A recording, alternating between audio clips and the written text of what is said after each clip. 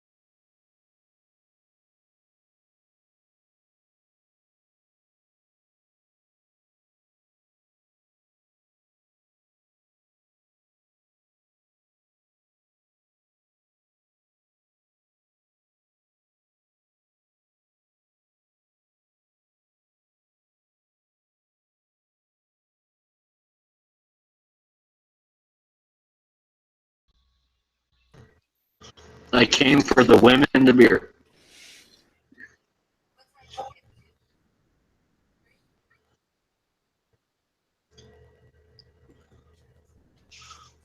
Ain't neither of them.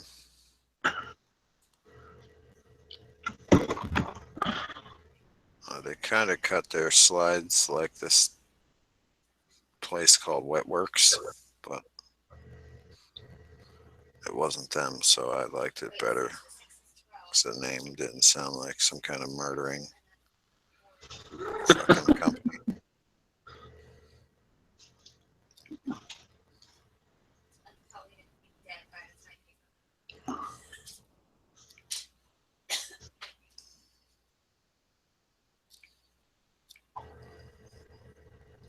Well, it's not on the Ex Machina, but Pocket of Big Wetworks, or vice versa. What? Celtic Weapons and Nothing Fancy on Instagram. It's the first time I've seen Nothing Fancy on Instagram, I think. His son's on it.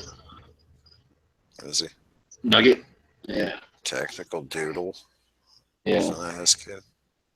Or yeah, Nugget's his littler one. That's right. Tactical Doodle and then like Buster Nugget. Right.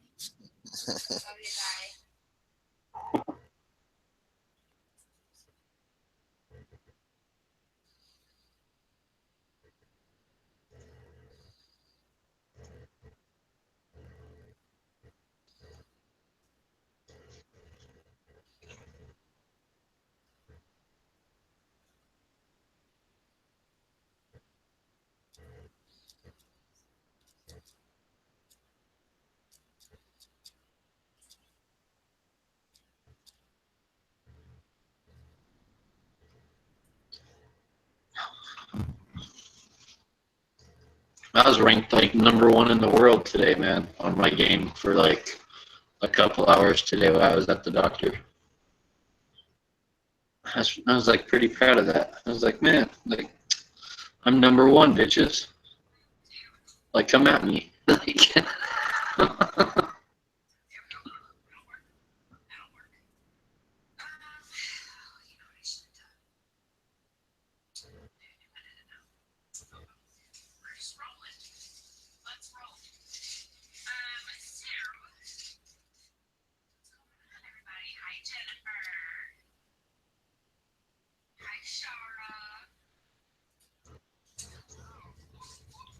Oh.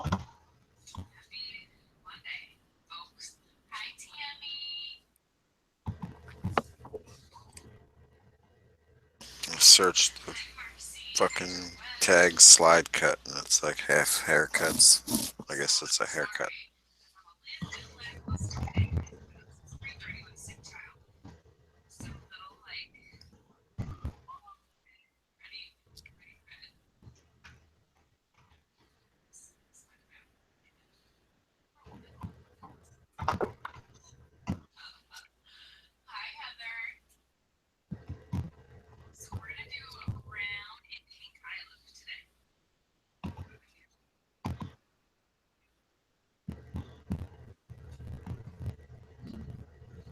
Battle Works. They look like they do good finishes.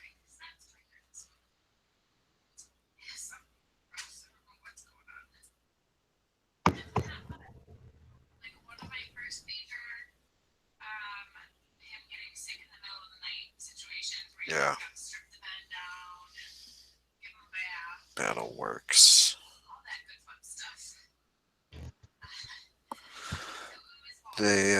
Some guys asking them about their Cerakote, and they're like, "We don't use Cerakote, silly. It's black nitride." So basically, turns out like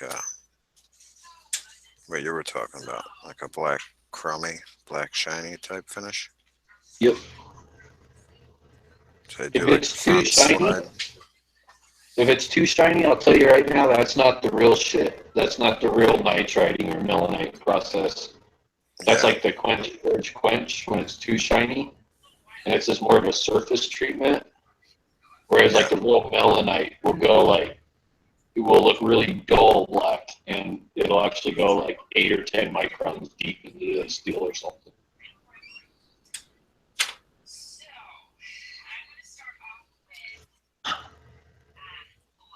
HK USP 9mm 15 round magazine 3747. Let's see here.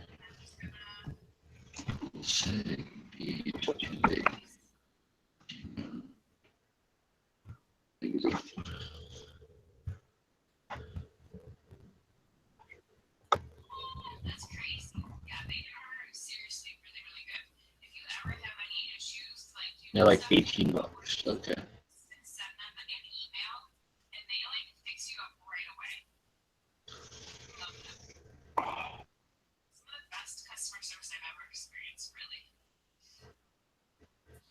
$150 to get the front slide serrations and then it recoded.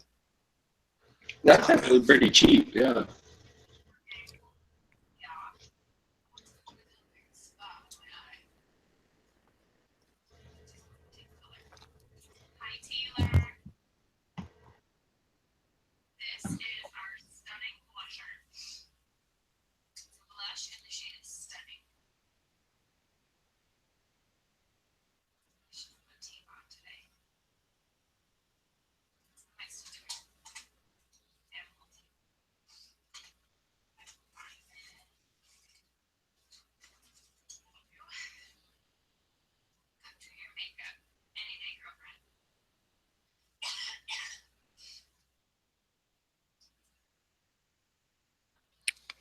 Their RMR cut's only $99, so you can get the front serrations and the RMR cut for $250.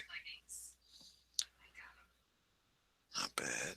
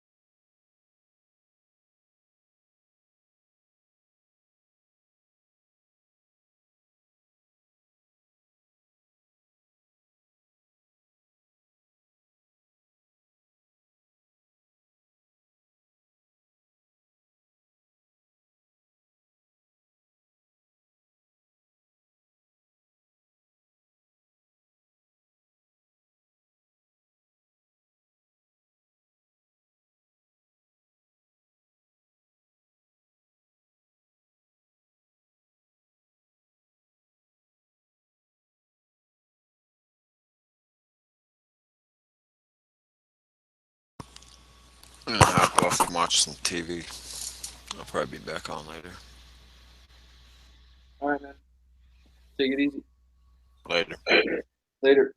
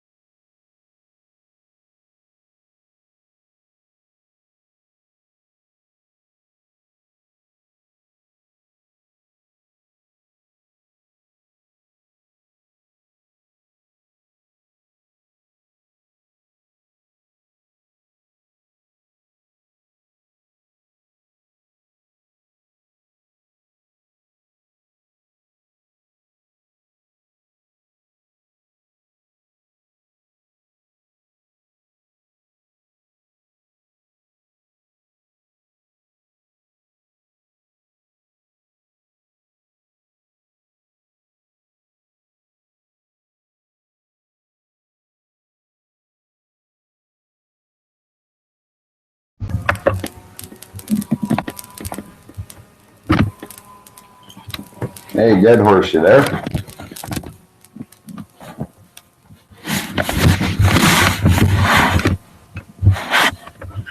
Howdy, Bob. How you doing, man? Good. How you doing? Yeah, pretty good. Just sitting around being bored. I was watching Matt's chat for a bit, and I'm kind of like, he's talking about movies.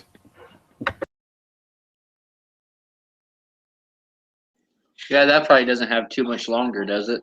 That should be getting over here quick. Yeah, I think so. I think they're just wrapping up. So, yeah, it'll be all right. But, yeah, maybe we'll get some people in here. Hey, I was going to ask you, though, what, like, your cheap AR build, right? You can do for about $450. Oh, I don't know. I can get it under 400, but Yeah. like my average one, average is probably right around 450. So, but if you go to 7.6239, but does that change the price a lot? Yeah, usually on the bolt carrier group, usually you can get the barrel for like the same price. So the barrel doesn't change it, but the 7.62 by 39 bolts or bolt carrier groups are usually always like 20, 30 bucks more expensive than the 5.56. Okay, well, that's not too bad, though. You know, so really, and then the magazines, like the good magazines that actually work in a regular AR lower for 7.62, those mags are usually like 18 to 20 bucks a piece. So the mags are usually more expensive. Yeah, that's not that much worse than DZ though. So now, can you get a lower receiver that will take an AK mag? Yeah, Palmetto State Armory sells one called the KS47. And then there's a couple other companies that have them too. I think CMMG Mutant, right? So the CMMG Mutant, that one takes AK mags. The KS47 from Palmetto State, that one takes AK mags. And then there's a couple other companies out there that do it too. See, that would be sweet because then you get the AK mags. They come in a big variety. You can get the drums and stuff like that, and all that would fit them.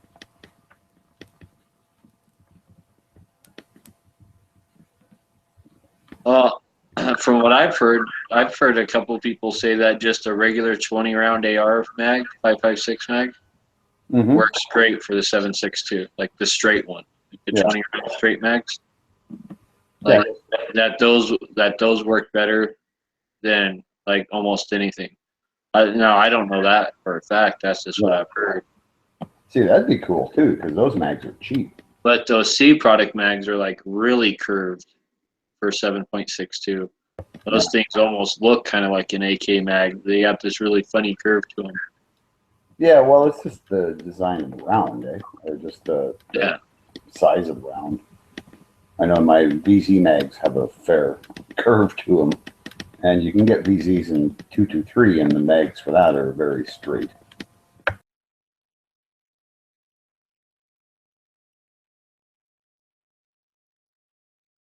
But yeah, being interesting, I would like to get an AR in 7.62 by 39 just because it's I don't know, kind of a different. All I can say is whoever you buy it from, buy the barrel and the bolt carrier group from the same place. Yeah. Because there's two different types of barrels or like chambers basically, right? I'm sorry, let me correct myself. It's not a different type of chamber, it's a different type of bolt. And there's two different types of 7.62 by 39 bolts. So there's kind of like a type 1 and like a type 2. So like pretty much everything you buy should be like the type 2, like everything. But once in a great while, like some company comes out with some old stock bullshit or something, you know what I mean? And you'll get by like a type 1 bolt, and then that won't work with like, like the barrel extension that you have on there, like currently. So like, and like the difference is only like, I think like 1,000th of an inch or 2,000ths of an inch or something. It's not very much difference between the two. But all I know is that like I've heard people like horror stories on head spacing buying from two different companies on that caliber. And so everyone's like, yeah, like if I had to do it over again, I for sure would buy like the barrel and bolt from the same place. Like you don't even got to buy the whole bolt carrier group. Like a regular bolt carrier group will work. You just got to buy the actual bolt. Okay. And then chances are, if you buy from the same company, you don't got to worry about head spacing issues because all their machinery and shit should be like set to work with their own shit. So you should be good to go there. But if you don't, like if you get it mixed up, like if I remember right, like one way will work, but if you mix it up the other way on those two different types, you'll get like nothing but like stuck cases. So like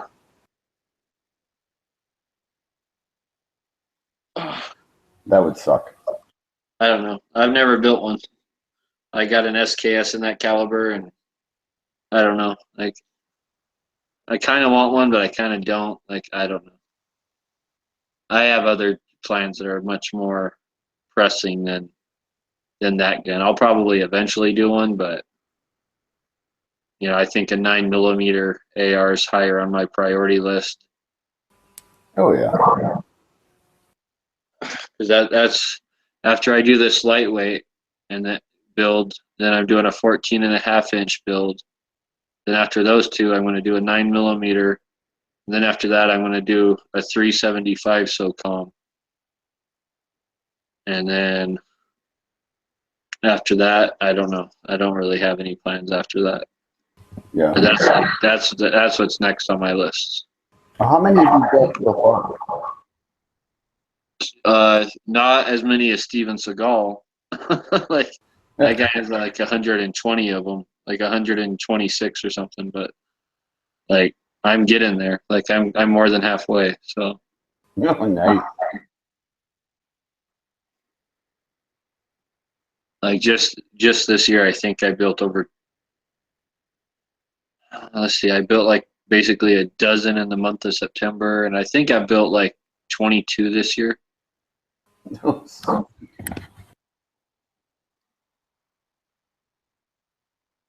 So and then by the time I'll have two more definitely done before the end of the year, at least two more. Yeah.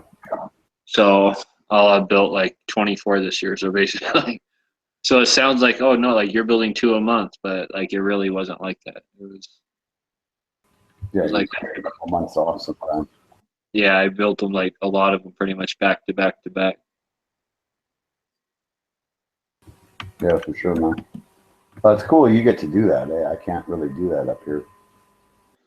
I just took 8 of them out shooting for the first time that I built back in September.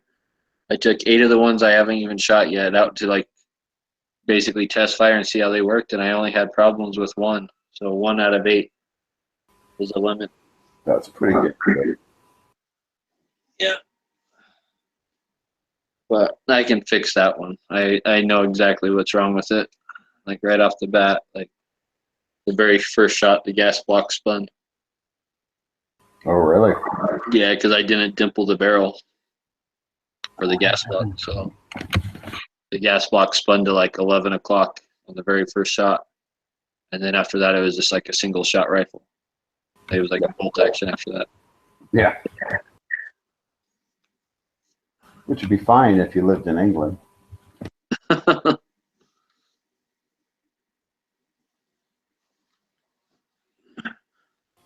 That's the thing is they have ARs in England that just work basically as a bolt action and as a straight pull rifle. Yep, they do. They have a straight pull AR, and they have it in. It's not in 5.56 or 2.23. It's in like what is it like? They have them in like I want to say it's like 2.22 Remington. Yeah, 222 Remington. Yeah, like I think that was what they were because they can't have like a NATO military caliber. Right, yeah. So they were all like and I think that they were actually like 5.56 barrels or something. Like I don't know, I can't remember what the thing said, but like I have a lot of friends here that that's what they used to shoot for rifles was 222s, bolt actions for varmints and stuff, because they're basically a 223, just a nice flat shooting, small fast cartridge. I think that's what I read that it was that those rifles were commonly chambered in because they weren't like allowed to have military NATO type calibers. So like, and they could have an AR, and it was like a straight pullback. There was like no gas system at all. Like, Yep. I was like, damn. Well, I know in Australia the really popular guns are pump action 223s that use AR-15 magazines. I think Remington makes one.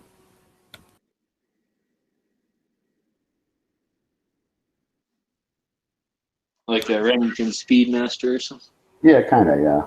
I mean, 'cause it makes perfect sense, right? It just, a pump action's pretty quick, and then, at least they can have big magazine or decent magazines there. Like a tube-fed magazine? No, it's actually a regular AR-15 magazine works in them. Oh, really? Oh.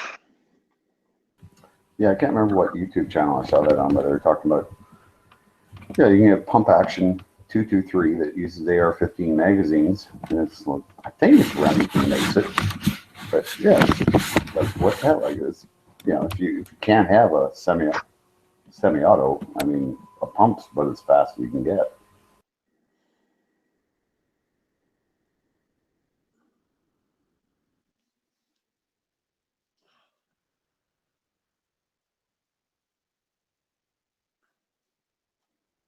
Yeah.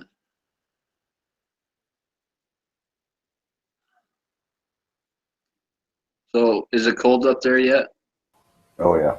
Well, it's actually it snowed yesterday, it snowed this morning, but it's pretty much all melted now. So you mean like, and like I thought you were gonna say like it snowed here yesterday, but then it got cold, so it stopped snowing.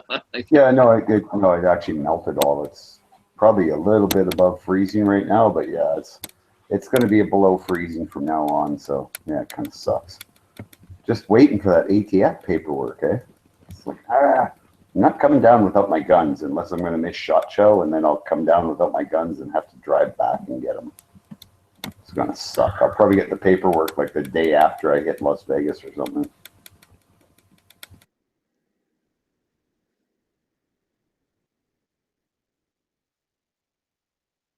oh boy.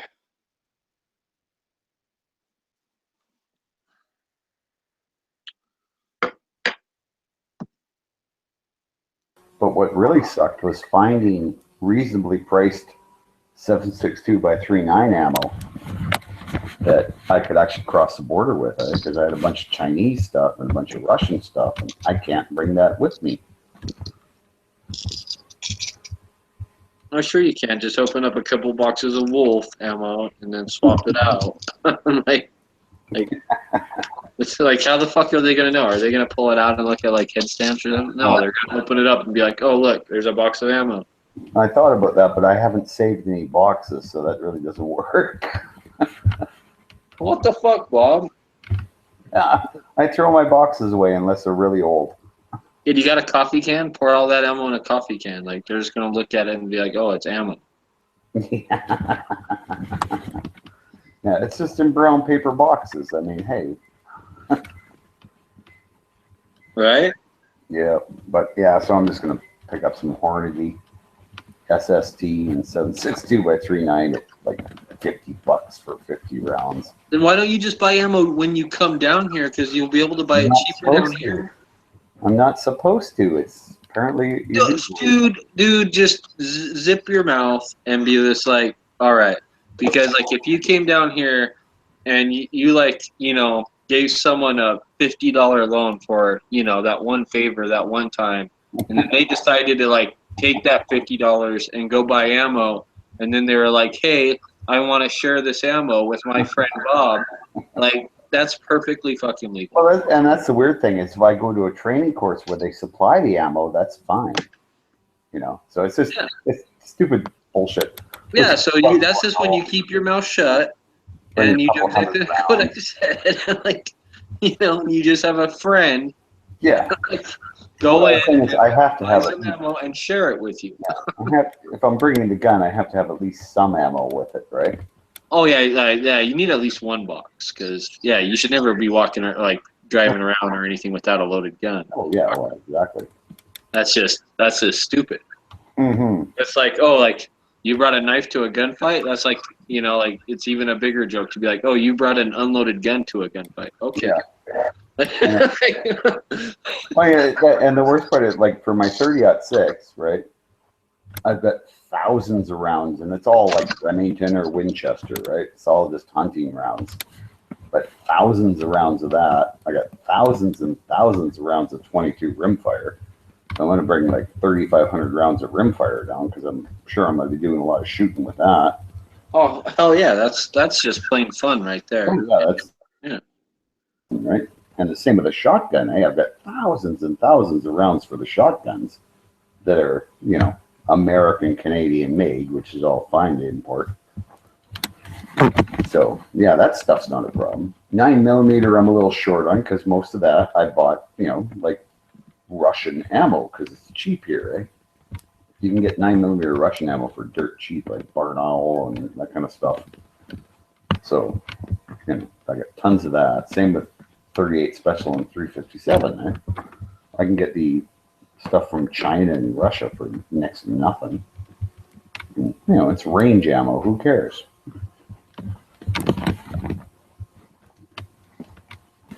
Like here right now, like Chinese ammo, because you can still find it, like private sell, like old Mhm. shit, right?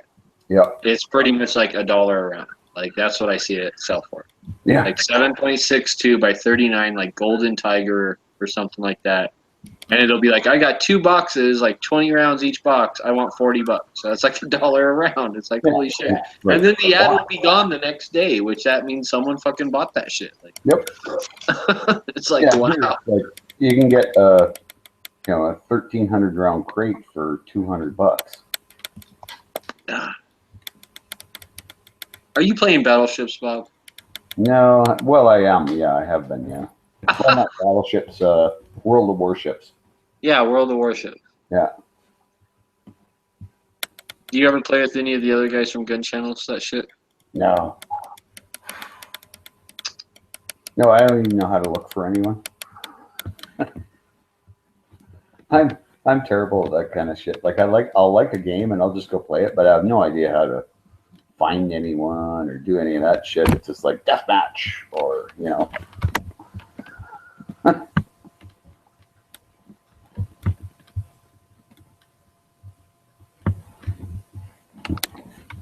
Yeah, I'm not real technical savvy. You know, it's funny. I've been playing with computers since I was a kid, but like I kind of quit when they used to, like when the DOS commands before Windows. I kind of quit Yeah, screwing with computers.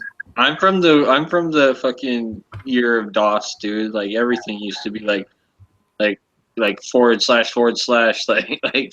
execute, like you know, like yeah.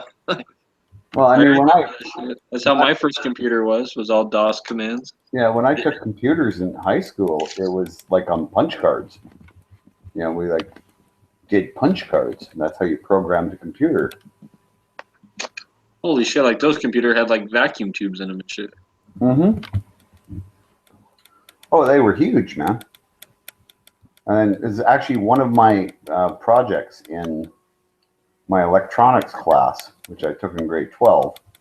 One of the teachers bought a Heathkit personal computer, so one of the first personal computers ever built.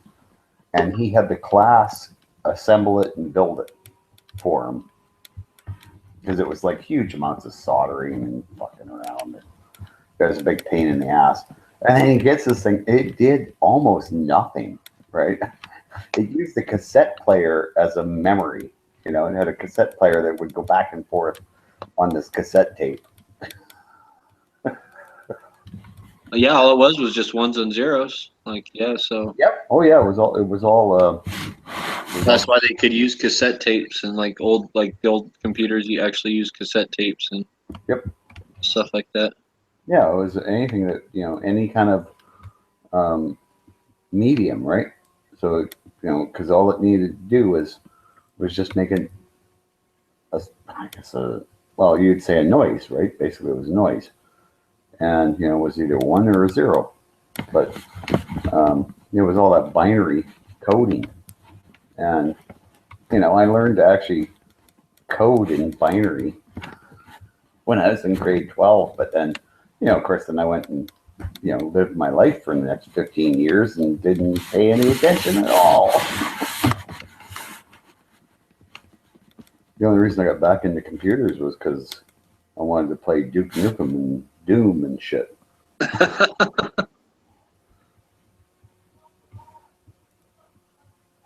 I use my computers mostly for like shopping online and entertainment, like watching YouTube, watching stuff like that.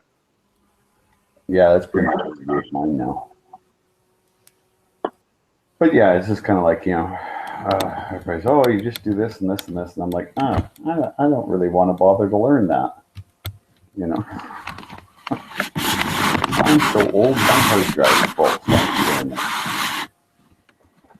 I know how to start a fire with 2 rocks.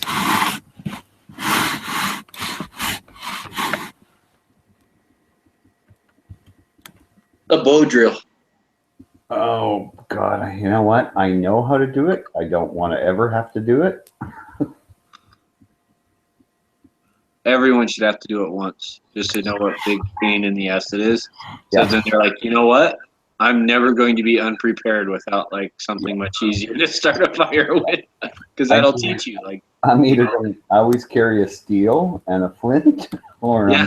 or I'm going to carry a lighter.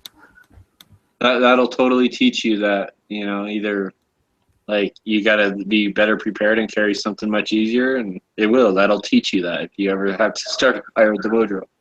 You'll never ever like not have a lighter or something, a flint, piece of steel or something like that. Mm-hmm. I know I always used to carry a Swedish steel and a striker in my knife pouch that I had my Leatherman in, right? It was just carried it with my Leatherman, and it was always with me. And I could carry my Leatherman once I wasn't working anymore. Now I just carry a knife. So, but luckily I'm a smoker, so I've always got a lighter. And even if the lighter, if you run out of butane, you can still use the sparks to light shit. Yep. As long as you know how to make dry tinder and stuff.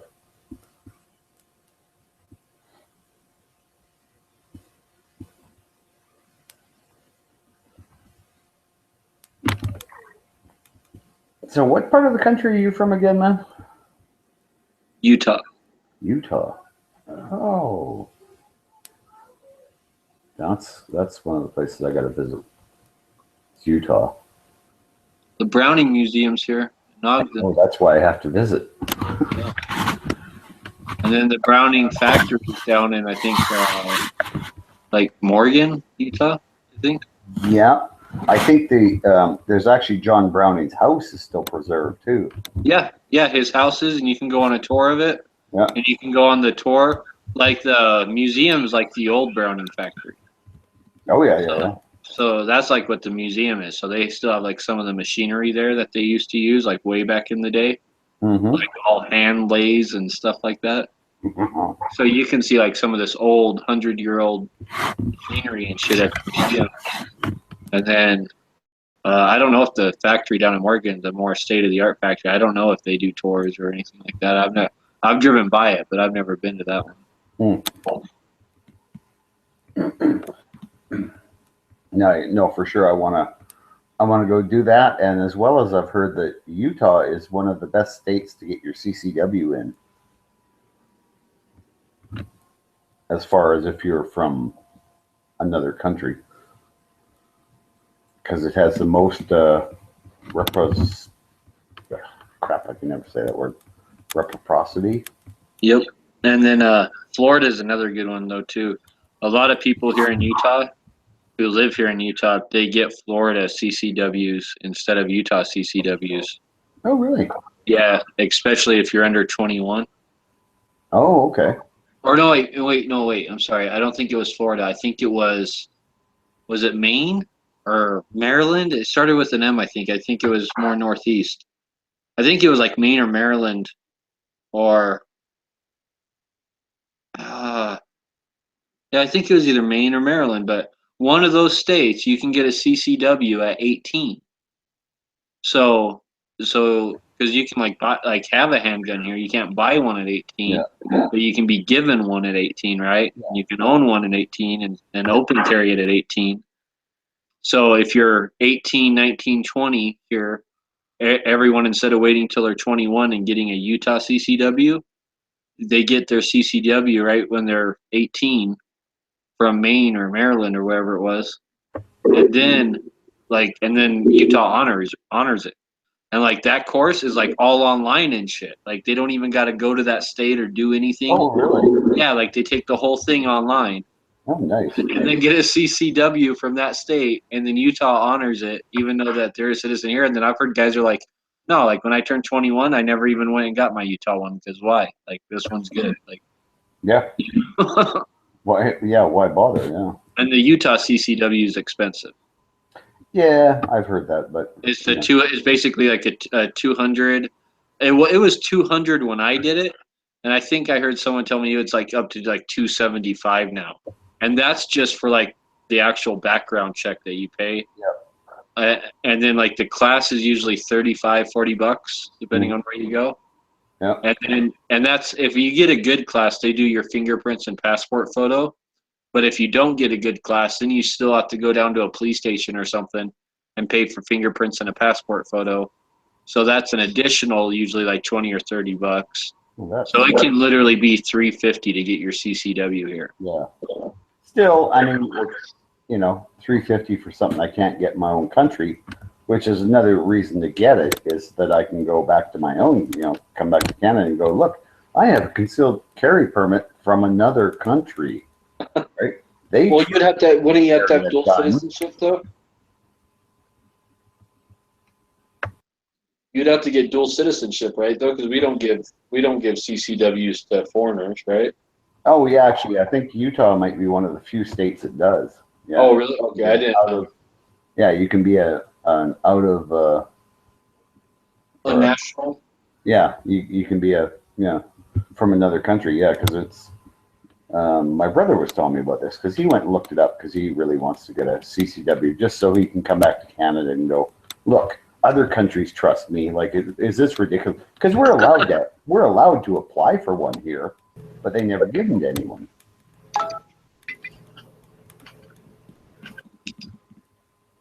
So yeah, it's really. What? Hey, G. What happened? Nothing. I was just talking about getting my CCW in Utah. Oh, you think he's going to be able to? Well, Oh no, I said I don't know. I have no idea if we let foreigners. I always thought foreigners, like I always thought you had to be a citizen, either have dual citizenship or be a citizen. But I could totally be wrong. Like we could have a thing here in our state to let nationals, because we are pretty gun friendly for the most part. So I don't know. Yeah, I'm pretty sure. I'll double check it, but I have seen advertisements for CCW courses in Utah, and they, say that you, as a Canadian citizen, you can take it and get your CCW. So I just don't remember where my brother's got it somewhere, but I don't remember exactly where it was or who was advertising it. Okay, the state is Maine. It is Maine, where you only have to be 18 to get to get a concealed weapons permit, and then if your state recognizes that Maine CCW, like Utah does, then like you'd be good to go to get a concealed weapons permit at 18. And this class is completely like all online. That's pretty sweet. Out of state, you can get a non-resident Maine at 18. Yeah, because they're doing it here. There's a place here in Utah that's doing it, and they give you a Maine concealed firearm permit, and you go down to them and take the test online, and then I don't know if they give you any other information or whatnot while you're there, but it's a Maine non-resident concealed firearm permit is what it's called, and which will allow you to legally carry a concealed firearm in the state of Utah at the age of 18. And they even list like all the laws and stuff. Like the Utah recognizes all permits to carry a concealed firearm issued in another state or county. This means that Utah will recognize a Maine non-resident permit. So, because Utah, we recognize like everybody's.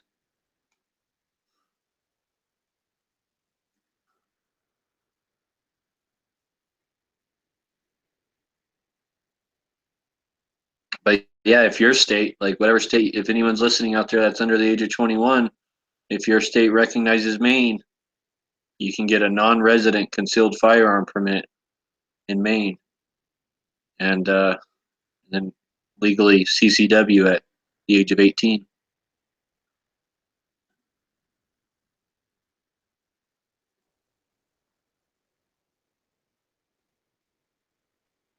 And the cost is $60 for non-resident for the CCW from Maine.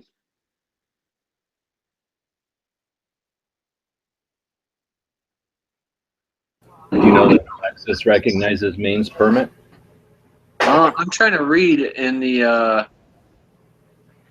list. I wonder if this means Flippy will get a CCW now. Okay, so the reason why you have to go to the place here, it's saying now, is that you have to complete a certified firearm safety course. And it gives a list of what that course is. So as long as your instructor, so I'm taking it the place here that's doing this, has an instructor that's certified like this. So as long as you go to a firearms instructor certified by a private firearms association, recognized as knowledgeable in the matter of handgun safety by the issuing authority or by the state in which the course was taken. So that's why it sounds like you got to go to literally go down to the place here, is because you got to. Well, that sounds like that's an NRA instructor is all that is. Yeah, exactly. Like it's no big deal.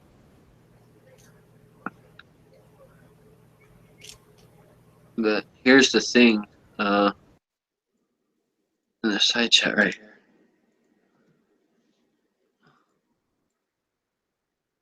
But yes, you can get a concealed firearm permit if you are at least 18 years old. That's badass. Like that's like I didn't think Maine was that like good. Like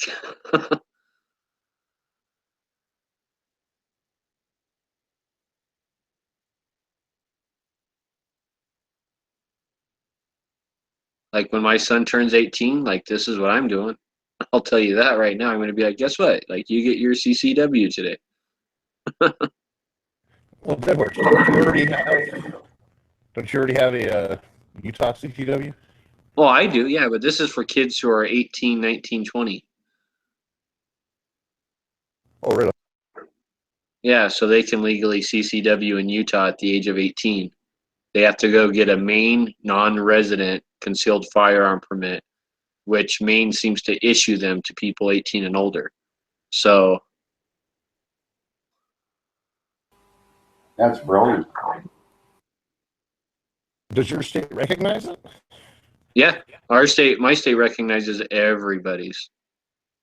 Oh, there you go. We have almost constitutional carry here. Like almost. It's like really close. Like constitutional carry light. Like we almost have it. Like we can open carry freely whatever we want. We can carry a concealed firearm in our car whenever we want, even without a permit. stuff like that. We just don't have it constitutional actual carry yet, like concealed carry. So like, and that's already passed the House on 2 different occasions. That our House and Senate, like already passed them, but our anti-gun governor Herbert has like threatened that he would veto it if it ever came across his desk. So they haven't even like given it to him to sign or to veto. Well, that guy's got some balls in a state like Utah. And you say Yeah, he won't yeah. fucking sign constitutional carry. You know, it's like that's. Yeah, but you're- he hasn't like going restricted behind anything either. You know what I mean? So he hasn't really pissed anyone off because he hasn't tried to take anything from us. It's just that he hasn't played nice and tried to give us anything either. So he like. How does a politician say no to constitutional carry when the name of the right is actually, you know, from the document it's founded from, or at least documented in, is the title? You know, you figure your people would be more upset about that. Like, I can understand it here in California because there are a bunch of jackasses and libtards in the most populated areas, and they unfortunately control the state. But like where you're at, I mean, I'm surprised the Mormons haven't gone down and kicked down his door yet. Hey, my whole country's like California. A couple of big cities control everything. Well, you know, and we have about the same population too, so. Exactly.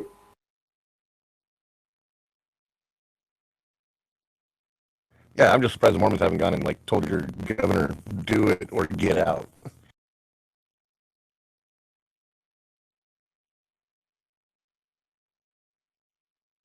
Yeah, he's a dick. Like I don't like the guy personally, but like I said, he hasn't done anything like against us. So I don't want to like piss him off, like you know, and have him start like pushing anti-gun stuff through because everything anti-gun that's come across his desk, he's also said the same thing. Like if it comes across my desk, I'll just veto it. So don't even do it. Because there's been like several anti-gun bills that have gone through, but they haven't even given him those either. Because when a bill gets introduced, he comes right out and says like, I'm going to veto that shit if it gets to my desk. Like, like you know, or I'll pass it if it comes to my desk. He comes straight out and says that. So, Oh wow. so like we had like that 10-round capacity thing go through, and like that didn't even make it by the House or Senate. Like for him to get to his desk, like you know, like that all that shit got shot down right away. So fortunately, he doesn't get to see very many anti-gun stuff.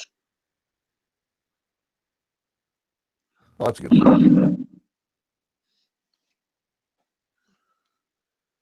But if he was a true American, like he would totally be like, oh, you know what? Utah constitutional carry, done deal, bam. Like, Yeah, I can't use my governor out here because I mean, then they would have bought gun apocalypse, and he's like, I'm vetoing that shit.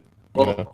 if we had constitutional carry, then I could legally carry a loaded rifle in my vehicle. Like, I can't carry a rifle in my vehicle loaded.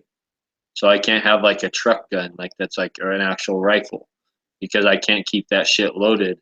And who wants to carry around a gun and rely on it for self-defense or something that's not even loaded, right? So that's what like an AR pistol's for, or an AK pistol, is because pistols, you can carry them in your car all day long loaded here. So that's what everyone uses for like truck guns and stuff, or like AR pistols and AK pistols, shit like that. Because that's perfectly legal. But when you think about it, gee, AR pistol, 30-round mag, completely loaded with like a brace on it, you know, like, or a 16-inch AR, not unloaded. Like, it's not any more dangerous, or there's no reason to have that stupid ass law. There's no reason. Like, the only thing I can think it for is like poachers, like driving around with a loaded, you know, gun or some shit in their cab. Like, that's the only thing I can think. That's how it works, right? That's how they get that law through. Right? Is, oh, we're going to stop poachers. And Exactly. Yeah. And then it hurts people who are like, oh, I'm not fucking hunting. I'm just like trying to defend myself. And I'm of the mindset a handgun, I don't care what caliber it is weak and underpowered. Like, I want a high powered rifle. You know, like, that's the mindset I have. Like, You know, a handgun only keeps me company until I get to my rifle. Yeah. Okay, but like AR pistols, I mean, if you put a 10.5-inch barrel on it with that generic pig nose, whatever they call it, you're at you've got rifle length. I mean, you've got kind of like you're right at the cutoff for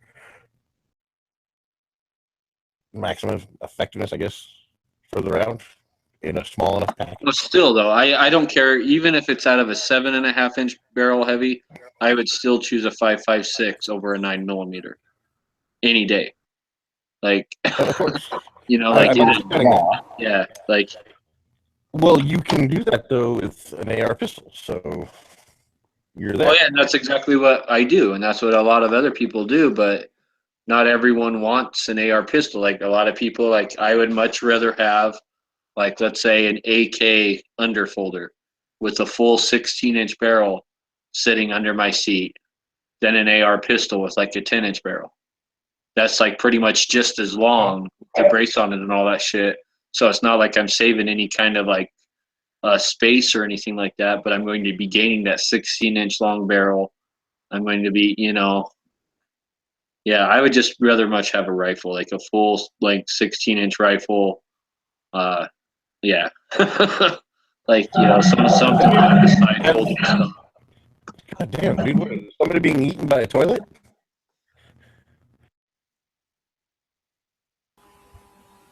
Are you saying you sound like you're talking in a toilet? Because you do kind of to me. Oh, dead horse. How's my mic? It's a little scratchy. Heavy sounds normal. Bob sounds like you're talking in a porta shitter. That's weird, man. Because, yeah, heavy sounds terrible to me, and everybody else is fine. Yeah, you sound like you're in a little room or something, like a little tiny room, a closet or a phone booth or something. That's funny. I'm going to try a reboot and come back in. I'm all about that.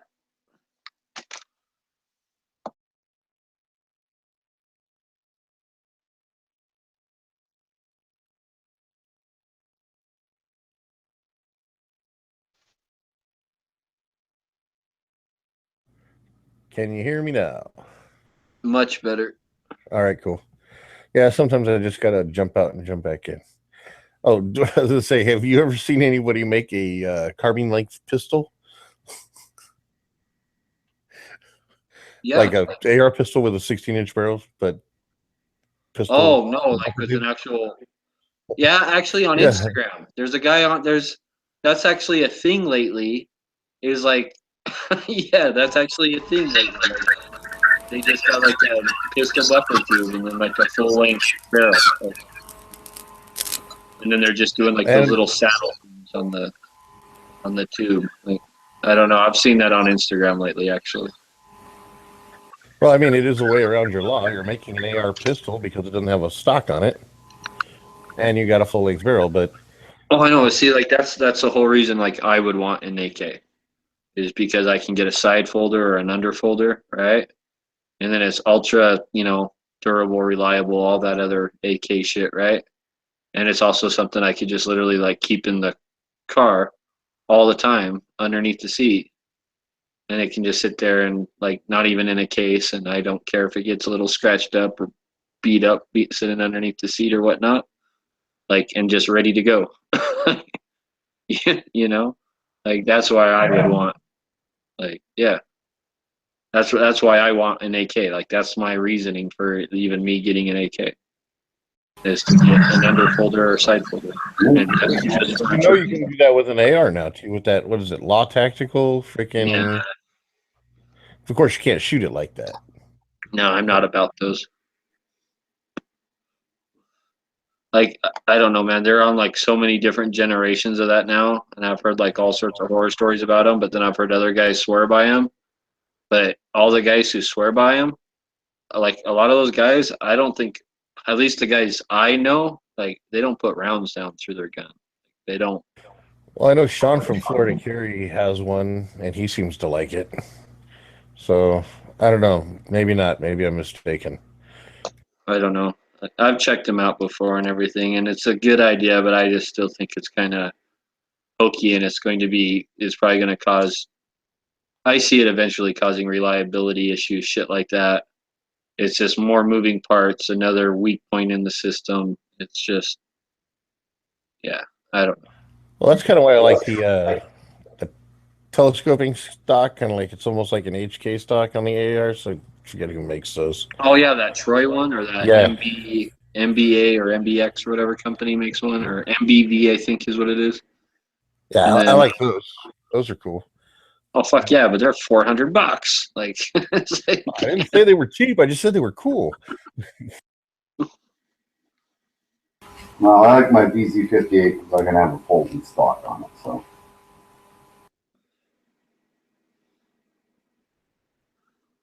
is your VZ 2000? Is it what is yours is a VZ 58? yeah, Oh okay, that's different then. yeah, it's an early one. Yeah. But yeah, I mean, great gun, but yeah, I can get them here with like 12-inch barrels, but I can't bring it down. I would just like go to the post office in Canada and buy a stamp and stick it to the side of it, and then bring it down and be like, dude, it's tax stamped in Canada. Look, like I got the stamp right here. Like, like just like slap that shit right on the side of the receiver. Like you'd be golden. You're like, don't worry, ATF. This ain't a short barrel rifle. It's like it's tax stamped in Canada. Yeah, see, we got a tax stamp. You can. No, actually, it even says on the ATF website you can't bring down your short barrel shotguns and rifles. Oh, that's more reason of you to become a citizen. I know, but then I have to pay tax on those rifles and shotguns. I don't know. All I know is Bob better move down here and become a citizen before we start on building the wall up there in Canada. Oh, yeah, for sure. Mind you, I'm pretty dry for my age. I could probably get over it. Not only we're going to build it, we're going to build it on your side, and you guys are going to pay for it. Yep. The thing is, Actually, they probably would do that just to keep the Americans out. It's going to be made out of like logs and like pine cones, and they're just going to drip like maple syrup on it just to like stick the guys to it that are climbing over. I was just going to say that they're going to use maple Rosie syrup to hold it O'Donnell. all together. Up on the wall, licking the maple syrup.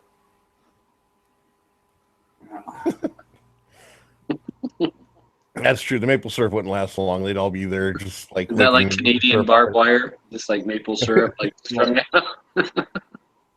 Yeah, it may not stick them there, but they'll be so busy eating it that it'll be easy to take out. And Madonna will just be climbing on top of the logs, and that's as far as she'll get because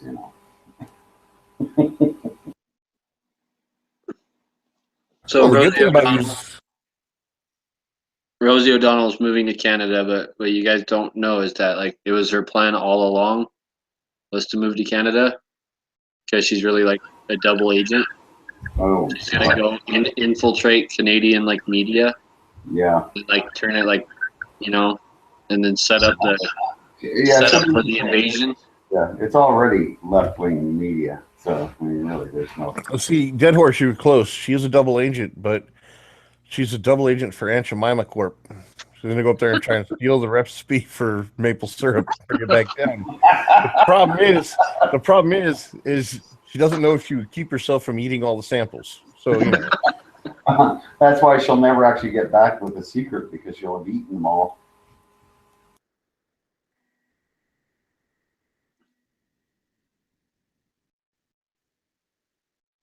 I think she just wants to move up there for the poutine. Yeah, She heard about poutine and she says, "Hey, I'm lesbian. That's cool." cheese curds and gravy. I'm pretty sure that's a big draw for her. Dude, I don't think she's lesbian. I think she's literally like anti anything. I don't think like I She really might don't- be straight, but nobody wants to fuck her. Well, yeah, she might. Yeah, I had a flippy moment. she just couldn't find any guy that wanted her, so she decided to call herself lesbian.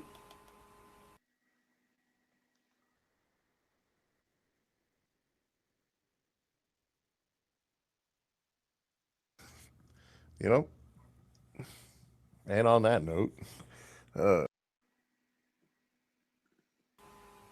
Enough Rosie O'Donnell talk. It's depressing. it is and scary. I'm gonna need. I've been triggered. I need a safe space. I need grief counseling over that conversation.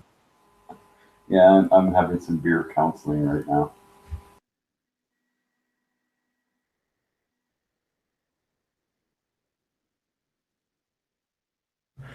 Man, I showed up Saturday night or early Sunday morning. I forget what, but I was drunk, and I jumped on, and I remember typing in "late motherfuckers," and like there was no link, there was no chat going on. I was very, very depressed.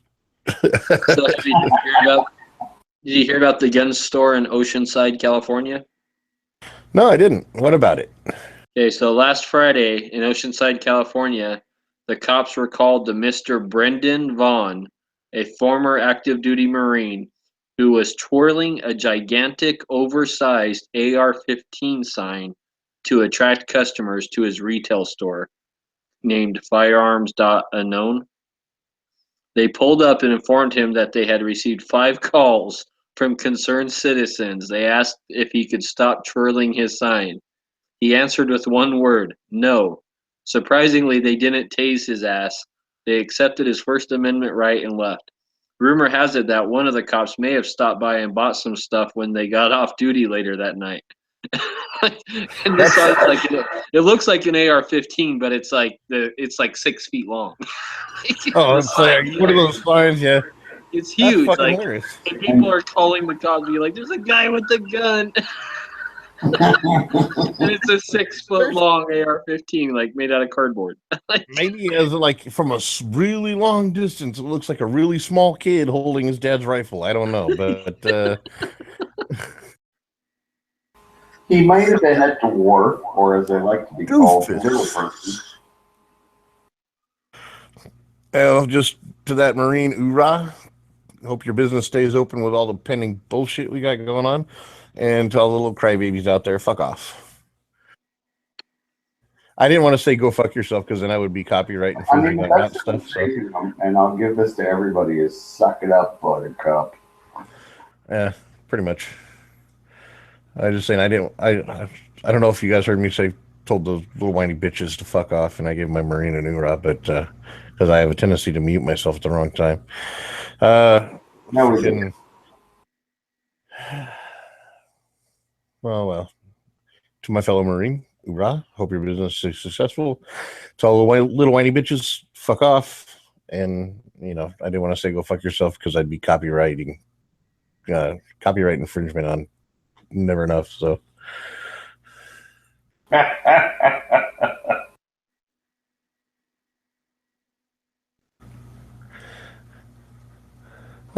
Mr. Knives.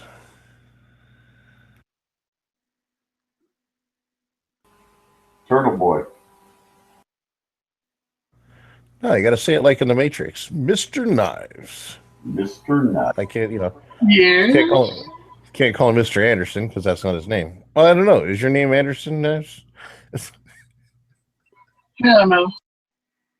Okay, so Mr. Knives, how you doing? It's Jefferson. What do you think? Pretty good, sir. So How are you, you guys doing right now? what was that? If you were asking about the weather, we got a buttload of rain and the mountains got some snow. And it's cold. Like I like it. Well, Doesn't cold, chilly. doesn't cold make turtles move even slower? Yeah, but this turtle wing and move slow. Not to mention, he's got a space heater inside his shell. Oh, there you go. See that? Yeah. I mean, yesterday it was like just socked in. You could see it. I mean, I couldn't see the mountains, and I live right at the base of the mountains. Freaking couldn't see the base. Couldn't see the mountains. I'm on my way to work. The signs on the freeway they're saying chains in all mountain chain requirements in all areas of the mountains, and I'm like, well, I got to go up to the Cajon Pass. So it's probably snowed. So I get there. I go the opposite way. And I come back and I go up. And the guy who went up the first time, he still didn't make it back. So I was like, did anybody bother to check to see if the pass is closed? They were saying it's supposed to snow in the pass and in Ukaipa. I didn't see any snow in Ukaipa. But did anybody bother to check? They're like, well, no. So I drive up there and nothing. Sun shiny, no rain, some wind, but that's about it. And I'm like, that was a total letdown. I was looking forward to seeing snow. Now, what caused him so much time getting back was the Sunday coming home from Thanksgiving traffic. Was horrible. So you mean like the drunks on ice Horrible. parade? Well, no, there was no ice. It was just Oh. everybody coming home from Thanksgiving. I mean, that part, the high desert and the pass didn't get any snow. They were saying it was going to snow down like 3,500 feet. It didn't even make it like halfway there. It's like Crestline, Rim of the World, all those areas, no snow or very little. And they're like at a mile. They're just at a mile or just above a mile. Freaking, yeah, the pass, nothing. It was everybody in the world coming back to California. I mean, it was ridiculous. Took me what normally takes me on the average day about 40 minutes to get from, well, maybe 45 minutes to get from like Victorville to Redlands. Took me 2.5 hours. And there was absolutely no reason for it other than there were so many cars, people thought they had to drive slow, I guess. It's nice though that they still let you travel back and forth across the border from free America to not free America. Well, give them time and they'll start having passport requirements. I'm sure they do want to secede, especially if they don't get their way when it comes to Hillary. So, and everybody's heard the bullshit about the fucking recount, right? Yeah, Michigan. well, because if a recount would be unconstitutional and what else did Hillary call it? Oh yeah. Yeah. And Well, ironically, I think it's Wisconsin or whatever, but whatever it is, it's either Michigan or Wisconsin. They're going to do a recount. They've said, okay, yeah, we'll do it. You just got to foot the bill. So they're going to foot the bill for it. But the thing is they don't have to hand count them. All they have to do is retabulate them. yeah, So pretty much they would just come up with the same numbers and give them back to them. And, it's like, so. Hey, they're but she's saying that could backing that cause shit a though. lawsuit. What was that? She's backing that shit though. Of course she is. oh yeah.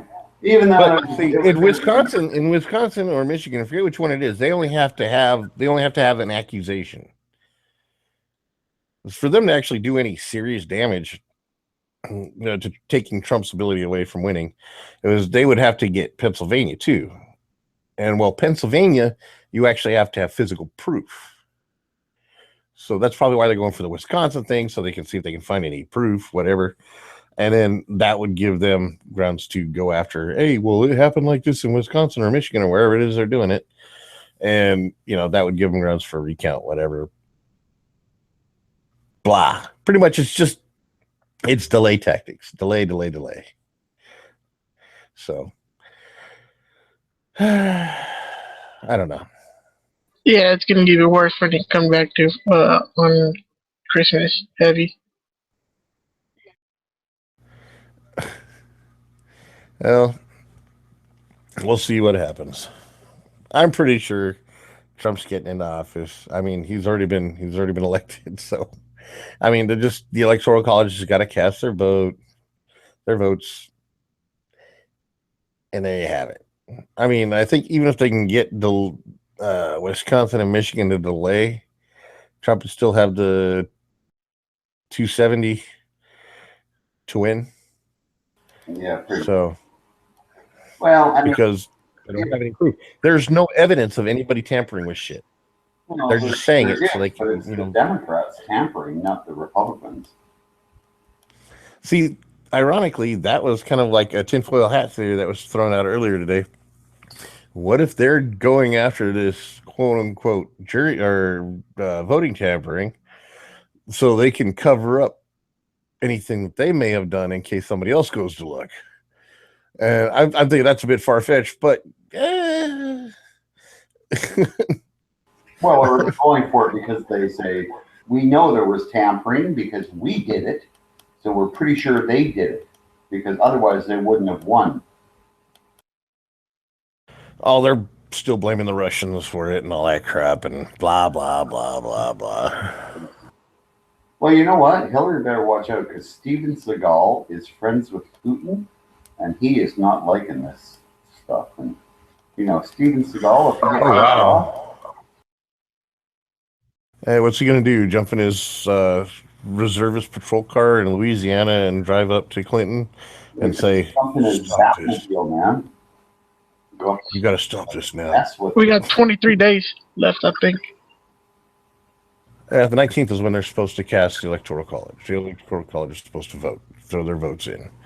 I mean, has there ever been an instance where the person's been declared and obviously has won the states where the Electoral College has not voted for him? That I do not know. That I do not know. We need a history major in here for that. Where's PBR when you need him? Yeah, exactly. But like I can't, even if they did that, if they went and said, no, we don't care, Hillary's the president, and if the Electoral College did that, do you not think there probably wouldn't be riots in the street? There really probably wouldn't be, because Republicans and, you know, the more conservative people among us don't do that. We just, you know, that's impolite. That's not nice, and it's, you know, we'll swallow it just like we did when Obama won this. Like you guys did when Obama won. I shouldn't say I didn't like it when he won either, but, you know. Say, I really didn't like it when Trudeau won, but.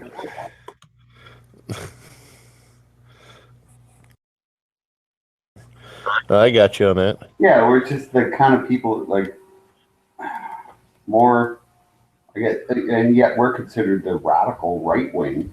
I rioted when Obama was elected the first time. It was just a quiet riot.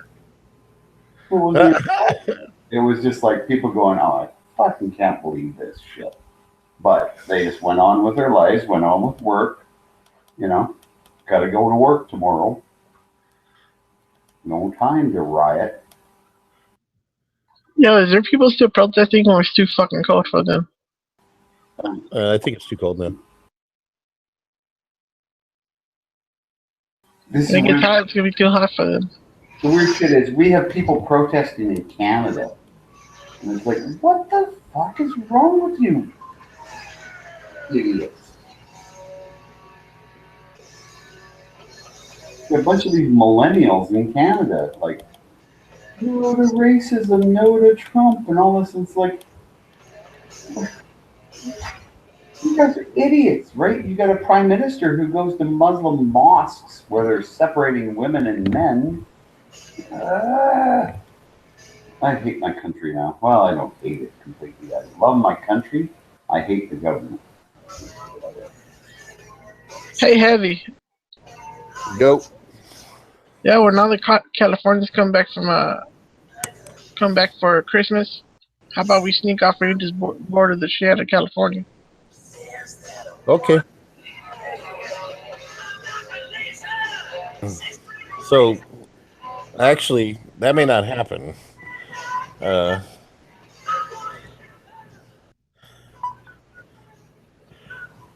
is U.S. playing music?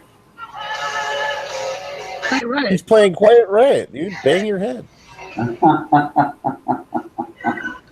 Hey, G-Webs, how's that windbreaker, dude? This $160 windbreaker I got for $40. What? Awesome. Where you went to Ross? No, went to this surplus store that Jimmy James turned me on to on the early watch show. And you got a $160 windbreaker for $40? The most I've seen it for sale is $160, but everywhere else it's like 80 or 90. They had it priced for like 85, but they were selling it for half price. But it's a wind. Damn. I thought it was a raincoat, and then so I was like, well, I'm going to be traveling, and I need a raincoat because my other raincoat's basically rubber, and I don't like it. So this is like, Gore-Tex or something. So anyway, I got it, and then I'm looking at it. I just did a video, I guess, and people started telling me what it is. So it's like a $90 jacket, windbreaker. It's actually a parka. It's just all fancy material, so it's not real thick. Is it warm? I'm wearing it right now because I'm too cheap to turn the heat on. Okay, that's good enough for me. Yeah, gee, Webs, you're wearing a parka and you live in Arizona. Number one, fuck you. It's like 60 degrees or 50. Oh, gee, I'd almost have to put a shirt on. Oh, shut up, Bob. Go lick a maple syrup popsicle or something. I'm sure you can make them by sticking them out your window. You make those? 5 degrees outside. It's actually above zero This is right now. It's the one temperature. degree Critters are going to Celsius. start dying outside. We're going to go outside and plants will be dead and animals will be dead. It's going to be It's carnage. 1 degree here. It's like above freezing. Yeah, but you don't Yeah, have it's like- souls. So there's nothing. Sure, you freeze all night, but then you just reanimate in the morning. There's no soul. There's no life to be lost. Down here, people have joy, and that gets frozen away at 55 degrees. Yeah, joy is starting to slip away here in Up and up. 22. We're at 52. How are people ever going to? How are Americans ever going to colonize Mars if they can't handle minus 90? Come on. We're going to throw nukes at it until it's like 70 or 80. It's freezing. You hear me now? All right, PBR, try it. Just suck it up. The only people who will be able to go to Mars will be from You're kind Alaska. of staticky. Over talking your ass. Oh, what the fuck? Oh no, you're all muted. You sound like you're coming through from another dimension. Awesome. Well, that's possible. Or like one of those CB radios that you can hear the past on. I think he's gonna jump back in. I think he's gonna jump back in. So Fucking snakes be fucking frozen off on the road and shit. there he is. Can you hear me now? Sounds all bad. Yes. Yes, sir. Ah, damn it, you guys. We were supposed to all pretend his sound sucked and then he was going to keep jumping in and out all night. So easy to just to hit that button. It's not a win. It's not. Is it Gore-Tex, G? The jacket? Oh no, I don't know. People put a link to it before. Let me go see if I can find it. If it's Gore-Tex, then it's not a windbreaker. It's a. So what? You're right, it is. It's not a windbreaker. It's a rain jacket if it's Gore-Tex, but it'll do both. It's a parka. It ain't either. I thought it was a raincoat just because it's not. Doesn't look like a field jacket because field jackets are thinner now, I guess. Anyway, it's a parka. They call it. It's a rain jacket. It's basically it combines it does all three in one. But it does, unlike the field jackets, they don't have liners like they used to have for the field jackets. Right. Doesn't have that. You're supposed to just wear something warm underneath it, but it'll I've block. seen the manual. We have the manual. It's designed to be with like this like this blouse, and then a sweater. Yeah, there's like a big thick fleece sweater that goes underneath it. Right there. Or I guess I can. It is rainproof and windproof, so if you're looking to like stay dry, that'll do, and warm, it'll do both. There's 3 versions of it now, 3 generations of it. I found out. Where the hell did it go? Here. So that's it right there. $97. That's at one place. I found it for $160 somewhere too. Yeah, I used to. This is what we remember the old style like rain gear you used to get. That was like that weird plasticky, like I don't know, nylon material. This is what replaced that. I'm trying to remember now what the fuck our raincoats were back in the day. I don't know They if were they ever. They were like they were like a thicker version of the shit that the ponchos are made out of. Yeah. Yeah. I Okay. remember Yeah. that. Like a fucking rubber thing or whatever. Yeah, and then this replaced that basically. and it works so much fucking better.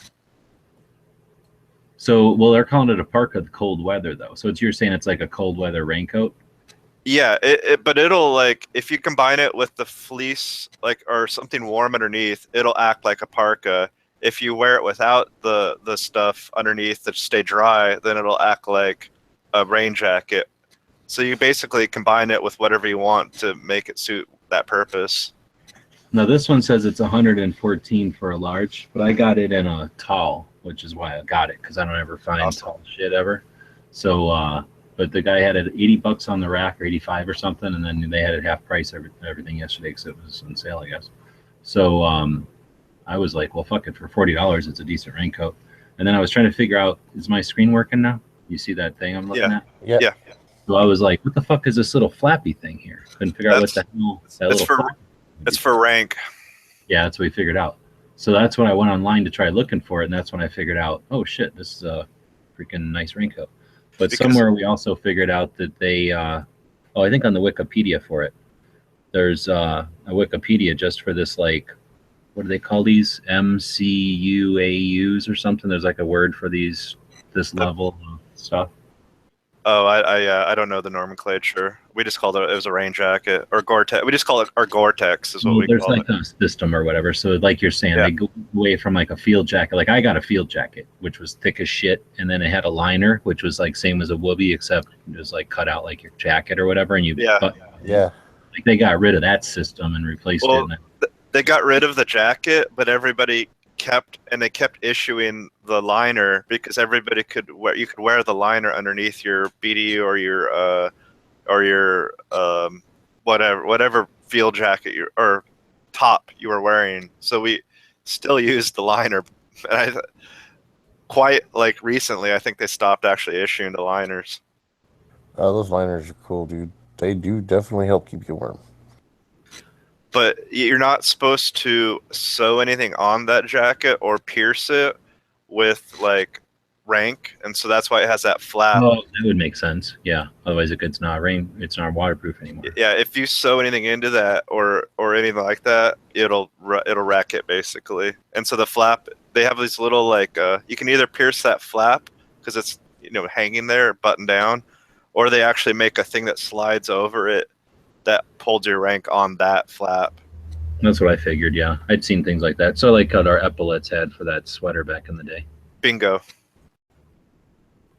Actually, I think it's the exact same thing, and I think that's why that's actually like epaulette like width. Yeah, it's like the same size as it. Yeah, that makes sense because then they wouldn't have to make another one. With that jacket, That's what and they call it. ECWCS, the Extended Cold Weather Clothing System, and then it's like this whole thing here. And I'm assuming I have a first generation, but I have to go look into it more. But you got this whole like series. This doesn't have the picture. yeah, One of the manual, there's like a picture of like all the different combos. So you get issued like, well, I guess it's sort of like what we had. They would give you like long underwear if you needed it, or you could just go buy it. you and get stuff you get like that. you would get they started issuing polypropylene long underwear, and they give you a few different weights. And then we would also, a lot of us had the field jacket liners kicking around. And then they, if you were in like a cold climate, they would issue. We called it a bear suit, and I don't know what it's actually called, but it's like an under suit for that. That's like this big, thick brown, like Almost kind of like the old snowsuits, where you have like the jumpsuit you jump into for your snow boots, and then you put the jacket on over it. it's 2-piece, but it connects together, so it's like a top and a bottom, and like that Gore-Tex and like some polypropylene and like whatever uniform I was wearing at the time, I was pretty much running around in like minus 15 below zero and still like warm. And then with like Gore-Tex boots, like cold weather boots, and then with like, and also like glove liners, trigger mitten liners, and trigger mitten gloves, which are like heavier, thicker. That I don't know. They're like these special cold weather gloves just for like cold weather.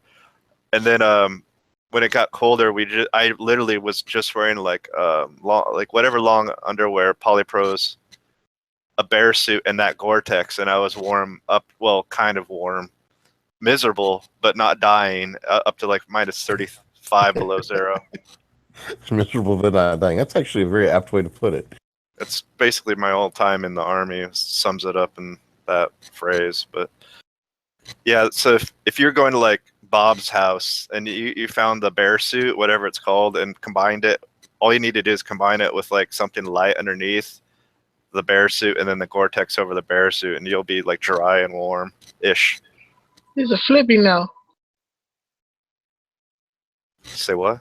Did you ever have that cold weather shell back in the day? It was like this stupid thing. It was the same material as as a field jacket, but it was for like the ultimate top coat of like all the crazy parkas and shit, and it was to change your color, so you could get it like Oh, the white thing? you could get them in white or green or whatever, but they almost look like a fucking costume, because they were like this giant thing with like elastic wrists and a like neck and like the waist, and then everything else was like a parachute. It was huge. No, we didn't have that. Everybody could have got it. It was like you put on all your shit and then it would just change your color to like whatever. It was like the total top layer. Anyway, I used to buy those things and just wear them around because they were like a trench coat kind of when you didn't have anything else on. You know, they were huge, so they would just, it was crazy. Anyway, those things were like $15 when you got, you know, you'd have to get them at the right, you have to get them out of the catalog maybe. They didn't just have them, but if you were in somewhere cold, they would have them, I'm sure. But anyway, they weren't expensive, and they were super well made because they were basically designed to like, you know, not fall apart on top of all your gear, so they were going to be an outside layer. Anyway. I was issued 2 field jackets in basic and never wore them. I think I wore them once and never wore them again. I still have them. They're like basically brand new. Oh, I wish I still had mine. I wore mine out. Like, we rarely ever wore. We either weren't allowed to wear them because it wasn't. They say this, you know, because everybody has to be in the same uniform. So whoever dictates. But then after basic, we got like all new gear, which was basically a lot of that. Either the stuff that you have on that list there, and the Gore-Tex jacket is what we'd wear instead of the field jacket. If everybody had to be in the same uniform and outer appearance, but we would all have like shit crammed underneath our uniforms to keep us warm. So the uniform of the day was just what you look like on the outside, not what you wore underneath.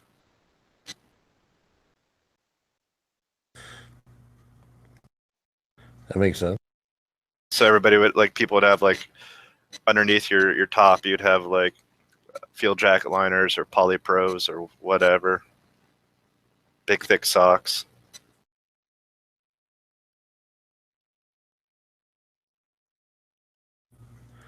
Man, I wonder how much it costs for like an entire, like 7, like all 7. You don't, dude. Just I just got some polypropylene a top at like a military surplus thing for like $4. You can find the polypro. They're like brown or black. They may be green, also green now. You mean the shirt that like this? Yeah, it has a zipper. Yep, that's it. The problem is every time I find one, like whatever the hell, it's just like back in the day. Like they make this material out of the guts, like your abdomen or your torso or whatever. Like they make that material out of some sort of a spring that like the second time you put it in the wash, it's like a midriff. It's like way the fuck up here somewhere, and the arms go up to about your elbows. Like they immediately go to like the size extra short. Like, yeah, I don't. The bottom that stays long. I usually dry. I like hang dry them. I don't throw them in the dryer. Yeah, me too. But these things, just the way that the like fabric ages, it gets smaller and smaller, so they drive me nuts. I can't stand them because none of them even touch my like pants or anything. There's always like a gap here. It drives me nuts. If you get the pants are a nice addition. If you the matching Gore-Tex pants, if you're in a rainy climate, they'll keep you dry. A lot of So- those that jacket too is comp. Jacket was like $40 too. So I was thinking about it, but I never do anything outside. And I mean, I don't go walking around through bushes or nothing when it's wet. You gotta be wary though, because like companies like True Spec and what's the other one? There's a bunch of like shitty proper. There's another company too that all make rip ass like cheap copies of this stuff, and it's just you got to look for the surplus stuff. Make sure it has the NSN label on the inside, so that you're not getting the subpar crap that will end up leaking on all the seams and shit. Or be prepared to pay a buttload of money by buying like 511 or something. Yeah, fuck that. Never buy 511, but I don't buy even proper and shit. I wouldn't buy any of that stuff. Yeah, I've been kind of like keep. Surplus because I want the quality of surplus. I want surplus. I don't want it to look like surplus. You know what I mean? I want actual military shit. Because this jacket will last me for fucking ever. I know that. It's like I'll never have to buy another one of these things unless I get sick of wearing this one or I lose it or something. They don't Yeah, have a looking list though. It's supposed to be this must be the level 3. See, that's the thing. Pretty sure I have Gen 1. I don't know who the fuck gave me the thing before. We were talking about this earlier. Flippy was in here flipping out because he can't handle windbreakers. So what's dropping links. I don't understand is what windbreaker. It's not even a windbreaker. It's I don't understand why he'd be flipping out. Oh, he can't even handle it. Bring up windbreakers around him sometime, and he'll flip the fuck out. That's why they call him Flippy, I think. It's one of the reasons. But anyway, so somebody was dropping me links, and they linked to the manuals for all this shit. I was telling them, whoever I was talking to in there was like, what do you mean there's a manual? I'm like, dude, if there's a thing, you got a fucking manual for it. Like, Yeah. Manual for a fork or some shit.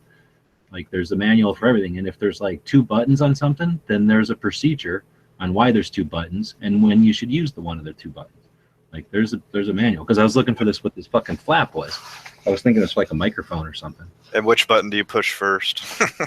Yeah, seriously. And like, if this button goes out, then here's the backup plan. You're gonna push the other fucking button. So anyway, I was looking for it, and I found the manual, or somebody found the manual, and it explained what all the different generations were. So that's why I'm thinking this one was probably so cheap, because it's probably a Gen 1. And I guess they improved the materials and a little bit of the design with subsequent. I'm sure I probably went through a few of I couldn't tell you the difference between the generations. This is what I look like right now when I'm sitting here, because I got it on. Nice. Yeah, it's kind of neat. It's just got a pocket on the elbow, which I'm a big fan of nowadays. And then, well, it's basically a jacket. Now I find out that it's got an insulating layer too. So I'm digging that because I can just put a hoodie on underneath it. Now it's a winter jacket. I'm all about layers. It wicks moisture out too, which is nice. So if you sweat, it'll pull the moisture out, but it won't let it in. Did you ever use any of that like Under Armour cold weather stuff? Where they're Eventually, yeah, when it like eventually. I picked up my helmet, and now this is what I look like. right on. I'm not wearing my helmet, but I'm holding it like this, kind of casually.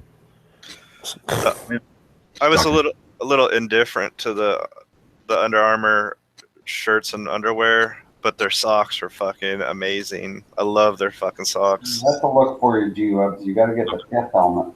I'm pretty sure this is what Flippy looks like, right? What is he in Africa Corps? What the fuck? I think the guy was wearing a boonie cover. It's just too big. Yeah, it kind of looks like a pit helmet, though. Look at this guy. Where's he walking to? He's gonna pump the gas in my Humvee. What the fuck that is? Yeah, I have a German, basically the German version of that jacket, but I want an American one like I used to have. Now, Dude, I don't like my German shit. All Germans are short, so I can never find nothing. I know it's a large and it barely fits me, but it's wide as fuck. Apparently, Germans only get wider; they don't get taller. Well, it sounds like that's where I need to shop then. So yeah, I'm a little so I'm.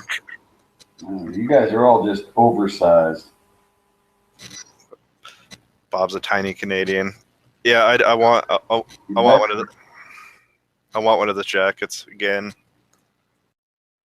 Were you not down? Are you down? Well, all they have is this 3-color desert and then stupid digital, whatever it is. Is that this stuff? ECU? They have Yeah, a different color. Nobody I wants can't. I can never wear that shit again. But I was looking for like a BDU woodland one.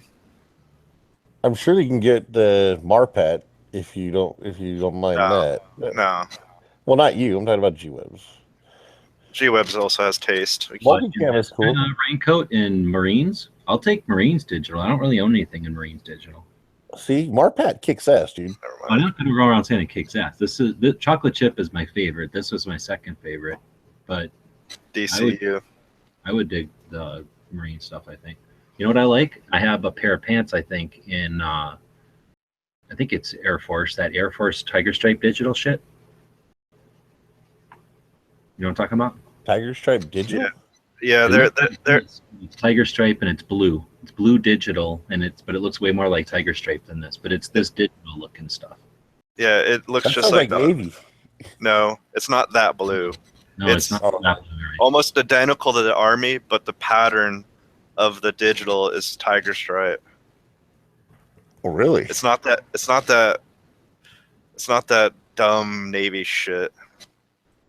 So Even they the can Navy's camouflage- getting away from that shit. They're going to the fucking rink where Marpat. Yeah, because you don't want to camouflage yourself in with a flippin' water, you morons.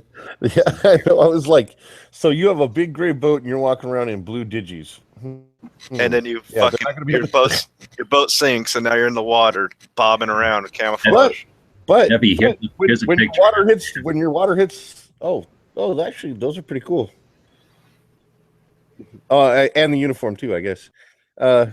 Those kids are a little old. All right, moving on. They're Air Force kids. Yeah.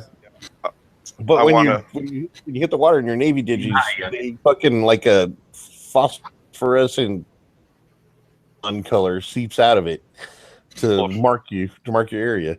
Bullshit. That's what I was told. If that was the case, every time they washed their uniforms, they would fucking. Yeah. Unless it's like seawater. I don't know, dude. Fucking, Oh. I didn't fucking design this shit. That's- Navy weenies peeing themselves because they're scared. When it mixes with urine, it turns neon orange. Anyway. Probably. It's like, don't pee in the pool. Basically, same kind of chemical reaction, right? They have those chemicals in That the pants. Airflow store was a little closer because they had a second one of these jackets in the tall, and for $40, I'd probably go get another one just to have a spare jacket. Except it looked like somebody had like fallen down in with it. It was like kind of abrased or whatever the word would be, like not ripped or anything, but you could tell that somebody had like done something, fell down or something in it. It was like on the shoulder and the elbow. For $40, I think I got it. And then you're saying you did like the pants? They weren't Oh, like yeah. waders or something? No, just like you might want to try them on before you buy them to make sure they fit well. I mean, you want them to fit over your whatever you're wearing, but yeah, the Gore-Tex is amazing. Like, it will keep you dry and it will keep you warm. I own two. I have a civilian Gore-Tex jacket, then my German one, and I want another one because it rains all the time up here, and I don't like getting wet. So I have Gore-Tex. I have Gore-Tex socks too. That's another thing. They never issued Gore-Tex socks, but we'd go out and buy them. And I remember like getting soaking wet, like my boots were like soaked through, like completely waterlogged. And I like changed out. I got a chance to stop walking, and I pulled my boots off, and basically they're just like waterlogged. And I dried out my feet, put dry socks on, then put my Gore-Tex socks on, then put my feet back in my waterlogged boots, and my feet stayed dry the whole fucking time. Well, that's kick-ass. And since it wicks water out, it's like my feet didn't start, like you're thinking, oh, then your feet would start sweating, but no, it was cold enough that my feet didn't sweat.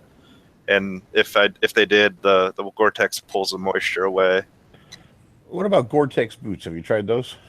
I'm wearing a pair right now. They do obviously do the same thing then. I can walk through mud puddles and not get. I also like take care of my boots, so they're. Well, yeah. The thing about boots though is you got to keep Gore-Tex clean, and you gotta and you don't want to put anything on it that's not recommended to be put on it.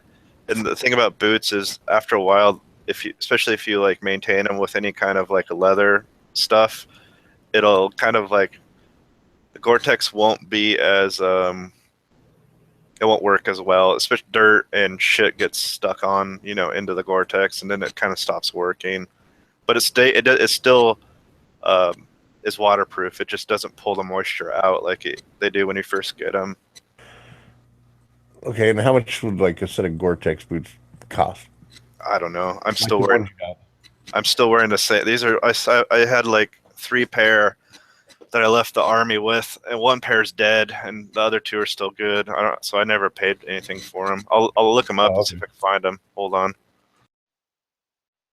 These are Well, my problem is I got to find things in wide widths because I have a wide width foot, and like I can't just order online because I found through trial and error. Thank God I was being a cheap bastard. Fucking,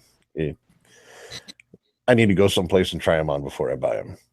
I'm also yeah, they looks like they're about 130, 40, 50 bucks. That's not bad. I'm a triple E foot too. I know what you mean. Let me see if I can find them. But yeah, like they still work. They don't. Like, Gore-Tex is kind of a fickle bitch, but yeah. Well, I think Gore-Tex would be great for me here in Southern California. Well, the thing is, like the ones I'm wearing are winter boots. Like I wouldn't want to wear these in the summer. You'd have to get summer boots, and I'm not sure which ones would be a good pair. Touche. But if you're looking to keep your feet dry and warm, they work great. All right, cool. Thank you. I don't really run into too much extreme cold weather out here, so. Then just get a pair of like jungle or desert boots or something. That's. I was thinking about that or getting some old leathers, some Cadillacs. Break those down and polish them up and wear those, but they don't breathe very good. You know what I'm talking about? The leather boot. Yeah. Yeah. Those are comfortable. I will admit. Once you break them in, they're great. They're super comfortable, but.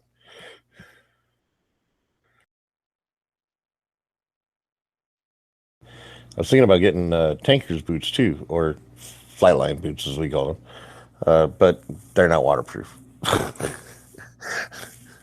You step into a small puddle and your foot's soaked. So these are the ones I'm currently wearing, and they're actually way more. They're $200 something, but I'm sure you can get them cheaper somewhere else. Like I said, I would call these cold weather boots, but they're calling them something else. I had 3 pair of them. Now I only have 2, but you can resole them. But here's their whole catalog, so you can. That didn't go to anywhere. It didn't. No, it just went to like their catalog page. That's what he wants, a catalog page, right? Oh, I thought you were looking at a specific page type or something. Hold on. Well, I can go to that and then like go to shop and then look for. There's the catalog page. That's the same page. I thought you had posted something to a specific item. Oh, weird. Okay, hold on. Let's try that again. It might be my computer. I can't seem to get into where it says shop or military or anything. What I do is like I copy the link and then open up another window and then I hit paste and go, and that seems to work for me on internal links. Oh, weird. It is weird. Fucking, what the hell? Alright, the second one works. The first one, I don't know why the first one doesn't work.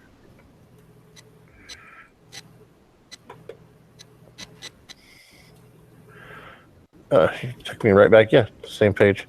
The first one worked fine for me. It did the same thing. Let's see.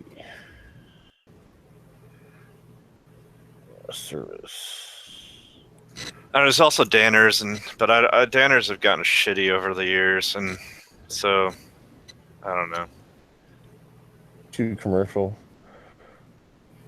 I don't know, and I was actually thinking about getting some either some Nike boots, like, or some Reebok ones.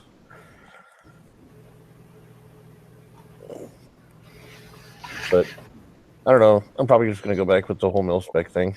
Yeah, these are them. These are the winter boots. The summer ones are on the first page, but unfortunately that doesn't seem to be fucking working right. Well, no, you click on the public thing where it has people in uniform there. Yeah, I didn't know you had to click on that button as well. Well, that wasn't the page I linked, but that's the page it's going to. Yeah, it's like you get the 200-gram insulated waterproof boot. Well, like the The AR. hot weather steel toe flight boot. Yeah, they got a whole bunch of them there.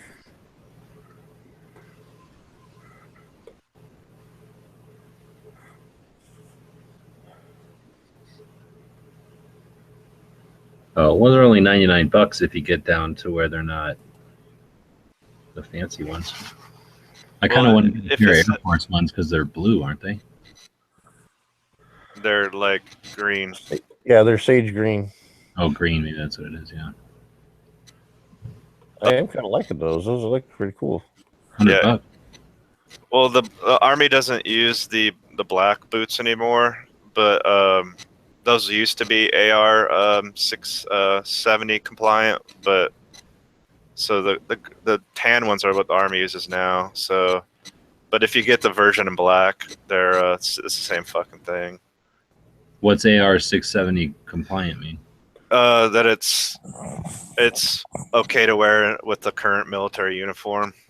Oh. Personally, I mean, I like, if you're in warm weather, the fucking tan boots are awesome. If you're in any other climate, the black boots I think are better. The black boots are easier to take care of than the tan boots. They're just easier to maintain, like Kiwi and like a boot brush, and they stay waterproof forever. The tan boots are a little bit more irritating to keep looking nice and keep clean and all that shit. Like if These you are work all compliant, so they're all made in USA. I don't know. Well, Belleville, I think Belleville is a USA made thing. Or Well, the stuff is compliant for uniforms, and that means it's got to be all made here and sourced here, right? I'm not sure anymore. yeah, good point. So yeah, I mean, you guys are both old school, so you guys like understand what like Kiwi and take care of black boots. Oh yeah, That's all we ever had. There's no such thing as the only thing besides black would have been the white Mickey Mouse boots. Or the jungle, the green jungles. the green jungles too. Yeah, We couldn't get no green jungle boots. Wait, I got the green really? jungle boots. I had green jungle boots. I mean, In fact- you can maybe have bought them, of course, at a store. No, I was issued those in boot camp. We had a choice. You could go to the PX and buy the greens. They didn't issue them, but you could wear them. They're okay with BDUs. I was actually issued the green jungles. I got a pair of Cadillacs and a pair of jungles. But yeah, the tan ones are nice for like hot weather though. But they're like if you work like with like let's say if you're like changing the oil in your fucking car and you get a little on them, they're just like they're a motherfucker to get clean and looking nice. Dude, You what can't- the fuck? I don't know why the hell I'm not buying only these boots. They're fucking continue to be the leading provider and innovator of combat and productive flight and tactical military boots for the U.S. Department of Defense. 108 years old, over 1 million pair of boots sold annually. It's the oldest and largest U.S. military boot provider. And they said that in 2008 they had to build a third 31,000 square foot factory in Arkansas to increase our boot making facility. So they're making that shit here. Why the fuck do I own boots made in China when there's places that's like this? I don't know. $99 for a pair of fucking boots. That's how much you pay for a Chinese pair of fucking boots. I feel like I betrayed my country the last time I bought boots. The 200 gram insulated waterproof combat and flight boots, the $215 ones on the first page, like Not $250. I know. I mean, you don't, for where you live, you don't want these because they're your feet would sweat to death. But if you're like in a wet or like cold climate, those boots are fucking awesome. Like as long as you take care of them and like put, kiwi or mink oil on them and keep them like clean. You kind of want to try to avoid getting it on the Gore-Tex part, but yeah, it's gonna get on there anyway. Oh, here's the thing. When I buy a pair of boots, I put them on, and then I could give a fuck less what happens to my boots the rest of the time I own them. Really, I take care of mine. I can't get this website to work. It just keeps taking me back to the same tab. No, you got to click the top option. Click the top one that says like I'm in the military or not in the military or using a corporate credit card or not using a corporate credit card. The public cart one. Click on the public cart and it takes you to the boots. So it looks like as long as you are down with those green Air Force boots, or if you're down with wearing women's tan ones, you can get their boots for under $100. There's a whole series of them here for $99.97. They've got a pair of jungle runners in there. They're light hot weight leather Panama boots for $129. So Which page? Page 9. Just sorted by lowest to highest price. So I'm buying these. I would probably buy these waterproof combat boots, USAF 9650. Like those look a lot like the old jungles, just with a new tread on them. Yeah. Except they're green if you get the US Air Force one. But that's shit. That's awesome. I'm loving that. I was just looking at the black ones. Let's see. Wait, No, what no. ones do I Oh buy? yeah, the jungle. Yeah, those do look like jungle boots. Yeah, just Those they don't are have the jungle 4x4. Well, they don't have the 4x4 tracks on tread on them. Yeah, they're a different. sole. USA and Berry compliant. Damn it. Can't believe I didn't know that these boots are out there. Dude, it's all we fucking had. The Bellevues were when when the new uniforms came out. It's when we started getting. I don't know what the boots were before, but I'm sure they were same fucking thing or say a similar company. But we would. They're the largest supplier since fucking 100 years. I'm gonna go get my boots. Hold on. I don't know, but we would always we'd take our boots to the guy and have them resold and shit. And then when we started getting these, it was like they were good to go out of the box. You didn't have to have them resold or any shit like that. Wait, so what am I buying? Nothing. Windbreakers. Oh, I'm back to being bored. No, if you want to get the boots, go to the first page, and then they have the ones he was talking about. If you're old school, I say get the black ones. If you're worried about like your feet sweating to death, then get the tan ones or the green ones or just any of the new shit. Yeah, those jungle boots would probably work for you, Heavy, where you're at. Yeah, that's what I was looking at them. I was like, those are sweet. I'm kind of not liking they don't have the 4x4 tread on them, but because you just need a stick and you clean out the waffle and you're good. But you also can and I'm sure those things are semi-waterproof as long as you take care of the leather. I'm not like G. I take care of my boots because they'll take care of me.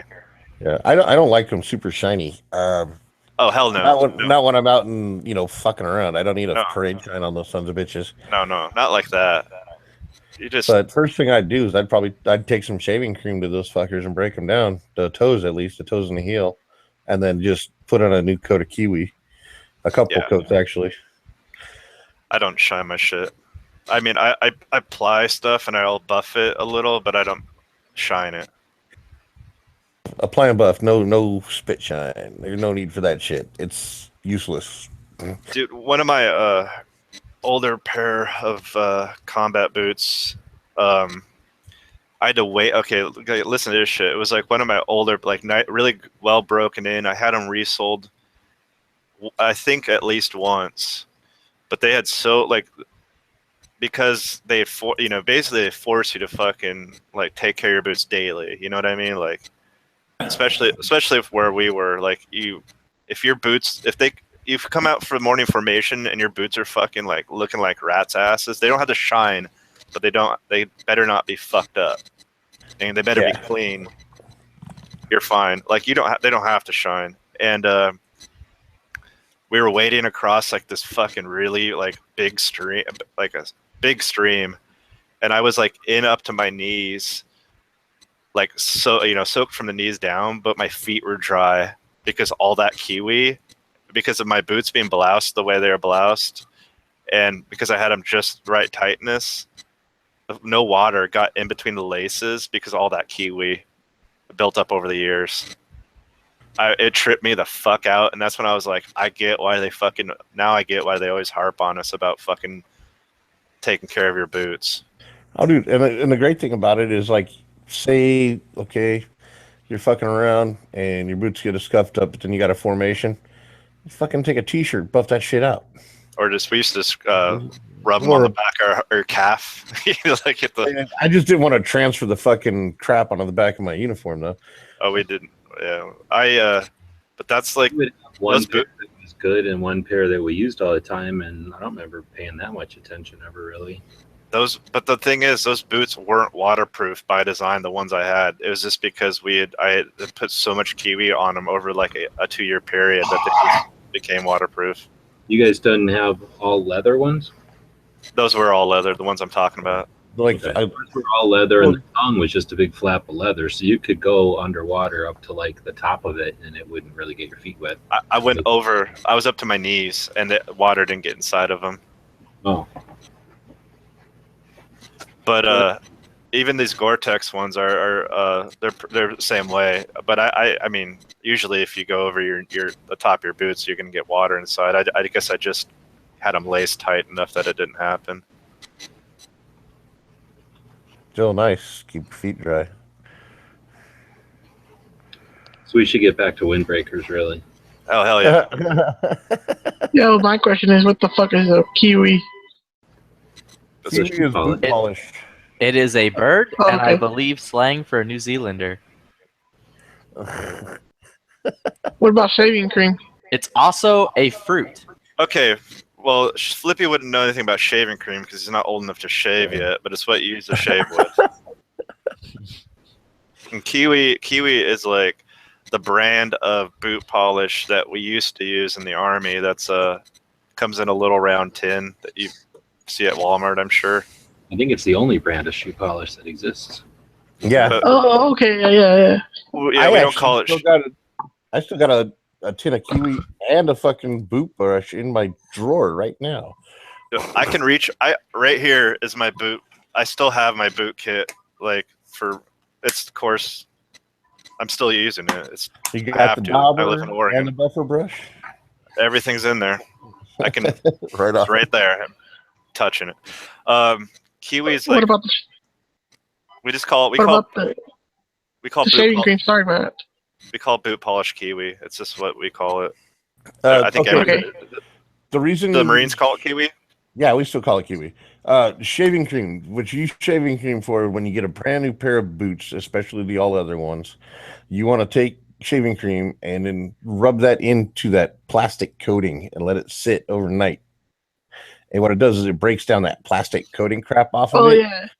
There's And there's then when a, you're done, you wipe that off and you apply kiwi to it, and it actually absorbs kiwi into the leather and helps Or- protect. or you can wear them in the shower, get them really fucking wet, and then like let them dry. Or you can put mink oil all over them and then hit them with like a light heat from a fucking blow dryer. There's like a million different ways. We would wear them in the showers. How we would do it. And you could put soap on them, but we just wore them in the shower. Or what I would do is soak them in fucking mink oil. That way and then heat them up, and it'll do the same thing. I don't remember putting anywhere near that amount of attention into them, really. Dude, you should hear the crazy shit we had to do with our berets. Oh my god, dude. We would keep one pair that were nice, and then we'd wear the other pair. And then whenever I got out, I had the one pair that I wore all the time, and then whenever they finally wore out, I just switched to my nice pair, and I still have those. Dude, our berets, we had to like shape them, heat them up, iron them, shave. Or no, You have to all wear them the same way? they had no. I mean, yeah, they had to be basically the same, but our berets had to be perfect. So you would Leave us alone. you would shave them, and then you would wet them, shape them, like you'd iron the creases into them, and then like let them dry. And you have to keep working the beret until it gets perfect. And then you might have to shave it again to get all the fuzz off, so they don't look like garbage. Like boots, our uniforms too. Like before when I never starched my shit, but I would iron it, and then we went to the fucking new pattern, so you don't starch those at all. The new uniforms are like basically like you don't have to put as much work into them. You just look like a slob all the time, I guess. So you guys did the same thing what my father did. Well, see, the problem with starching, in fact, like you would have your BDUs, like when we had BDUs, I would have like what G said. I would have my boots and my uniform for like barracks, and then I have my field uniforms, and all my field uniforms would be like stitched together and like fucking. I had like we do like the commando modifications where you pull the lower pockets off, and you put them on the arms and have your pockets taken off and tilted 30 degrees and all that kind of shit. Take all the buttons off and fucking replace it all with Velcro. And then you would and you never starch those, because if you starch your fucking shit, it shows up way, way better in night vision. Like you glow in the fucking dark with night vision. It's crazy. I don't know why. Starch reflects light, I guess, in a weird way that you can't see with your eyes. I don't know. Well, it also traps body heat too, so it pins you out on thermal too. Yeah, a thermal, like all that shit. Like you don't want to. So our field uniforms would be all like ratty and modified, and then our fucking barracks uniforms would be all pressed and fucking like tight. It was a lot of work. Well, thanks for the link on the boots. I bookmarked it, and when I go to buy new boots, that's where I go. Yep. And be prepared to fucking buy new can of Kiwi or mink oil or whatever you use. Well, I got Kiwi. I got the shoe shine kit. Dude, like I said, I've been out for like, I don't know, a while, and I'm still got 2 pair that I wear every, like when it gets cold, I basically wear them for like 6 months straight, and I'm about ready to resole one of them, but they're still good for this winter. Oh, right on. And then you still got the other pair too, so yeah, if these go up to Sits up? yeah, then I can wear the other pair, but I mean, you can resole them easily, and they'll go forever as long as you take care of the leather. I haven't even blown a stitch, and these things are at least 12 years old, and I haven't even blown a stitch. You know how that stitch right by the sides of your kind of on the sides of your feet where the laces meet the boot body? Yeah. You know how that stitch always blows out because it like hits shit? Yeah. I haven't even lost that stitch out of these, and they're 12 years old. Holy fuck. Those are some Dude, good my boots. Rio combat boots, yeah, those things never fell apart on me ever. That's why I'm stoked that they're selling them for $99. Dude. I'm glad I could help. I'm a fountain of useless knowledge. Obviously, it's not useless because people are going to be using it. So, but yeah, thanks. I hate getting wet, and I live in Oregon. But the Army made me hate getting fucking wet, and I live in Oregon, so it's like I've had to like figure out how to like. At first, I had an aversion to wearing like camouflage or combat boots, but I had to get over that shit because I kept getting wet, and fucking my feet would get wet with these shitty civilian boots that everybody tries these like tactical SWAT team fucking bullshit boots that just don't work worth a fucking goddamn. And then I was going through all these different like wet weather jackets trying to find one that worked, and they like all these civilian ones like Mountain Hardwear and Columbia, and I would like once a year I'd like blow one out, and it's just like, fuck, dude, why am I paying $99 or $150 for a civilian jacket that just ends up fucking going tits up. I was gonna say, have you tried North Face or Carhartt? Yeah, but they don't. The one I have that works well is I have a Burton, and that thing. But that was also I got on a deal on 50% off, but it's like a $350 or $400 jacket, and it works as good as anything from the military, except it zips up weird around the neck. I don't like that, but it works great anyway. But like $40 or $50 for surplus, and it never goes bad. So fuck it. I had to get over my aversion to wearing that shit. Yeah, I could see that. Except I won't wear. I won't wear the fucking. I don't wear digital. I hate the toothpaste. It doesn't work worth a shit. I have what do we have? I like classic Tiger Stripe or freaking Woodland myself. I mean, When if we- you can find that shit, those that'd be awesome. When we got the multicam, I swear it was like we all got down our knees and like thanked God. It was like The the best. multicam is pretty cool too. Well, we were the fucking the digital like visually doesn't work with a shit. With night vision on, it works amazing. Like the digital camouflage and night vision. This is not the Marine. I'm talking about the Army shit. Like the Army shit at long distances, you blend in. At short distances, you look like a broken tube of toothpaste. Like, but with night vision on, you fucking vanish. It's amazing how well it works at night vision. The problem is, the people we're fighting don't have fucking night vision. So what's the fucking point? Oh, I guess there's that. Yeah, it's so you end up like just looking like you just don't blend into anything. You don't blend into like urban, you don't blend into desert, and you fucking don't blend into like woods, like up in Washington where I was stationed for a year. Now, didn't those things have RFID too? So like you could use like infrared or thermal or whatever, and Yeah. there'd be like a marking on it to let you know that's friendly. No, you'd have to attach that shit to it. The uniforms are supposed to make you less visible to thermal, and then you put fucking where's my boonie at? My boonie's got like the fucking, so we would modify them and then sew on patches of Velcro so we could attach the markers so we don't get blown away by our own helicopters and whatnot. Gotcha.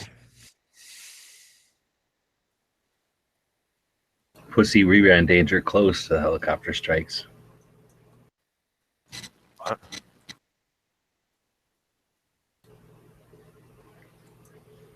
Yeah, but multicam's great. Like if you find like any of the multicam stuff, it's awesome. You blend in it's amazing how well it works. It's like night and day. The funny thing is the DCUs, the one that what you just bought, worked well in the desert. Like you just fucking vanish that shit on too.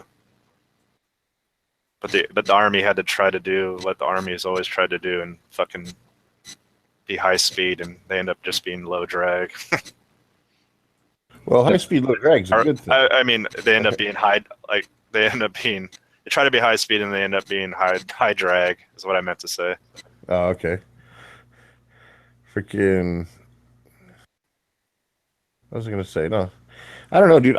Do they make the new extreme cold weather clothing system in like old Woodland? Because I love Woodland cami, dude. Yeah, that's what I had when my original shit was all Woodland. I joined in 2000, so I had in basic. So we had Woodland, and in basic, a lot of our gear was like Desert Storm era gear, and then after Desert Storm, we got basically issued better gear, still all Woodland and DCU, which is the desert.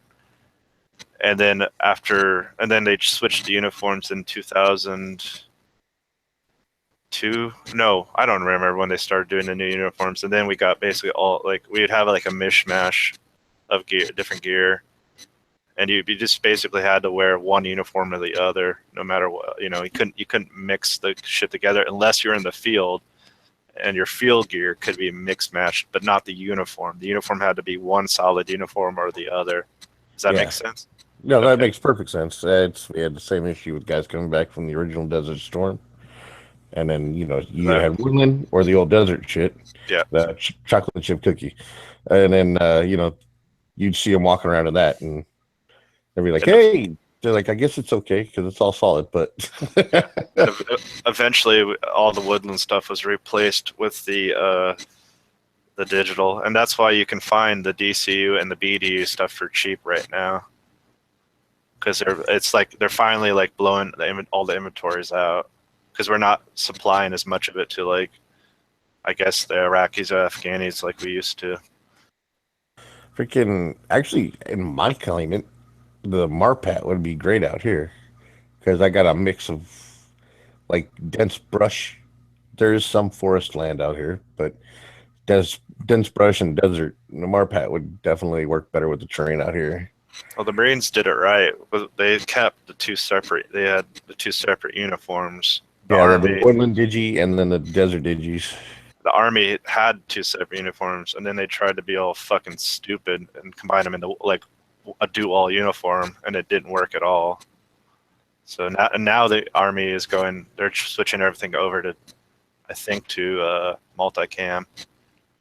So eventually the digital shit will be gone, and the Army will be wearing all multicam. Which I'm fine with. The multicam is fucking great. We had limited amounts of it, and basically it was like in theater you would get it, and then we'd keep. I still have my boonie. We'd keep pieces of it, and then we'd piece together multicam uniforms, and then we could ended up getting issued it. But when it was getting issued, I was like on my way out, so I was like, I didn't really want to go buy a bunch of new uniforms when I was leaving the Army in like 6 months. Yeah, it makes sense, because this shit's not cheap. Fuck no, dude. And I already had the fucked up thing too is they were doing all these uniform changes, so my fucking wall locker's just full of like all these fucking BDUs and fucking. It was just like, and then so I had to get rid of all that shit. And then there was like all the fucking digital shit and blah blah. It's just all this like you'd constantly be fucking. It was a bad time to be buying uniforms.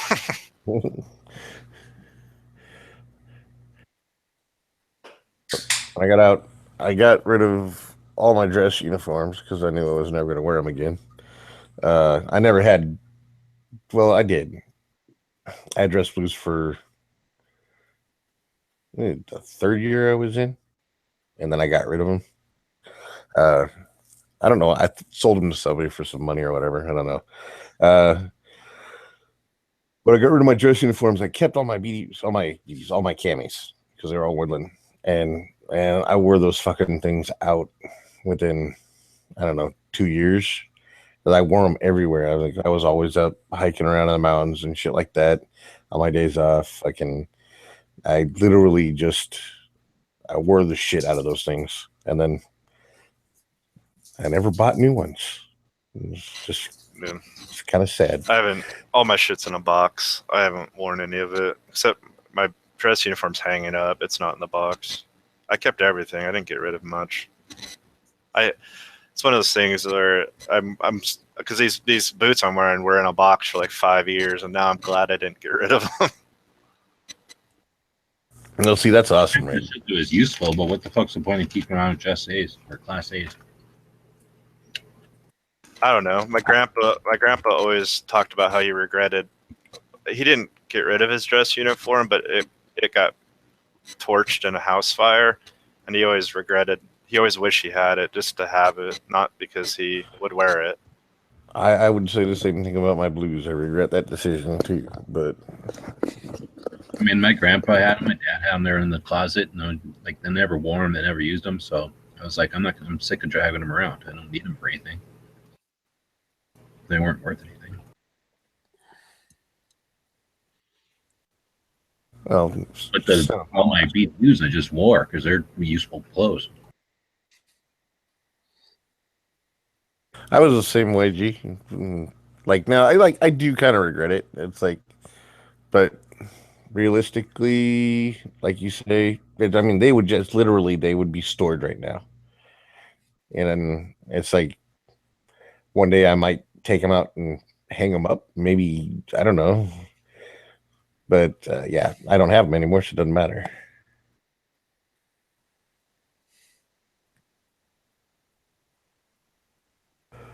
Or boring the children.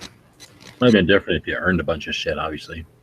I have a. It's not my shit at a surplus store. It's not like anything unique or anything.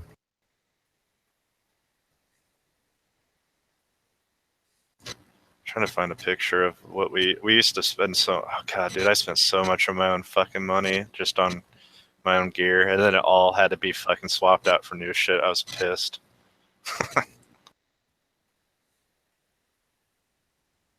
I will say the greatest invention for a dress uniform is anodized brass.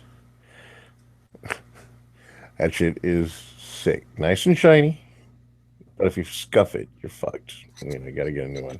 Not us. It was Brasso and fucking little cotton swabs. No, like we did that shit in boot camp and like through our schools. But once we hit the fleet, oh my god, we just bought brass, dude. I mean, the anodized shit, fucking, it shines better. It looks better. It's way more time efficient. We didn't. I only wore my dress uniform, I think 3-4 times for like events and like, but they would pull out our fucking squad leaders. It was like, this is how crazy they were. Like I was talking about how like we take care of the boots and the fucking beret. They would bust out calipers, like for measuring and measure everything on our uniform. Everything had to be identical, or it had to be not identical. It had to be measured correctly in a common, like, it's insane. I don't know how to explain it, but every fucking thing had to be like perfect. Like so perfect that you wouldn't even notice if you were looking at us. You know what I mean? But like we'd spend, I think the 3 times I wore my dress uniform, I probably spent at least like 3 days getting that shit ready beforehand every time. For our dress uniforms, we did gig them. I mean, fucking got rid of the Russian repelling ropes, shit like that. Fucking most of the time though, if you were smart, you took it to Mama San, had her fucking press that shit. Oh yeah. Awesome job. All the heartache gone. Looks perfect. All you have to do is go through when you're done and make sure there's no Russian repelling ropes. Locked on. The calipers came out for measuring all the flash and all the fucking ribbons, making sure everything was perfectly centered. Like everything has to be centered, and everything it's amazing how like anal retentive at least my fucking battalions. I was in 3 different battalions, and all of them were like super anal retentive about that kind of shit. But that's the fucking infantry. They're anal retentive about everything. Like I know, like on our ribbons and shit, we had to have them at, what is it, a fucking, Gavin, are you there?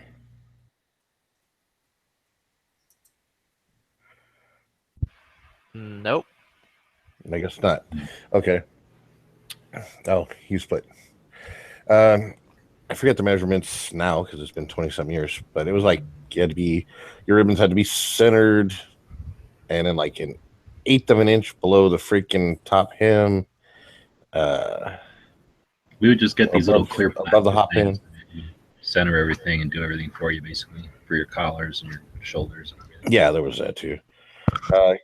And then like I know like it had to be in like all our rank had to be, was it an inch and a half or an inch from the tip of the freaking collar of your blouse, centered, and obviously this.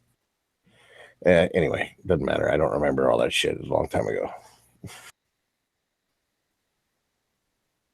So here's what we would God, this is crazy. This is about the best. So my field uniform, like we would send them away to Mama-san, like you said, and have them modify. I couldn't remember the name. They called it raid, like the raid modification, and you could choose like a few different things, and they would allow this in the field, but you couldn't wear them. You couldn't wear them. You couldn't wear them like in the I mean, you could wear them in in the barracks, but not like just be going to or from the fucking field. But basically, they just rip off the pockets and like move everything around and make it like so the BDU top actually works like in your favor rather than being a pain in the ass. I got you. Like people are actually selling these. Oh, well, cool. And they put the Velcro on there. We didn't have no fucking Velcro. Well, I mean that's the thing. Like this is like transitional. Because put a button down there where there's like that stupid ass area at the bottom where it turns it into a dress and it doesn't have any buttons. No. That's the part that I can't stand about them to this day. It's stupid that the buttons stop like up at your fucking rib cage. I think that's so you can reach. That's so you can reach into your pockets or your belt. You can always undo a button. I don't like it in the cold when there's wind going over your nutsack because there's no fucking buttons in it. That's what your poncho liner's for, or not your poncho, your field jacket liner. See, we would wear our field jacket liner underneath. We'd tuck the field jacket. We'd wear it underneath the BDU top and tuck it into our BDU pants, and nobody'd be the wiser because you couldn't see it from the outside.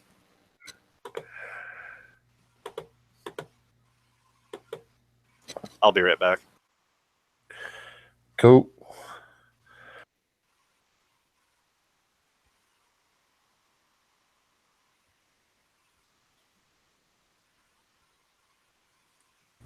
Fuck you, why, Knives? Why did you do that? That is wrong. Oh no, that was Flippy who did that shit. Sorry, Knives, didn't mean to accuse you. Yeah, fuck you, Knives. Flippy, why did you do that shit? I don't know. Felt like the right thing to do. Fucking, it was wrong. At least you didn't rickroll me, but it was close enough. Hey, about those boots, the original Swats. I wore them as a butcher for 4 fucking years and got a weight and everything. It still fucking work. Right on? Yeah. I miss my quite jungles, though. I quite like my boots. I like those green ones. Yeah, those green ones are fucking sleek, dude. Except your Air Force scrub if you wear them. Well, Nah, I'm talking about my Solomons. Anyway, dude, we had this guy in a barracks that would sew. He didn't do uniforms, but he did gear. Like he did fucking web gear, and he would make us like custom chest rigs and custom basically custom anything. And I had this amazing fucking chest rig that I ended up having to sell it because when they switched to uniforms, it was OD green basically, and so it wasn't any good with the new uniform because they made us use all new fucking shit, and I wasn't gonna spend another shit ton of money. I mean, this is back when Tactical Tailor was just a little tiny shop in like Tacoma, and we'd like go up there and buy shit, and I had this like fucking custom chest rig, and I sold it thinking, why would I ever need this? Now I wish I fucking had that thing. It was like tailored to me with every pocket, everything. Like it wasn't even like Molly because everything was tailored exactly where I wanted it. So you didn't have to adjust pockets or add shit. You know what I mean? I fucking wish I had that thing. I sold it for like $50 to an Army surplus store, and I swear to God that I think I spent $200 on it from a guy making it in the barracks, and it's probably, as a civilian right now, if I went somewhere and had somebody do that, it'd probably cost me double that. Oh, easily. You know what really pisses me off is I kept my H harness and my web belt and all my fucking field shit. Because this is back before they had fucking vests and shit like that. Yeah. And I regret getting rid of that shit. Oh, you got rid of it? Yeah, dude, I got rid of that shit. When I got out, I was broke. I needed money. So people are like, hey, I'll buy that. And I'm like, okay. That sucks. It's Yeah, used I by a had- Marine in the Marine Corps. You can have it. Here's, give me money. This I had a map pocket that folded out. Like, I forgot how do you explain it? Like basically the whole. What the hell? I think Dusty's low crawling with his mic on. Anyway, I had a map pocket that folded out, and like the whole front of it folded down, and there was like a pocket inside underneath the magazines that gave me basically like, and there's a map pocket built in with like a clear whatever plastic shit, so I could put map in there and keep fucking dry and just fold it down and look at my map. Oh, I think it was so cool. What was the gun from that Tom Cruise movie where he fucking made what's his face drive a cab all night long? It was a USP. It's USP. I think it was a compact, but I think it was a 40. I don't think it was an. Well, no, maybe it was a 9mm. Dude, Internet Movie Database is your friend, or Internet Yeah, Movie it's not. Firearms Database. It isn't, because I can't remember what that movie is called. Collateral. Collateral. Yeah. Good And, movie. or you just type in Tom Cruise and get Tom Cruise and look for it by that. I couldn't remember Tom Cruise's name at the same time. It was kind of bad. Collateral is the name of the movie. It starts Tom Cruise and Jamie Foxx. Dude, Oh, cool. old web gear is fucking cool as shit, dude. Like I don't know. I love that period right before, like early 2000s. With like, I love that high speed gear from that era. Like before. Oh, like the LBE and the LBV. Yeah, but then you get to the custom shit, like what I was talking about, and it's like super fucking cool. Like, or even the stuff from the 80s. Like you see like the old SAS guys and all their like crazy gear that they would wear. Or like Vietnam era, like all the SF guys that had like the crazy custom fucking gear, like all sewn up to, like you see those. They were wearing like the North Vietnamese AK chest rigs, but they had them like modified for M16 magazines and shit like that. That stuff to me is cooler than fucking anything, Yeah, that shit is pretty awesome. Anything stuff I see now is just like whatever. I give a fuck. Well, nowadays it's Legos. Just build your own. Yeah, but it's not nearly as cool. I don't know why. No, it definitely loses. It doesn't have the. I don't know. Well, it doesn't have the aesthetics. Doesn't have the looks. And it doesn't have the nostalgic factor to it. They kind of like.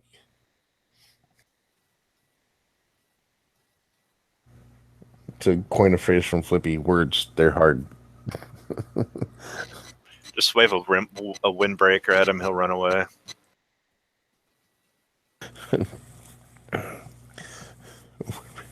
Oh, man. No, I mean, actually, I could probably use some of that extreme cold weather stuff right now. Our mountains have got snow on them. Yeah, It dude, looks I pretty. highly recommend those like the jacket, like G-Bot. And if you're, like I said, if you're not sure if it's the correct thing or like some like true spec knockoff, just look for the NSN tag. And also, even if it has NSN, a fake NSN tag, the military shit will not have like a label on the inside of it with like the brand name. You know what I mean? Oh, yeah. It just has the NSN on it. Yeah, that's all And it'll have. it's an OD green. Well, it was an OD green patch when I was in. It's probably Desert Tan now. I'm sure it's still OD. My boonie still has, it's an OD green NSN tag on this side, but I've seen fake ones because the companies started faking like a half-assed like fake NSN tag to like, so they could like, because people were looking for that tag, so you got to be wary now. Yeah, it's generally, if I remember right, because I don't have anything that's mil spec anymore, but or mil cert, but it's just the NSN, a bunch of fucking numbers, and then like A bunch of information that means nothing Yeah. to anybody but people that know that. It's like, wow, okay. I mean, you could probably find the NSN number, type it in, Oh yeah, you can search by Google. NSN.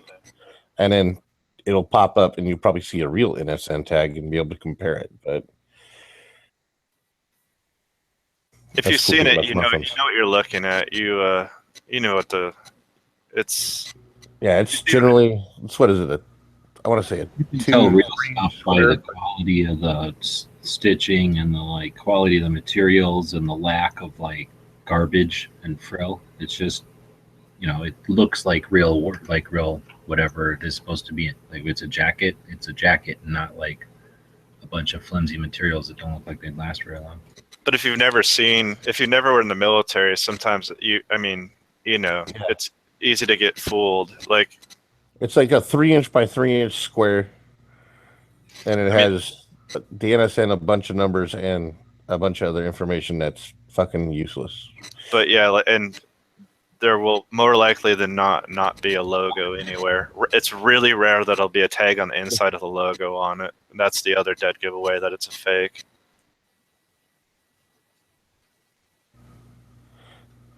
So yeah, or you can just. I'm pretty sure you can find out who manufactures mil spec stuff by going online. So. God, what are these little like children talking about in the side chat? Fucking HK. Well, Mr. Knives is Who made back in the day? Who made the BDUs back in the day? The company? No. Brunswick. Oh, really? Holy crap. Yep. To get a set of old OD green, just straight OD green BDUs from like the Vietnam era. Just because I always thought they were cool. But yeah. I don't really collect uniforms, but I have a bunch of web gear from World War II up until now that I've put together. I have a harness system from everything from basically every. Well, I don't have every. I have a lot of the different eras from Vietnam current stuff. Oh, that's cool. If you're if you're a HK fanboy, then that's like when a child starts talking about a kid's show they like, and it's a dead giveaway what their age is if they're talking about like, I don't know, whatever fucking Power Rangers, or I don't know what kids watch now. So yeah, HK fanboy. It's like the sippy cup of fucking Yo, Gabba Gabba. guns. There you go. Freaking Dora the Explorer here. Come on and vamonos. Everybody, let's go. Speedy Gonzalez. I liked his cousin Slowpoke Rodriguez. Slowpoke Rodriguez. Dude, that motherfucker was strapped. How many HKs do you have, Flippy? About to have 2. I just got a USP 9 today that's getting shipped in. I do like the USP a lot. I have to admit, the USP 45 is a great handgun. It's probably my favorite, one of my favorite 45s. Probably top 3. When I was doing a lot of my tactical training and stuff like that, my friend Jeremy started out using a USP 45, which he had made for him specifically left-handed, right? Which wasn't a big deal. It just fucking reversed fucking safety selector. But he bought it left-handed. Freaking did that through 90% of his training, and then said, I'm going to go with the Glock 21. I'm like, fucking why? So he went and bought a Glock 21. It's I never did understand that. Simplicity of a Glock is nice. Single double action is kind of, I don't know. It's all right. Yeah, I know, but with the USP 45, you can carry it locked and cocked like a fucking 1911. Why He would already you- had but like why? almost It's 6,000 a double. rounds. Why carry a double single action cocked and locked? Why not? Because it just Bring it up, drop the safety, and bang, bang, bang, go to work. You got the same trigger pull all the time. I mean, seriously, he had the whole outfit for the USP 45, and he had already had like at least $6,000, 6,000 rounds through that gun, and he decided he wanted to flip flop. I don't blame I was him. just like, well, he was happy with it. I kept trying to sell it to me, and he wouldn't do it. But fucker. But yeah. What's your other HK Flippy? A P30L. Nice. Not my first choice. I want an M8 or what's the P7 M8. Fuck, that's such a cool gun. Oh yeah, fucking nice. Yeah, that era HKs are fucking cool as fuck. The old squeeze cocker single stack. Or the double stack, the M13. Yeah, the M13. Don't get a fucking M10. Those motherfuckers are bricks. Shop has a VP30 for sale for like $800. A VP30? Mm-hmm. You mean a VP not or a VP30? Mm-hmm. Or a V30P, whichever their first polymer one is. Oh, that's no, it's the VP9 or something like that, I think. Nah, the VP9's their new gun. Yeah, it's like the one they did right before the P30. Oh, okay, Yeah. VP30 is the original. No, I know what you're talking about. It's a VP. That big old gun that had It's a pretty decent magazine capacity. It's a piece of. Oh, that's not it either. Is it the V30? It looks. It might be the V30 or the P30V or something. I know which one you're talking about there. I think it is the. It's like the. I think it is the V30P or something like that. It's one of the letters is small though. It's got a fucking The P30. awful trigger pull. It's the VP70 is what you're thinking of. That's it. Yeah, that's it. And they want how much for it? 8. That's like $400 too much for that gun. Those guns sell regularly for like $400, $500 because they're so terrible. It would have to be new in box on fire to be worth $800 with the perfect box to be worth that much money. Well, that's the way it is with 3 mags. One still in the wrapping. Yeah, it's like firing a big hand staple. You know, the hand staplers that for like tacking up like tar paper or something. That's what it's like shooting. My friend was trying to sell me one, and I was like considering it until I like played with it and fucked with the trigger pull. I'm like, and then we went out and shot it. I'm like, no, I don't want this thing.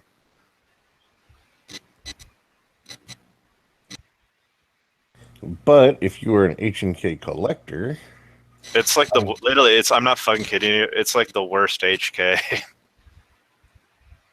it's still an HK though. If you're collecting them, It's I like need to pick one up at some point. don't do it for $800. Look on Gunbroker and see what they're selling for. Well, I mean, in the meantime, I have cooler HKs to go after. Yeah, Like this the is. NMR556. It was a machine pistol that was turned into a civilian pistol, and so like basically when they made it into a civilian pistol, everything about it like it's just not. It's meant to have like a stock that attaches with a 3-round burst, like, and it. So as just a straight handgun, it like sucks balls. God, if I remember correctly, it doesn't even have a bolt. It has a heel release, if I remember correctly, and I don't think it holds open on the last round. Also,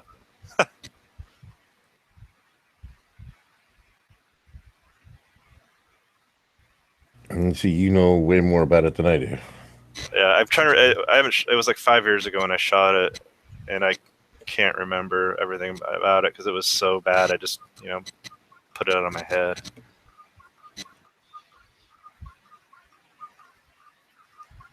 And I don't think it was the first. I think it was the Steyr had a double big, like was like the first Wonder 9, big double stack. I think. Maybe it wasn't. I don't know. And then tomorrow I'm going to take out my wife's Christmas gift and play around with it for a bit. Before she shoots it. Yeah. Wow, you're a dick. Oh, I'm gonna break it in and make sure it works right before I hand it off to her.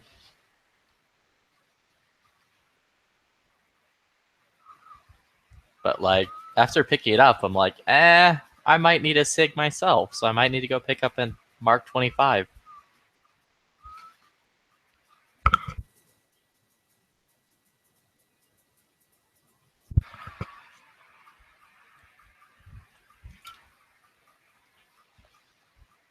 Well, the beginning of that video was okay there, Flippy, but other than that, it sucked.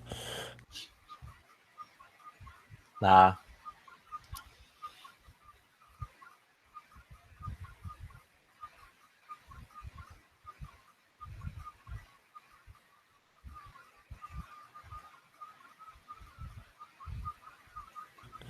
Going blind in my old age.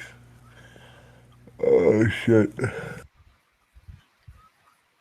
Trying to remember what that Steyr was. I almost bought one, but it was kind of fucked up, so I didn't buy it.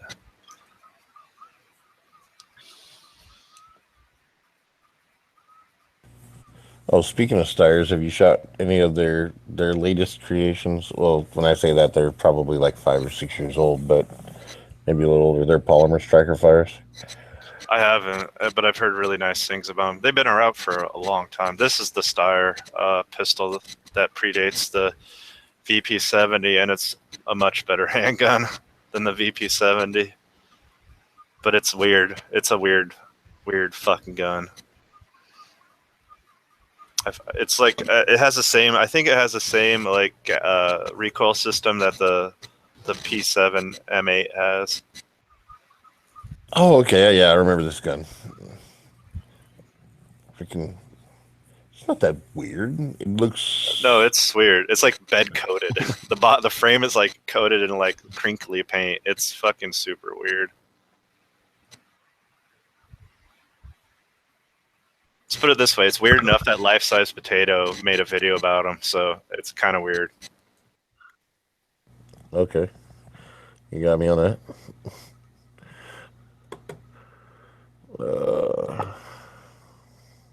Yeah, I now that I have 4 more years to buy guns before they become illegal, I'm probably going to try to pick up one of those Steyr pistols at some point. Not that one, but the more modern. Oh, actually, I would love to have one of those GBs, but the more modern pistol that you brought up earlier. Just because it's something different, and I'm sick of everybody like talking about like, yeah, okay, I get it, SIG, Glock, and fucking HK, and Smith and Wesson. Well, I was looking at those Steyrs too, and I think they look extremely. They look cool. They look like a very good gun. I just Same guy that designed one of the designers of the Glock designed that pistol. I think that's why. It's definitely slightly more. It appears to be more ergonomic to me, I will say. I like the Glock grip angle, but I also grew up shooting revolvers, and they have kind of a revolver's kind of natural, depending on how you hold it, has a steeper grip, or is it shallower grip angle. Well, I mean, I'm not going to complain about the grip angle on a Glock. I mean, the only time I've ever had a problem with the grip on a firearm was actually like a fucking bird's head grip on like the old single action with Beazleys. Oh, those are weird. Beazleys with the bird head grip, yeah. I mean, they look cool, but not very functional. I mean, I shoot fine with them, but it's awkward in my hand. I need to get another PPQ because that's the gun right there. If you want a German gun that is like classy, that thing is so fucking classy. I'm still more of a traditionalist. So I like the P99 Gen 1 P99. P99's great too. And the only people that would deny that Walthers are classy are people that don't know what the fuck they're talking about. As long as it's a German-made Walther, not one of those Smith and Wesson. Like, I've heard mixed things about the Smith and Wesson. Like, when Smith and Wesson had their fingers in the cookie jar, I heard they were kind of fucked up. Oh, the S&W 99. Oh, that thing's dumb. That's such a dumb gun. Yeah. It's like they put a Sigma frame with the fucking Walther rail, and I think that's all they did, really. Yeah, Freaking, that was- Walther had specific orders for Smith and Wesson because That's when- Smith and Wesson was just acting as their importer. That's when At Smith the and Wesson. time. That's when Smith and Wesson was like swinging in the dark. They hadn't figured it out. They hadn't come out with the MMP yet. They were just trying to do something to stop their ship from sinking. The Sigma bombed, and then they tried this SW-99, and that bombed even worse. And eventually, they came out with the MMP and kind of fixed their shit. Yeah, Walthers are the P99 and the PPQ are great fucking guns. I think I prefer both of them. Well, I prefer them over most H&Ks, and definitely over SIGs. I'll tell you what, dude. I liked my because it was my P99 was in 42, and I love that gun. I miss it so much. It broke my heart when I had to let it go. I mean, it's the fucking gun that Canik ripped off, and everybody talks about buying a Canik. And why would you buy a Canik when you just go buy a P99 for $100 more and have something better? They're not the only ones that ripped them off. Freaking Magnum Research ripped them off. Fucking Magnum Research licensed. Those are licensed. Yeah. I think those are licensed, and so I can deal with licensing. Which one's the sniper pistol? The PPQ? Yeah, the PPQ. Yeah. I would need to get my hands on one of those too. The trigger's amazing.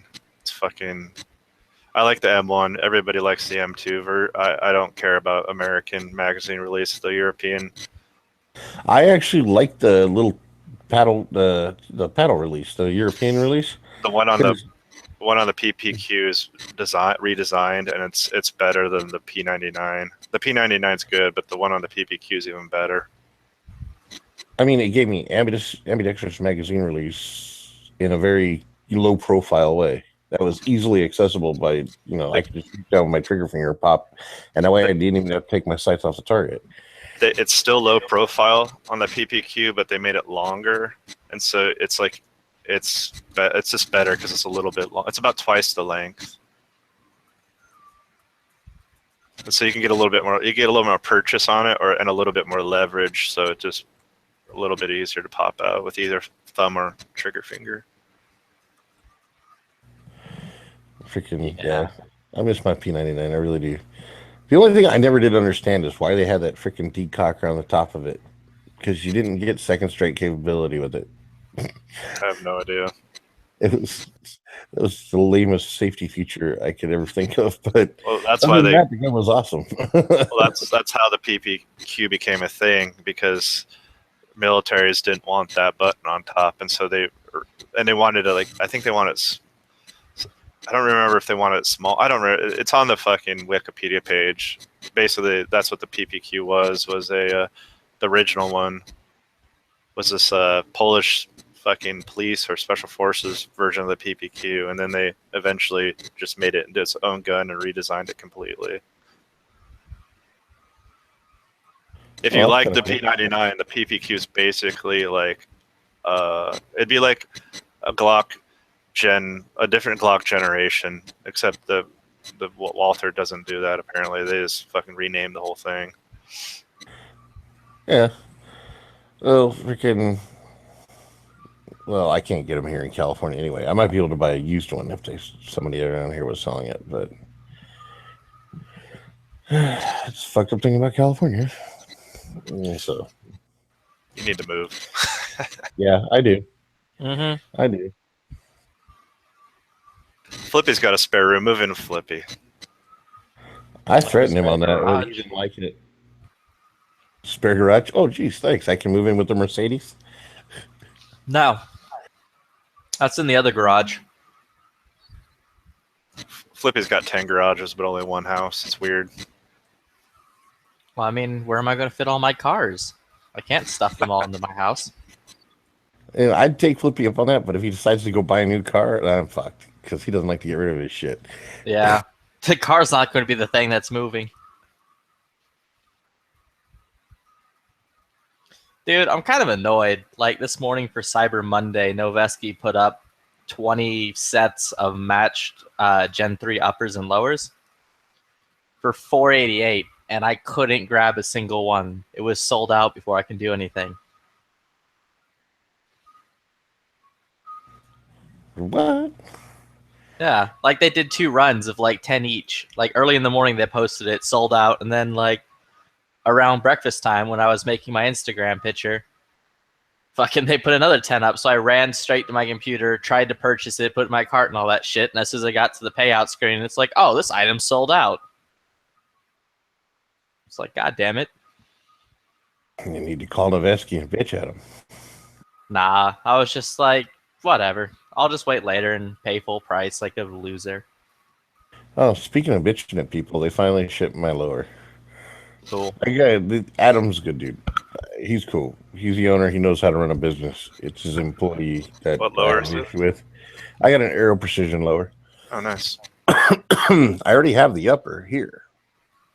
I got the upper off Shiler. I didn't get it as a mated set, but they're both Aero Precision. So, yeah, they just shipped it today. So it should be in town, hopefully, by my days off, and I can go register to some bitch and have it. Well, apparently, fucking Bravo Company's using Aero parts now. Yeah. I'm not surprised because Bravo Company uses mil spec parts, and Aero has been making parts for the Army for years, or well, for Colt and all those other companies. Well, I'll tell you what, if the lower looks half as good as the upper, it's fucking really nice. Yeah. I have to go see them on Friday to go pick up my new gun. Oh, that's right, because that's where your USP's coming in, right? Yeah. I mean, Yeah. like, they only charge $10 everywhere else in town. Like, the other cheapest place is 20. Yeah, well, that's why I use the FFL I'm using, is because they $10 transfer fee. You Yeah. know? It's like, $10 I'm not paying an extra handling $10 fee. if I don't have to worry about it. It's $10 handling fee. Freaking the transfer fee is still $25 because it's a state, but still. I And mean, here's the HK pistol that I want. Other one, besides Oh, what, that. the squeeze cocker? No, besides that's the P7. The P9 is the other one I really want. It's another Oh. really. It's a Huh. really, really cool fucking gun. How much do they sell for? A lot. they're Okay. not cheap. Yeah, those things are fucking sweet. Define not cheap. In the thousands. Yeah. I believe they go for more than the freaking the M7s do, right? I'm looking right now to see what they go for. They're not cheap. There's only 4 on Gunbroker, and one is $5,000, one is $4,000, one is almost $2,000, and one is just a frame. Strip. Huh. My gun club has one for sale. You How sure it's much? 12. that's depends on which I mean it's all relative if you're so Was it a rental? No, it's just a consignment. Oh, okay. So somebody just pulled Yeah. like a PR with his custom gear, Yeah, underselling it. someone's just letting go of their P9. well if you want to be an HK fanboy, that's a good place to start. What caliber is it? Do you know? I don't know. I just saw a gun that looked like that. I'm like, that's cool. And then went on my merry way. Yeah, you might want to look into that. I don't know how you do that, Flippy. How I do what? Just exist through life? And miss all the great deals.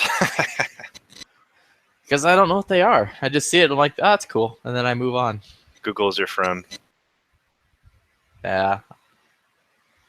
I didn't get my servant yet, so I had to hold my bag. Shit.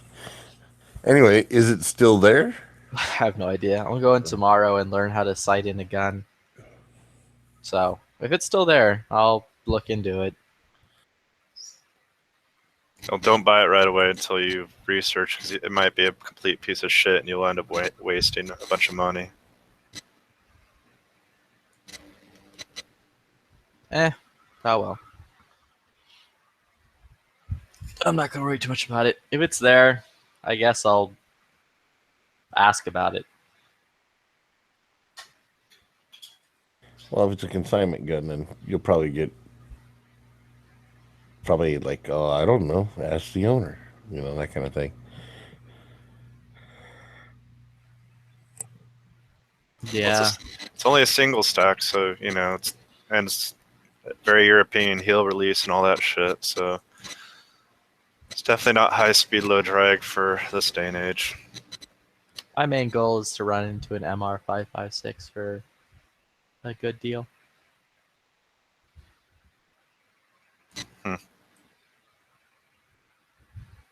That or to get another, or to get a H&K like 91.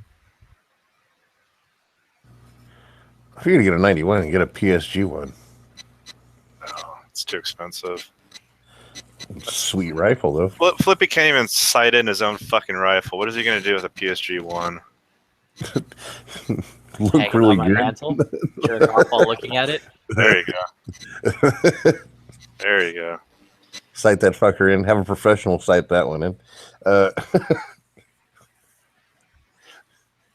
And then take it to the range and just enjoy the shit out of that motherfucker.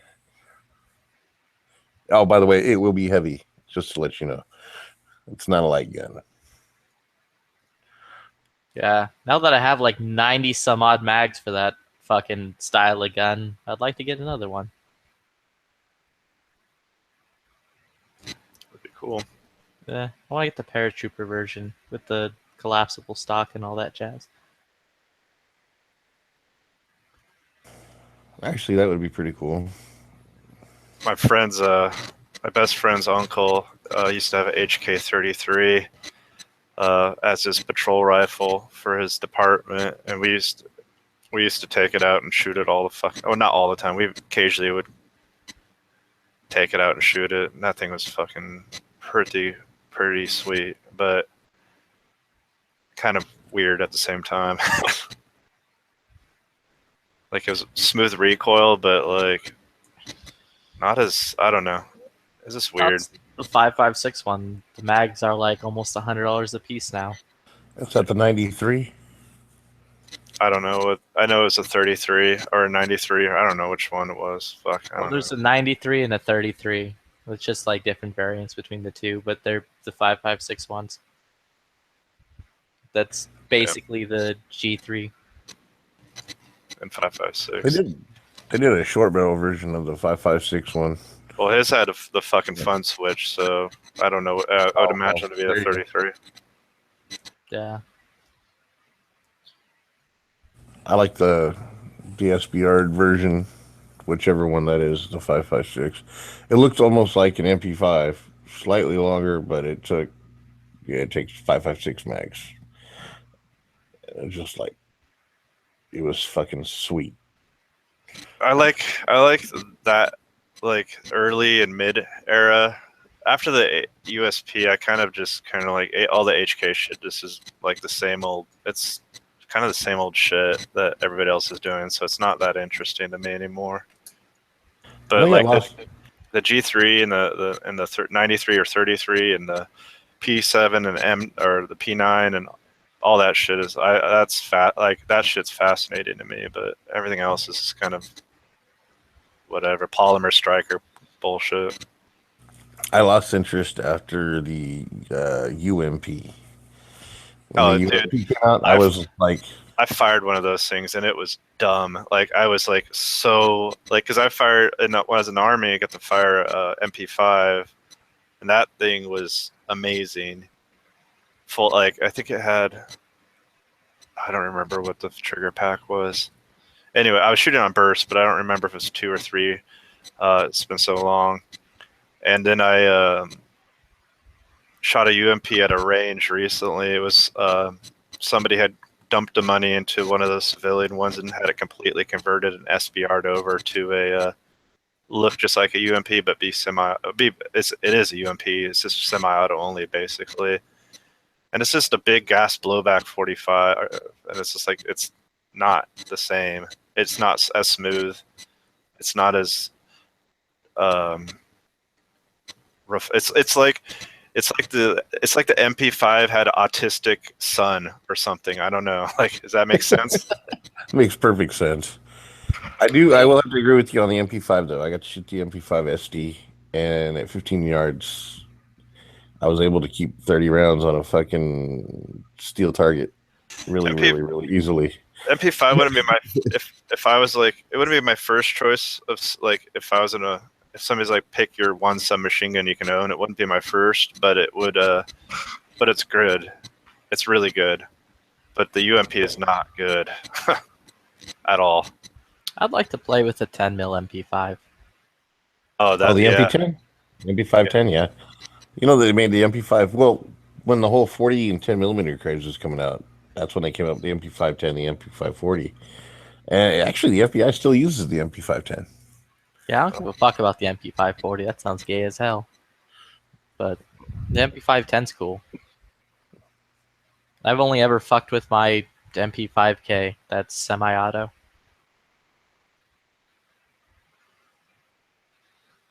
Are you gonna SBR it?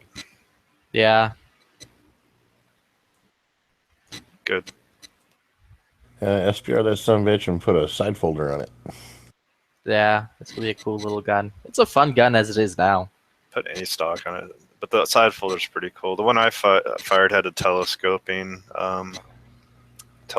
stock on it. The SD I fired had it was just full stock. That's the one thing I didn't like, that telescoping stock at all. I bet that full stock would have been a lot nicer, or even the fucking side folding one would have been a lot nicer. But whatever. Beggars can't be choosers. When somebody's like, "Want to shoot this?" I'm like, "Fuck yeah!" I'm gonna do I like a fucking the telescoping stocks. The one I don't know. It just didn't have a. I don't like tiny. I don't like tiny butt pads. You know what I mean? Okay, I can follow you on that. Freaking Like the first generation telescoping like M4 commando stocks were small too. They were like tiny, and then the newer ones are lengthened. That's why they have that like little triangle at the bottom. It's where they lengthen the butt pad. And so if you look at it like an original collapsing stock, they're fucking shorter. Length, like butt pad wise, and it sucks because you get used to the M16 butt pad, and and then you go to like a collapsing, like a commando, and suddenly it's fucking, you have to like sit up lower in your shoulder and all that shit. Otherwise you can't get any purchase on it. well, I'm actually kind of glad that's why they developed like some of these new stocks, dude. Like I have an MFT minimalist on my AR, and I really like that, dude. It's nice. I think even HK redesigned their stock with a new butt pad to make it better, but I don't know that for sure. Oh, what, the MR556? No, I'm talking about the MP5 still. The telescoping stocks. I know they they gotta have. be shorter because if you have that thing pushed all the way in, you still got to be able to fire it like a pistol. I don't know. Maybe I'm high and I just don't know what I'm talking about. I know the commandos are definitely had a smaller butt pad. I fucking hated it. You just had to get used to it. Yeah, well, like I said, the one I used had a full stock on it, and it was my Full stock instructor. looks nice. Instructor's a SWAT guy, and it was his SWAT gun. So, I am high. I was okay. It was a side folder. That's it. Okay, never mind. Yeah, the side folder is like just a bar, where the Yeah, telescoping one is kind of fatter. yeah, you're right. It was a side folder. I don't know, dude. I wasn't. Whatever. I'm not an expert on that shit. Or have any kind of memory, apparently. it happens to soldier folks. It's just not happening to me. I'm not used to it yet. Well, hopefully it doesn't happen, but I'm just saying. Yeah, I don't know. I can't be an HK fanboy. Although I do miss. Okay, I'm thinking about shit I used to own. I do miss my HK Benelli. Those are nice. I remember when fuck, which was one the HK had or that they imported? M1 Super 90. I like the M3 Super 90, the pump semi-auto combo. Yeah. That thing was sick. I got it during the Clinton era, so it was hard to get those ones. I ended up buying the M1. Actually, I traded it for an AK. I missed both the guns. I missed the AK I traded it for, and now looking back on it, at the time I didn't care because I spent $400 on the Norinco AK that I traded for the M1 Super 90, and traded it out during the Clinton ban when all the prices went through the roof, and at that time it was a good deal. Now I wish I had the Norinco still, but I also wish I had that fucking M1 Super 90 with the HK, all the HK stamps on it, because that thing's worth money too, but not as much as the Norinco. I remember when you get like Mac 90s for like shit, $100, $190. No, they were like they're like 200, 300 something, like in between 200 and 300. They were cheap, but they were inexpensive, I should say.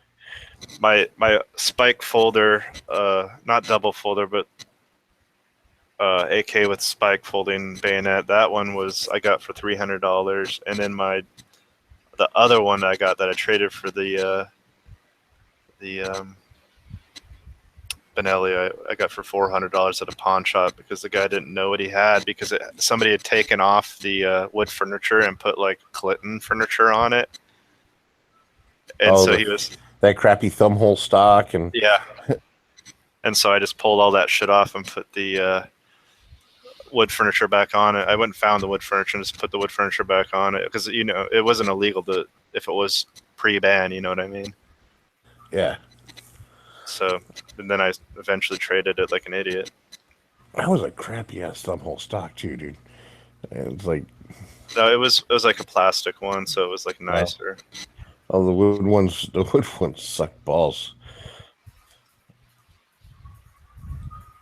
I remember when the whole thumbhole stock thing was going on. Who was it? It was the SA58, I want to call it. But I forgot about the second Norinco I had, because until my friend brought it up, my best friend, we grew up together, and he like pulled the fucking thumbhole stock out of a box. Is like, remember this? And I'm like, no. And he's like, blah blah blah. And I'm like, holy shit! Like, I totally forgot about that rifle that I got at the pawn shop. Shit. Oh, actually, the Benelli shotgun I would really love to get would be their 14-inch entry gun. The semi-auto 14-inch entry gun. I believe it was a M4 entry. It was semi-automatic, so it was probably an M1 Super entry or something like that. But it had ghost ring sights on it, 14.5-inch barrel, and only holds 5 rounds. Yeah, 5 rounds plus 1 and 2. So I like how people like talk shit on revolvers, but then they're perfectly fine with a shotgun that holds almost the same amount as a revolver. Like, why would you want a revolver for home defense, but a pump shotgun with the same fucking amount of rounds as your revolver, on the other hand? Well, double aught buck does tend to put out just a little more damage than I don't know, most revolvers, but yeah, well, maybe. But yeah, I get your point on that too. But then again, most rifles, most non-sporting rifles, I'll call them, they're generally have like a 5-round capacity too, 3, 4, 5, depending on the caliber.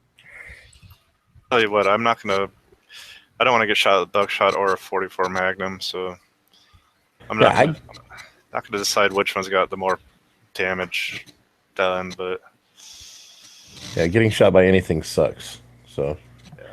But it's just ironic when I hear people talk shit on fucking revolvers, but then they're like, they really love shotguns. Like all right, dude.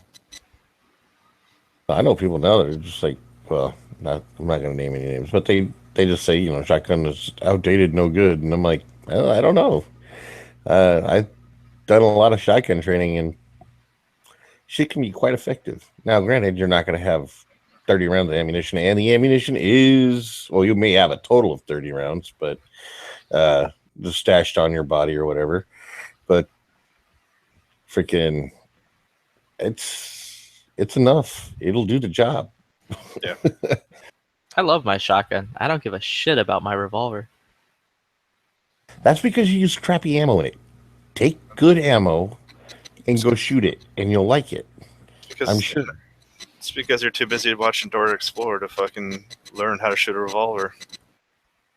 Nah, it's just lame, antiquated garbage. Now you're just No talking. common place in the common era. Edge is in an airplane. Like, And now you're just being a troll and talking out your ass like you do sometimes. freaking, I'll tell you what. Windbreaker. Windbreaker. I don't know. I will say this. You The one think, thing, you think your windbreaker has power over me? Nah. I know it does. but nah. I will be. Apparently, I a just thought windbreaker doesn't have people any think- power over Edge either. Well, he's flying somewhere, so Edge is close the currently window hooked on to the a wind Cessna and glider. try to talk to us. Freaking. The one good thing about a revolver that I can say flat out, hands down, over the semi-autos is contact shooting. You can't contact shoot with a semi-auto, not unless you use your other hand to keep the slide into place. And then most times when you're doing contact shooting, you don't really have time to get that hand over there. So Also just No, straight you up- just put a light on your gun. I think you don't have to worry about it. You can contact shoot all day long. contact shoot means you fucking. It's Shove not. it into them, and you pull the trigger until they stop being a threat. Yeah. Yeah, and The light works as a standoff, so it doesn't fuck up the slide. oh god, that's not that's not not true. the same. Yeah, because if they're reaching and touching the gun, that counts as contact, meaning they could grab onto the gun and cause malfunction. They grab onto a revolver, they're just going to hurt their hand, and you're going to keep shooting. So yeah, contact a revolver as a backup is an excellent choice. What revolver do you have that sucks so bad? Because it's probably a piece of shit anyway. No, Hey. prepare to shit yourself. Smith & Wesson 360 PD. I don't even know what that is. I don't care. You're dumb. No, no. The reason he doesn't like it is because he was using cheap arms core ammo in it, and not once but twice, the bullet came out No, of the not case and twice. locked it. 3 fucking times, dude. Okay, well, 3 times, whatever. It's the ammo. If he Fixed would it. take good, high quality ammo, he would not have that issue. Yeah, if you're shooting crap through anything, it'll malfunction. Yeah, but you know, if I'm using a semi-automatic pistol and I have a malfunction, I can fix it. If I'm shooting through a revolver and I have malfunction, I now have a fucking like You realize pair of brass knuckles. more- That's it. the more fucking CNR rifles you buy, you shoot the wrong ammo through them, you're gonna blow them fucking up. So it behoove you to use good quality fucking ammo when you fire these weapons, including revolvers. And believe it or not, you fucking get a weird fucking malfunction in a fucking pistol, and it'll make it just as much a pair of brass knuckles as a revolver.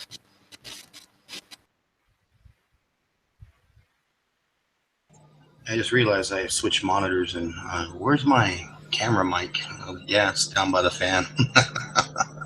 Yeah, right. Oh, so that's why it sounded like you were flying in from Mexico. Well, I had to meet Pablo and we had to talk, you know, him and Elvis and Steve Ray Vaughan. Edge Oh, can't. okay, cool. And Edge doesn't want to swim anymore, so he flies. It's just fucking faster. Well, I have the courtesy of using the G1 Gun Channels 1 jet. Is it a convertible? Because it sounded like you were using a convertible. You were in a convertible. I can't confirm or deny that, sir. You're using like one of those what was it, glider planes or paraplanes. Just doing circles all day, baby. Freaking yeah, Flippy, get good ammo. It doesn't have to be super awesome ammo. Just buy some Winchester white box. I've never, I didn't have much appreciation for revolvers, so I shot one, and several nice revolvers. And even then, I mean, shit, you can buy a fucking Rock Island revolver, and the thing fucking shoots all fucking day with the shitty little sight it has on it. It shoots all fucking day. It just, they're dependable. That's why most people, a lot of, not necessarily old school, but a lot of people use them as a backup. There's nothing better than like if you have like a proper Smith and Wesson armor, and you take a revolver, like a Smith and Wesson revolver to like a gunsmith that's qualified, and have them go through it totally like inside and out. It's fucking amazing. And I know people bow at like the trigger on a Colt Python, which I've shot and did a review on one of my neighbors. But my Model 19-3 Smith & Wesson, it's like a late 60s revolver. Dude, the trigger on that's fucking slick, dude. The double action is wow. I'm in love with that trigger. Yeah, Flippy's just being a troll. He's not speaking from experience. Just Well, his revolver that No. he has, he linked a pic to it. It's the I last lied. thing. I It's never actually shot a revolver. pretty- I don't own one. It's actually a very nice looking gun. It's an Airlight PD. it's not a matter of not owning one. It's a matter of your opinion. You're just yanking it out of your rear end. It's you shot one revolver and you shot shitty I like ammo. it. Yeah, I wouldn't buy an Airlight per se. I mean, especially 357. I mean, that's gonna fucking hurt shooting 357s out of that bad boy. No, I was popping 357s at it, no issue. Like, it wasn't painful No, as no. shit. You just got to hold on to it. No, that's what I'm saying though. But Airlight frame, I mean, those are cool like guns, but they're gonna wallop you in the hand. With that, I mean, even that 19-3 2.5 inch stub nose, it's a solid frame on there. 357 Sting, but it's a great round. yeah. Flippy just not talking. He's yeah. I don't know. Flippy, stop it. All right, I'll stop talking about experiences that I had with the gun that I You had own. one experience and you blew it. It's based my entire opinion upon. You're right. Yes, and it failed because you chose to put garbage ammo in it. So it's on you, not the gun. Yeah, see, like you're talking like 44 mag snub nose with 44 Magnum, rounds. That is, man. I've shot a 44 Talo with a 6-inch barrel, and I think it was longer. That was 6-inch, maybe longer. And that's something the gun had. Man, it let you know it was there. Yeah, that's not fun. But if you have a bear running at you, Oh yeah, you gotta do what you gotta do. I never understood the people that buy the well, I guess it's in kind of correlation of people buying the 50 Desert Eagle, or people buying the 50 Magnum or 500 Magnum, because all you ever see is people just like complaining how fucking, how hard the gun, kicks you in the grip. it was meant for big game and bear, but fucking wannabe diehard suburban dudes buy them too, and then complain about the recoil. I will say, and believe it or not, Yankees defense, he loves to shoot those big bore guns. And same with Sean Connery. They're like big bore. It's like a drug to them, man. They shoot those things and they're like, yes, more. Give me more. Dude, I went to That's because they're sadomasochists. no because they understand and they appreciate it. Dude, They understand you're the about joy to of some good knots and some whips. all right, and you're talking about getting a Springfield 03, which has a lot of fucking recoil. Just wait till you shoot that fucking thing with that steel butt pad. Everyone likes to keep pointing this. I have no issue with the recoil. The recoil was nothing. It wasn't a big deal. I just didn't like it because it fucking malfunctioned on me in a way that terrified the shit out of me. And I'm like, all right, these things are useless. You should not. the ammo. No, you're useless, and that's you malfunctioned on the handgun. The handgun didn't malfunction. How on the you. fuck did I? All right, yep, you're right. I pulled the bullets out of the fucking casings and jammed up the cylinder myself. How do the bullets failing means the gun? How does a gun make the bullet shoot more, or harder, or not work, or work correctly? How does that happen? Unless you were getting light primer strikes, that's on the ammo, not on the gun. The gun can't imbue more power to the bullet to make it leave the fucking cylinder. Yeah, I have to agree with him because I've had more issues with even Glocks with ammunition, using cheap ammunition, especially like when you go like Monarch steel case and shit. And sometimes you get a batch that'll run all day. Sometimes you get that batch at every fucking fourth round is fucking up because of like primer strikes or whatever, or some other issue, and it's usually ammo related. Less, not so much gun. 1911 is a little more finicky, but your average semi-auto or revolver, they typically don't get plagued with that. Yeah, that's like it's like buying a race motorcycle that needs race gas, like high octane race gas. You put in the cheapest pump gas you can find, and then blame the motorcycle for not running right. You're like literally, it's on you. It's not the gun's fault or the motorcycle. I just gotta ask you, Flippy, when you're riding your Kawasaki Ninja, or is PBR invited on the backseat? Hell no, I got a sidecar. You ride a Kawasaki, I figured you'd at least have a Bugatti or a Ducati or Mr. Butch. one of those Italian bikes. Nah, dude. The only thing Italians did good was be gay and murder Jesus. I don't know. They made the Ferraris and Lamborghinis. Wow. I thought you had Italian leather shoes. I do have Italian leather shoes that are very nice. I just like talking shit about the Italians because it's fun. They're No, good you like talking shit about everything. Let's face it. Nah, Talking dude. shit about revolvers. I don't talk shit about Noveski nor H&K because both those things are wonderful. Well, that's another thing that dilemma people throw out there, that the pro owner dying or the original owner dying, and after that people say it's not the same company. So I hear mixed stuff about that. But at that level of dollar, you got more money than switching and common sense. Yeah, the HK VP7 or VP30 is great until you get it wet, or VP whatever 9. That's it. VP9. Yeah, until you get it wet, and it works fucking flawlessly. Yeah, I almost bought one today for my dad for Christmas.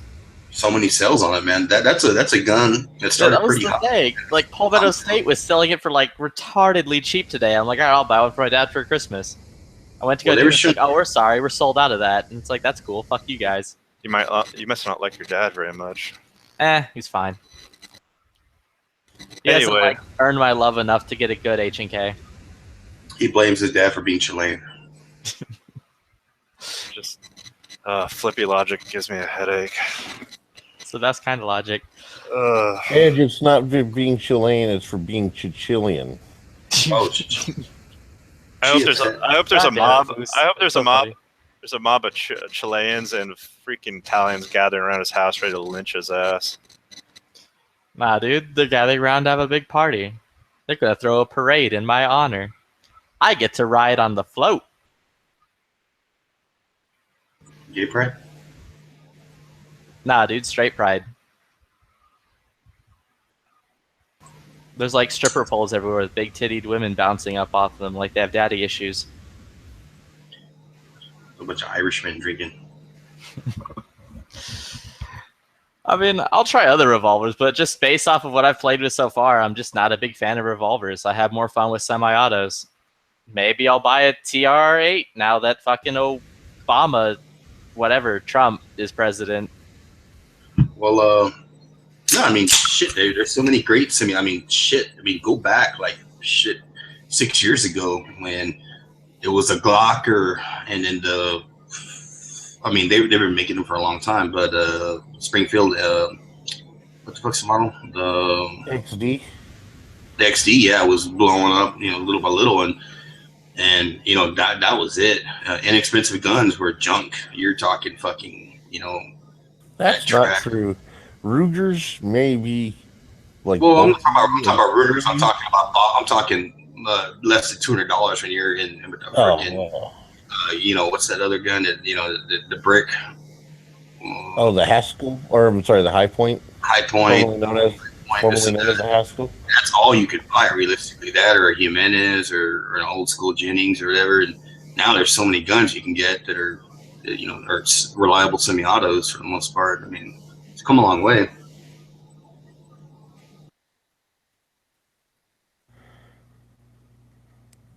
Yeah, there's definitely a larger variety. I will say though that the gun that makes me the happiest is still my MP5. Like, I just can't help but to smile and love life while popping off rounds with that. Your what? My MP5K. Your what? My MP5K. Your what? My MP5K. You own an H&K MP5K. No, I own a Zenith Fake and K MP5K. There you go. But, I'm not going to be turkey shamed because of my not people. but what are you gonna do when you open up the Christmas gift and your dad gets you a Sky 9mm and you're like, oh shit. I have flippy fatigue. I'll see you guys later. Later, PBR. Bye. Later, Flippy. PBR. See you guys. Later. So that's my question. What are you gonna do when you open it up? It's like, Dad, and you're expecting that freaking Kimber 1911 or Colt. Nah, dude, fuck that. Dan Wesson. If it isn't a Dan Wesson under my tree, fucking someone's getting taken off the trust. That's what I'm saying. And then your dad's gonna, you're like, hey, I got you a Sky because we're saving some money this year because yes, Sky 9mm. Like I said, he's getting taken off the gun trust. He doesn't get to have access to the NFA items anymore. He can buy his way back onto that if he really wanted to. Oh, speaking of the NFA items, have you heard any You word? would have to give me another Mercedes. Nope. I was told the other day by the shop. Oh yeah, heavy. I had my own shop issues yesterday or the other day. It was great. Not at that place, but at Rifle Gear. And I'm assuming it had to do with your NFA items. No, it did not. It had to do with my wife's Christmas gift. Someone got fired. No. It was wonderful. But apparently my silencer isn't going to be coming in for at least another month or two. The tag for your silencer? Yeah. Oh shit. I was at my local gun shop on Black Friday and I saw they had a Serbu, I think it was Serbu, Mossberg. And the guy was like asking about it. I was like, yeah. It's like, hey, well, do I have to get tax stamps? Like, yeah, but at least it's not it was a $300 tax, or it's 200. For, yeah, it's like, yeah, at least I got a $200 tax stamp because it's another. It's less, but you still got to wait the 8 months to fucking get it processed. Oh, that's a that's a $5 tax stamp. Yeah, it's like $5, whatever it is for another. And he's like, but still, man, I mean, it sucks for those gun stores that have to hold on the inventory for fucking 8 months just to secure a deal like that. It's not even a really high. It's not like a full auto. They're gonna make 20 grand off or whatever, or something like that. They get a full auto pre-ban. I mean, that's one thing I hope they get rid of that fucking bullshit, stupid pre-ban bullshit, so that people can afford to buy weapons that are inexpensive as well, or not so expensive, or fucking put on a shelf that you can't afford because of some stupid fucking law. Is that gun you're talking about, was that the extremely colorful SIG P230? Oh, that... No, P230. The P238, that is on my, whatever the majigger's called. Yeah. So what happened with that? Why did somebody get fired? Okay. Basically, I told this story the other day, so like, long story short, I called in that morning and I was like, hey, I want to pick up a P238. Grab a Gun has it for this price. Can you guys price match? The dude I was talking to was like, I don't know. The owner just came in. Let me ask him. We'll figure it out. I'll call you back in like 10. I'm like, cool. Called him back at 10. He's like, yep, everything's good. It's totally price matchable. My name's Mike. Come in at any time today. We'll save you the gun for this price, but only today. So you have to come in today and pick it up and whatever. I'm like, cool. He's like, we'll leave a note up at the front so they, in case I'm not here, they'll know, and I'll let some people know. But don't worry about it. I'm like, all right. I went in later that day. I talked to some dude who like was a fucking ass, and I'm like, yo, I'm here to pick up this gun. And he's like, all right. So he like runs off to the back, goes, gets it, comes back, and he's like, I'm about to start filling out paperwork. And I was like, oh, real quick, I'm supposed to be getting this with, it's supposed to be matched for $5.75 from Grab a Gun. And the guy's like, oh, we don't do that. I'm like, yeah, you do. I talked to someone earlier today who said you guys would. And he goes, all right, fine. I'll go ask my supervisor. So he runs off. He comes back and he's like, no, we're not doing it. And I'm like, okay. And I put down the pencil, like the pen, and I'm like, fuck you, no.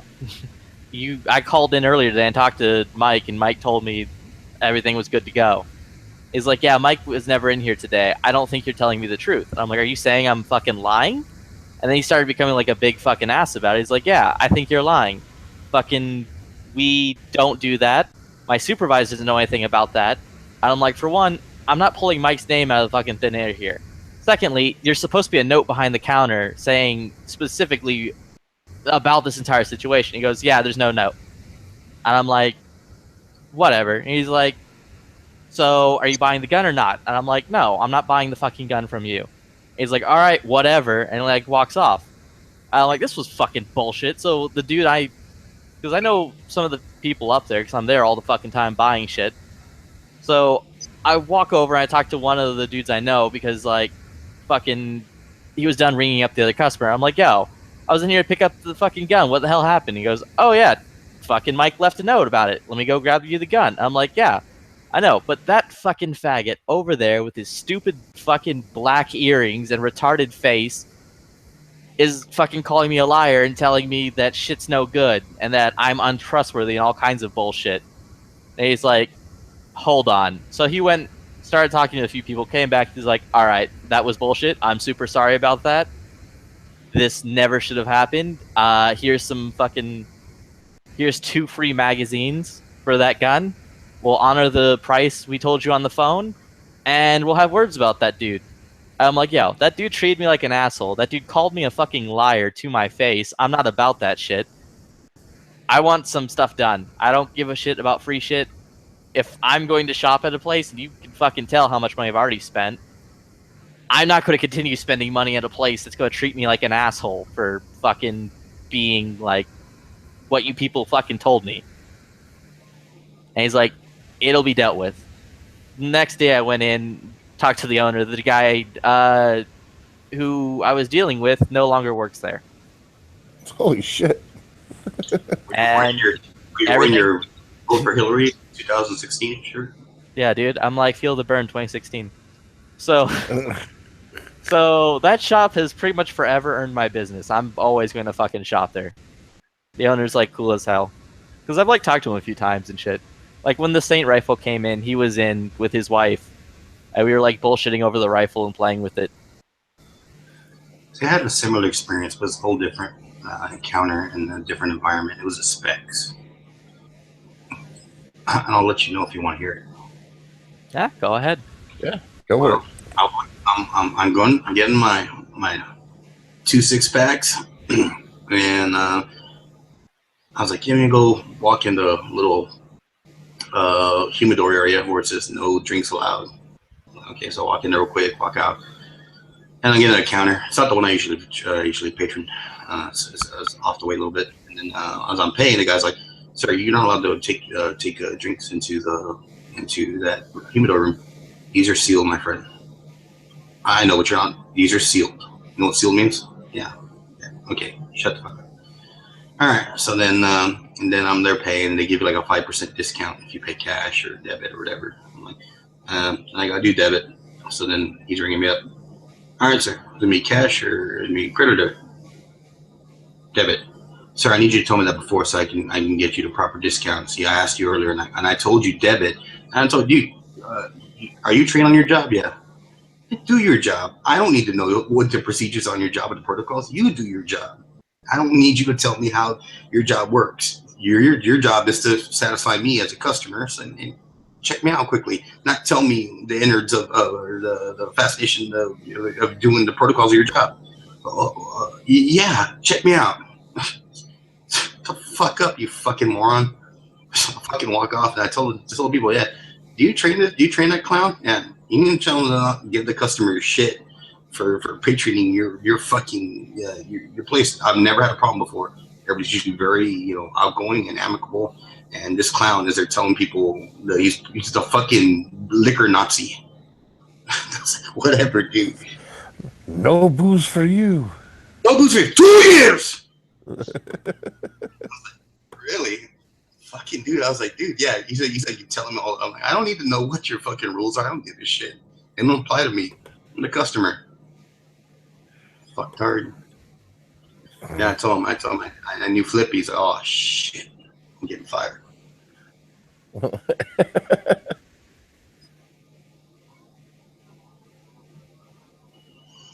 And I told people that story at work, and they're like, "Dude, you're a fucking dick." I was like, "Well, that's a given, but you know, I don't like being fucked with when I'm fucking paying you money." Yeah, dude, like I'm easygoing and shit. I don't give a fuck until like fucking. I just got mad because the motherfucker called me a liar after I drove like 30 minutes to come to this place. He was like, "Nah, dude, you're a liar," and then like gave me attitude like a motherfucker. I'm like, nah. That's not how this works. I've seen some gun snobs at gun stores that you need to talk out of their ass. You know what the fuck they're talking about sometimes too. And I, you know, I don't ever. So that gun store I go to, they know who I am and know what I do. And no, that don't Pablo. You know he's dead. But no, I mean, yeah, I've seen some gun snobs that are fucking stupid. And like, okay, whatever. Or they got their opinion. They're trying to shove you down a gun that they're getting a spiff on. And people don't know what a spiff is. It's a cash bonus to sell one particular gun that day because they need to move them.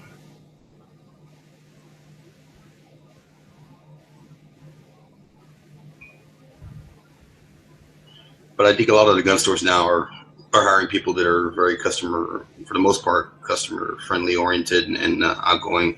Like that store I go to, they're all about putting the gun in your hand, and you know, I always ask, "Hey, can I pull the trigger?" Like, hell yeah, pull the trigger out, no problem. And you know, whatever.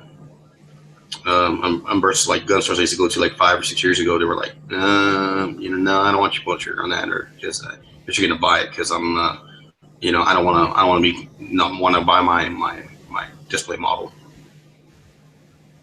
or display gun, whatever.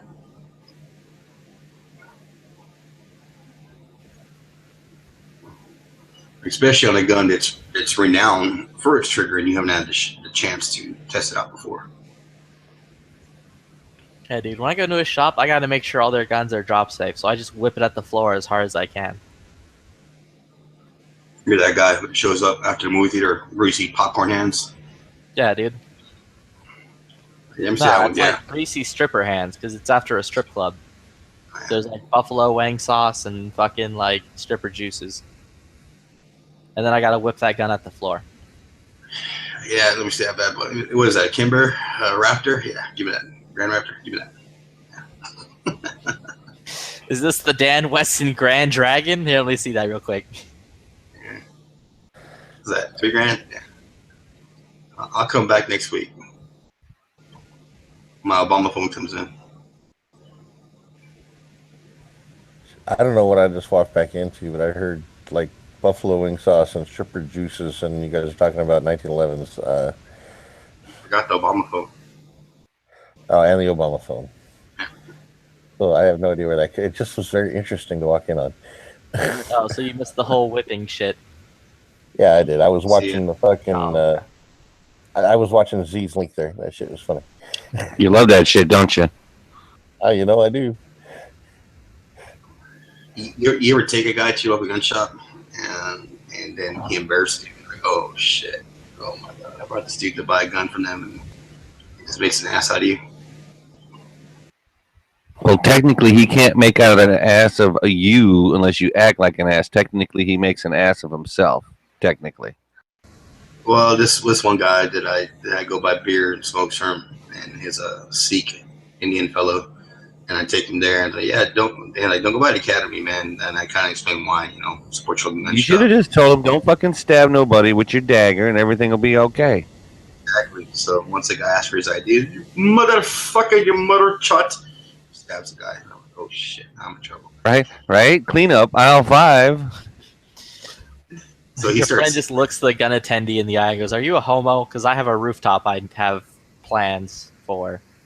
It's like, He oh pulled god. off- No, man. Sikhs are the anti of the other end of the spectrum on that. Actually, they're a much valued ally in the war on that type of Yeah, stuff. for now. Well, no, No, the thing with like him- for like 12 or 1300 years, you know. So Yeah, not just now. For now. Until we stop buying their oil. No, I didn't say sheik or shake. I said Sikh. Yeah, for now. the guys with the turbans, they're Indians, they're Punjab. Right, and they've been Dude, I know, don't worry defending about it. against You don't have the to- Muslims for You don't have to 13 or explain it, I 1400 got it. years. Okay, good. I'm just being an ass. What that Oh, well, dude that's did all right. was Did you buy anything Okay. today? More magazines. Okay, that counts. Yeah. I bought Chick-fil-A. Oh, and that counts. Hey, USP9. fucker, that counts. I can't have a Chick-fil-A, so you're an ass. Because I mean, that's why I tell people, you know, like when Chick-fil-A, you know, Can't have they no really Chick-fil-A. Can't have no Whataburger. I mean, it's just a bunch of bull. I can't even have a goddamn Shiner Bach if I wanted one right now. Oh, I'm telling you. my wife brought me it's Travis. Whataburger today. Well, the thing was funny. I tell somebody I worked at Chick-fil-A always back, like, you know, dude, Chick-fil-A is like undeniable. I don't care how much, you know, they never really. I got thought you were political. banned from the Chick-fil-A, Edge. Wait a minute. When did you get unbanned from the Chick-fil-A? When I stopped cutting ass in line, and they're like, okay, Man, here I you go. swear your picture's still posted at every single Chick-fil-A with the "Do you know this guy?" Yeah, behind the counter, dude. I swear I've seen it, man. Edge has to send his daughter in to buy him food. No, I used the app. That's legal. Sits in the car. I used the app. Now I got my cowboy hat, and then I just kind of duck my head, get my ass. I noticed that. Is that your incognito look? Like, no, that's not me. Look, that's the cowboy. It's the cowboy. That's when the cowboy rides away. No, I was telling somebody at work there always about it. I was like, man, Chick-fil-A is undeniable. There's no way you can hate Chick-fil-A unless you just don't like meat or poultry or whatever. But, you know, when all those gay people were calling out Chick-fil-A for being anti-gay and blah, blah, blah, blah, I was like, dude, there's no way if you're protesting Chick-fil-A and they're come out with some free sandwiches, they're like, all right, here you go. You've been protesting all day. It's kind of you're hungry. Dude, wait a minute. Chick-fil-A, they made, man, when what the fuck, the Orlando shit, right? They went out on fucking, dude, they brought every motherfucker down there like chicken sandwiches. On a Sunday when they're Oh no, yeah, that was the whole fucking thing. Sunday and the other part. So as far as I'm concerned, Chick-fil-A just do whatever the fuck you want. Just keep making them delicious sandwiches. I mean, honestly, all Chick-fil-A did, they weren't anti-gay. They just, because Chick-fil-A is a super Christian, or the owner's super Christian, all he did was say he believes marriage is between a man and a woman. He didn't say anything anti-gay. And then people flipped lids over it, and then Chick-fil-A made a ton of money. They turned it around. Right, because everybody else said, well, I still like Yeah, I'm going to eat this so delicious I'm sandwich. still going to Chick-fil-A. Yeah. You know how many people I know said they were boycotting Chick-fil-A, but then I caught them eating Chick-fil-A? Yeah, because that's how good them motherfucking sandwiches is, They're dude. liars. I tried to boycott Whataburger after the CEO of Whataburger said that shit that he doesn't want people open carrying if it's a family restaurant. I tried to boycott them. I failed horribly. Man, I understand your theory on that, Edge, but unless you're going through the drive-thru, I just don't see it happening because I will not deprive myself of Whataburger when I'm in Texas. That shit ain't happening. That might be for somebody else, but that ain't for me. I hear you. Just go through the drive-thru that way. You get Whataburger and you're done. It's all good. I mean, or just go in with your gun because they don't have any fucking signs on the door. And is Texas the way to law with the 30-06? Yep. No, yeah. 30-6, Right. 30-7, But if way to law. they don't have the sign, or then if the sign it's- isn't correctly done, then you're Right. good. you can't photocopy shit and do that. That is correct. Hooters has the same shit. But Hooters has no firearms. I'm like, that's why. Well, that's because 51% of their gross income is alcohol, or 51% of their sales is alcohol. Right. That's no, different. but they didn't have the sign at all. They just had no firearms, and I was like, you don't have a thing. That's all they have to have because they serve more alcohol than food. Yeah, well, technically they need Especially a in Texas. 51%. Well, technically they need a 51% sign, but Yeah, they didn't have that sign. Just said the little cross, little red cross, cross out, black out, cross out sign, whatever, with the gun. No firearms. I'm like, Mom, I was like, get your gun there. I'm like, it's not a properly. The circle with the bar, you mean? Yeah, and I was like that? Yeah, I was like, it's not a properly formatted sign. And then two, if they ask me to leave, I'll leave, and I ain't paying the tab. So fuck them. Yeah, that sign holds no weight in law, and like specifically the 30-6 and 30-7 signs. Those have to be 1-inch type in both Spanish and English, and have all the correct dialogue to it. So if it is not 1-inch type or only in English or whatever, then there's no real law with that. It holds no weight. You can do whatever the fuck you want. I'm there waving around my gun like Flippy, with wing sauce all over my face and my handgun. Like, hey, where my fucking wings at, bitch? Dude, that's fucking dangerous, because then your gun's gonna slip out of your hand from that wing sauce and wing some poor old dude. What kind of wings we talking? You know, you got like 3-4 different types of wings you can get there. Like, you're not gonna believe me, gentlemen, but I go there for the wings and the pictures of Guinness. So I mean, dude, I fucking hate Hooters. I mean, the scenery is like a nice bonus or whatever, but that ain't why I'm walking in there. Dude, if I want, I mean, I do tip heavily, but that's beside the point. That's just me. I like the food. Dude, if I want porn, I'm gonna go look at porn. But if I want wings, I'm gonna look at this shit for free. That can make good wings. Hey, I was gonna say, Flippy, you're in the And I'm sorry, I'm gonna tell you right now, gentlemen, picking up a Hooter girl is not the same as picking up a stripper or a hooker. I'm sorry, it is not the same They thing. don't fucking blow you when you throw money at them. What are you saying, Edge? Well, I don't know how many Hooters girls you've gone out with, but that's not exactly correct. Well, no, I was gonna say, Flippy's in the Dallas area. Have you been to Tallywhack? You know, like school and stuff like that. They're all. I mean, they're not all doing that, but a good portion of them are. Have you taken the wife to Tallywhack yet? Flippy? Well, I have no idea what you're saying. Everyone interrupts you. Tallywhackers. Have you taken your wife to Tallywhack? No, I don't even know what the fuck Tallywhackers That sounds is. British. Why the fuck would I go there? It's the equivalent of it's only in Dallas here, if I understand, in Texas. It's the equivalent of Hooters, but it's all dudes wearing the short shorts. Okay, my point exactly. That's a British thing, and it sounded pretty fucking stupid. I'm So not now you going just there. proved it. Thank you. Thank you for proving that point, Edge. I appreciate that. And I will say that I've dated a few girls from the Hooters in Waikiki. Yeah. They're actually, I hate to I say met it, one my they're pretty first fucking weekend cool. there. Yeah. I will say though that I hate Hooters because their wings are terrible. And I go back to my previous point. disagree. If I want good wings, It's not everybody's I cup go of I've to never Wingstop. had a bad wing from Hooters. Oh, I've had several. And I only get to go to Hooters when I go to Texas. So I mean, Back when I worked at GameStop, which Okay. these stories are always great. Right. Fucking Right. Hooters would literally cater everything all the fucking time, okay. and their wings were just terrible. Like I couldn't fucking like I just Oh, would pass them man, up yeah. every single time. No, I wonder if it's because, okay, so they got to deliver it to you and they're holding temperature and all that kind of stuff. Because if you're getting them right there at the place, dude, they're fantastic. And I mean, that's whether it's sauce on the side, the spicy, the barbecue, it don't fucking matter. Like, they're, See, that's They're the way it just is with good. Wing Street though, or Wingstop. Wingstop, it's literally, it doesn't fucking matter. I've heard that about Wingstop and Buffalo Wild Wings. It doesn't I've heard matter that- what temperature you Wingstop at. It's fucking like magic. No, let me tell you Well, about I like chicken wings, so I like hearing talk like that. That kind of talk don't scare me. when Yeah, you that's get a your place wings you are hot. fucking hit up whenever you come. If you come to Texas and you can find one, fucking hit that place up, dude. That place is magic. Which one, Wingstop or Yeah, Buffalo? dude, Wingstop. And we got They Wingstop have and Buffalo Wild Wings out here. Oh, okay, Wingstop's great. You know when you get your wings are great, they're ready, is when that shit is so fucking hot that that hot sauce permeates and fucking burns your nose hairs, like goes in your nose Yeah. and fucking burns you. Like, oh, Yes. I was like, oh, they're just the right temperature. I've had them serve me them cold, like when they're trying to fucking like make an order and let them sit, fucking sandwich or some other shit, some chicken strips your kid ordered. I'm like, dude, these aren't fucking fresh, dude. You fucking let them sit there for at least for a couple minutes, man. I'm like, oh, well, let me talk to Man, you manager. get Yeah, the man. other thing I liked about Hooters was pound of crab legs, $8.99. Fuck you. Keep them coming. Oh, fuck yeah. $8.99? Like, you're shitting me, man. Like, I even asked the chick, are you for real with this?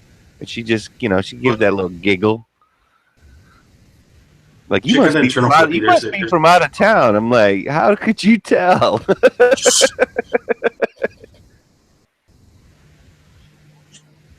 Oh yeah, Z. I did buy some stuff today. Aside from Good. magazines, I bought a USP9 today. What? Really? Yeah, Where'd you get that from? California. Really? really Like didn't- some gun broker Really? You shit? got or the what? USB from Nah, California? some fucking Instagram shit. No kidding. Now, was that for that upper Yep. deal, or was it another deal? No, it's that deal.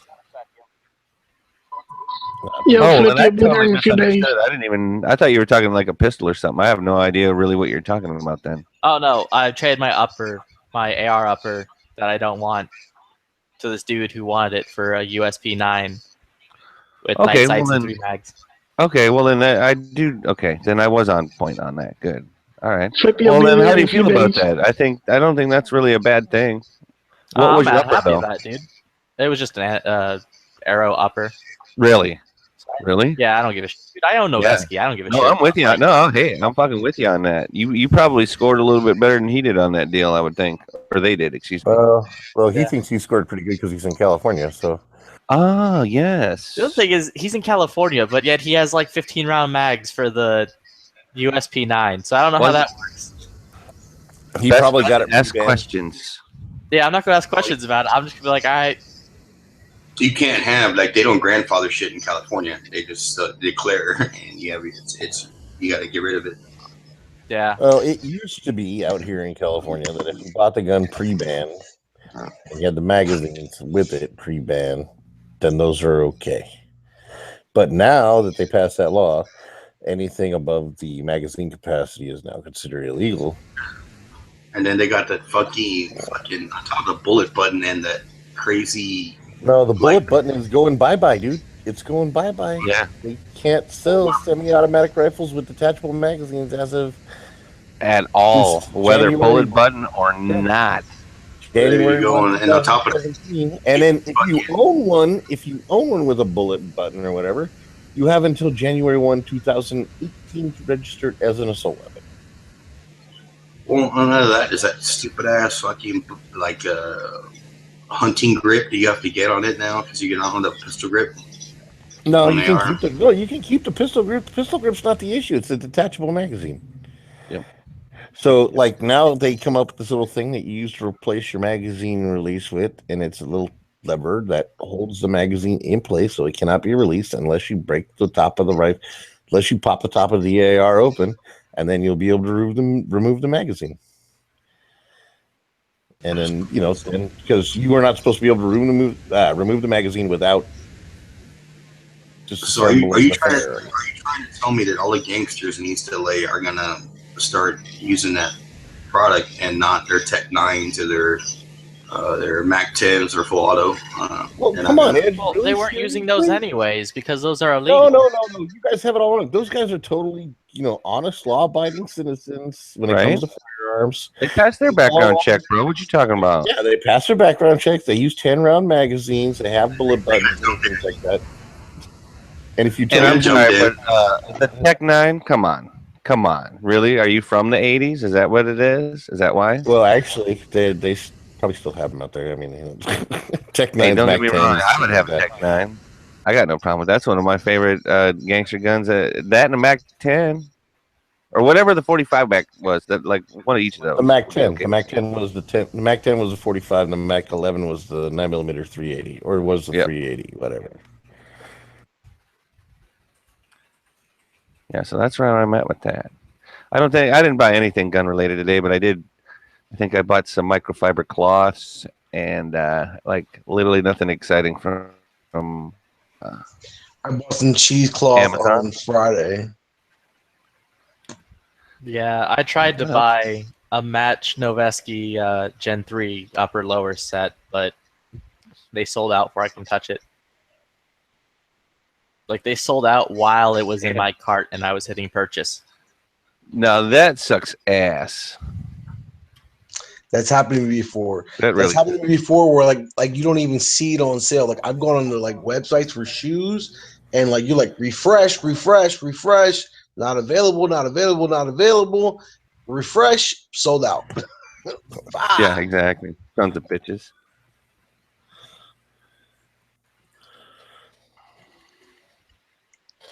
Yeah, what a chamois, a car mitt, some microfiber, a fucking car mount for the smartphone, and I think I bought a dog backseat car seat cover I bought 2 yesterday. pairs of Did you get a new work car? shoes, Yeah. You got some shoes? What'd you get, Marco? some Rockports, bro, some lightweight Jones. Yeah, I love on those. there. Like the shoes or the boots? No, the loafers, bro, slip-ons. Oh shit! Now Quick on my that's feet. some comfort right there, bro. Quick on my feet, bro. Those are some of the best shoes I ever bought. I ended up buying some shoes and some boots from those guys, and I wish I never would have destroyed them. I would still have them now if I wasn't such a fucking stupid punk. I want to get In my me youth. a pair of military boots or like SWAT boots. We were talking about those earlier tonight. You should go to. You know, Belleville. Nike got the freshest.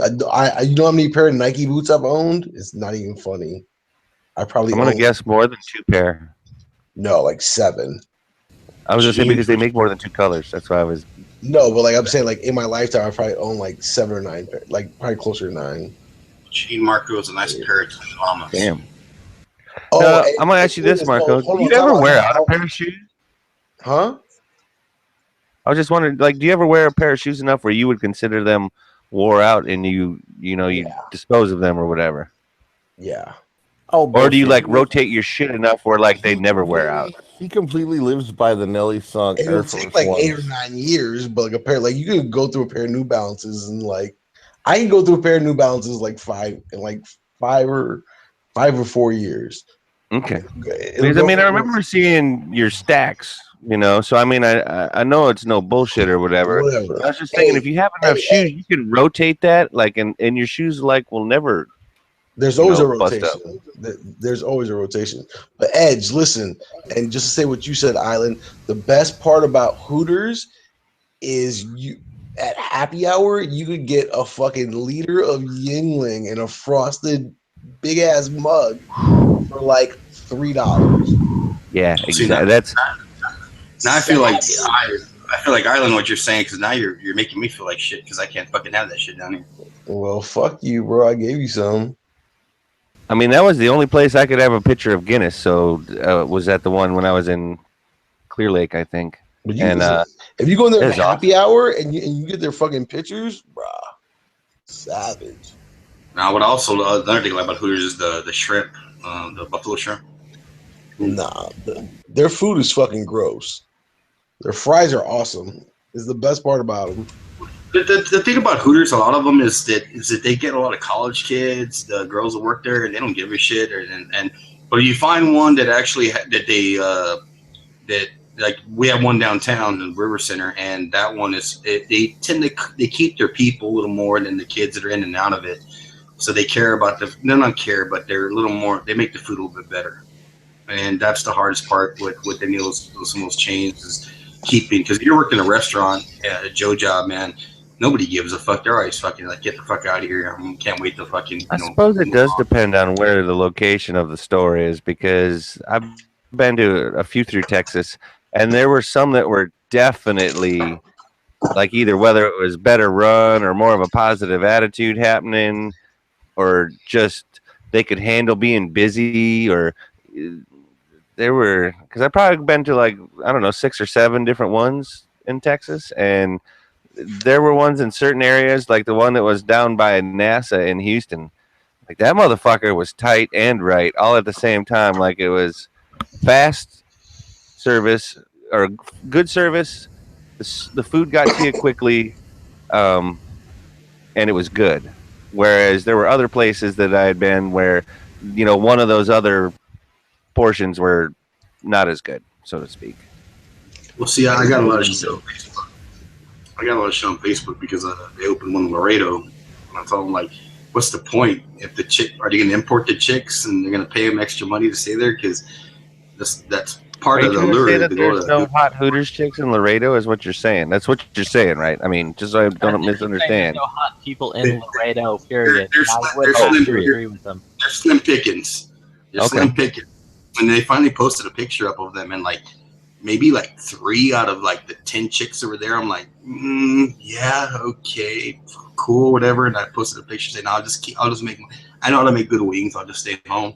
And a bunch of people came at me talking shit. Who the fuck you think you are? I saw your picture, you fat fuck. And I'm like, wow. If you want me to put Wow. if you want to put the Hooter shorts on, I will. Hey, if that's your thing, and I'll send you a I was pic. just gonna But say that. It's like I'm But not I'm the one shooting the wing. I'm not making pictures of me. I'm going to eat the food, and what you're gonna fuck that up too in Laredo.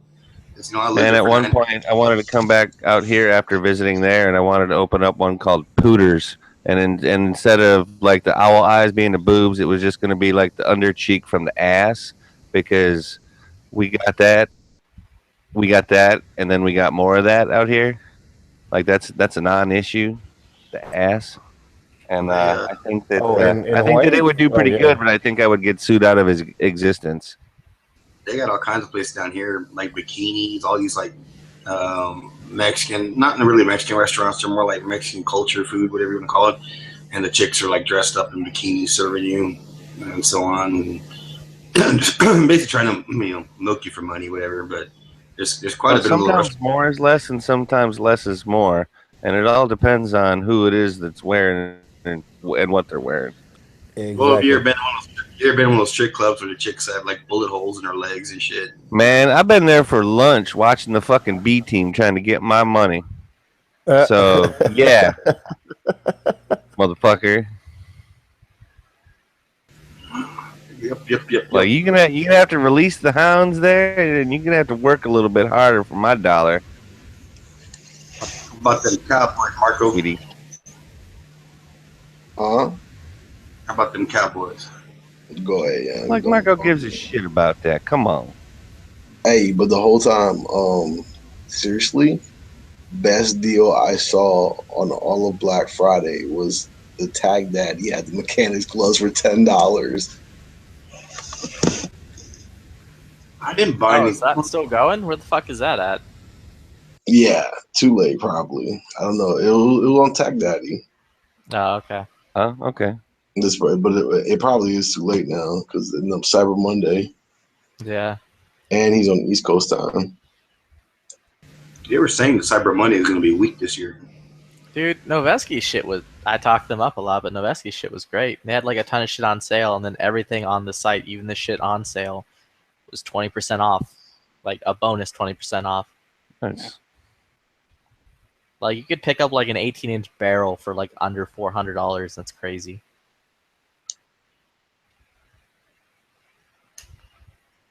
But I cannot pick up that goddamn match set. He's like, go out east and Marco, and get some Chinese wings and some Jumbo sauce. You be faking though.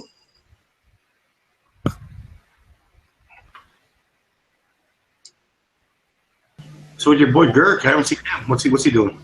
I haven't talked to him in a minute. I haven't talked to nobody. Dolo.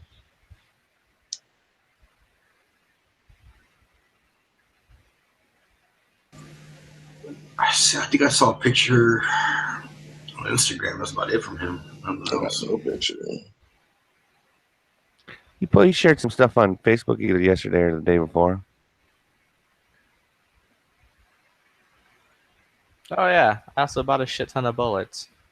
Oh well, fuck yeah, So did dude. anybody get an actual gun on Black Friday? Like not like an upper or a part, but like an actual gun? I bought a P238 for $575.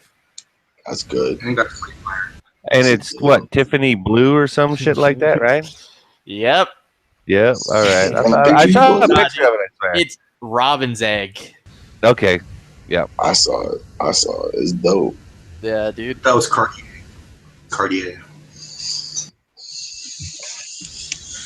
For sake. I bought that. I bought a Smith & Wesson 462.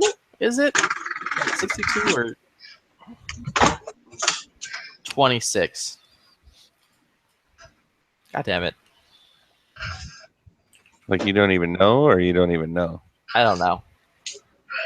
I can't remember the fucking nomenclature on it. I'm gonna ask you, What'd you buy that for?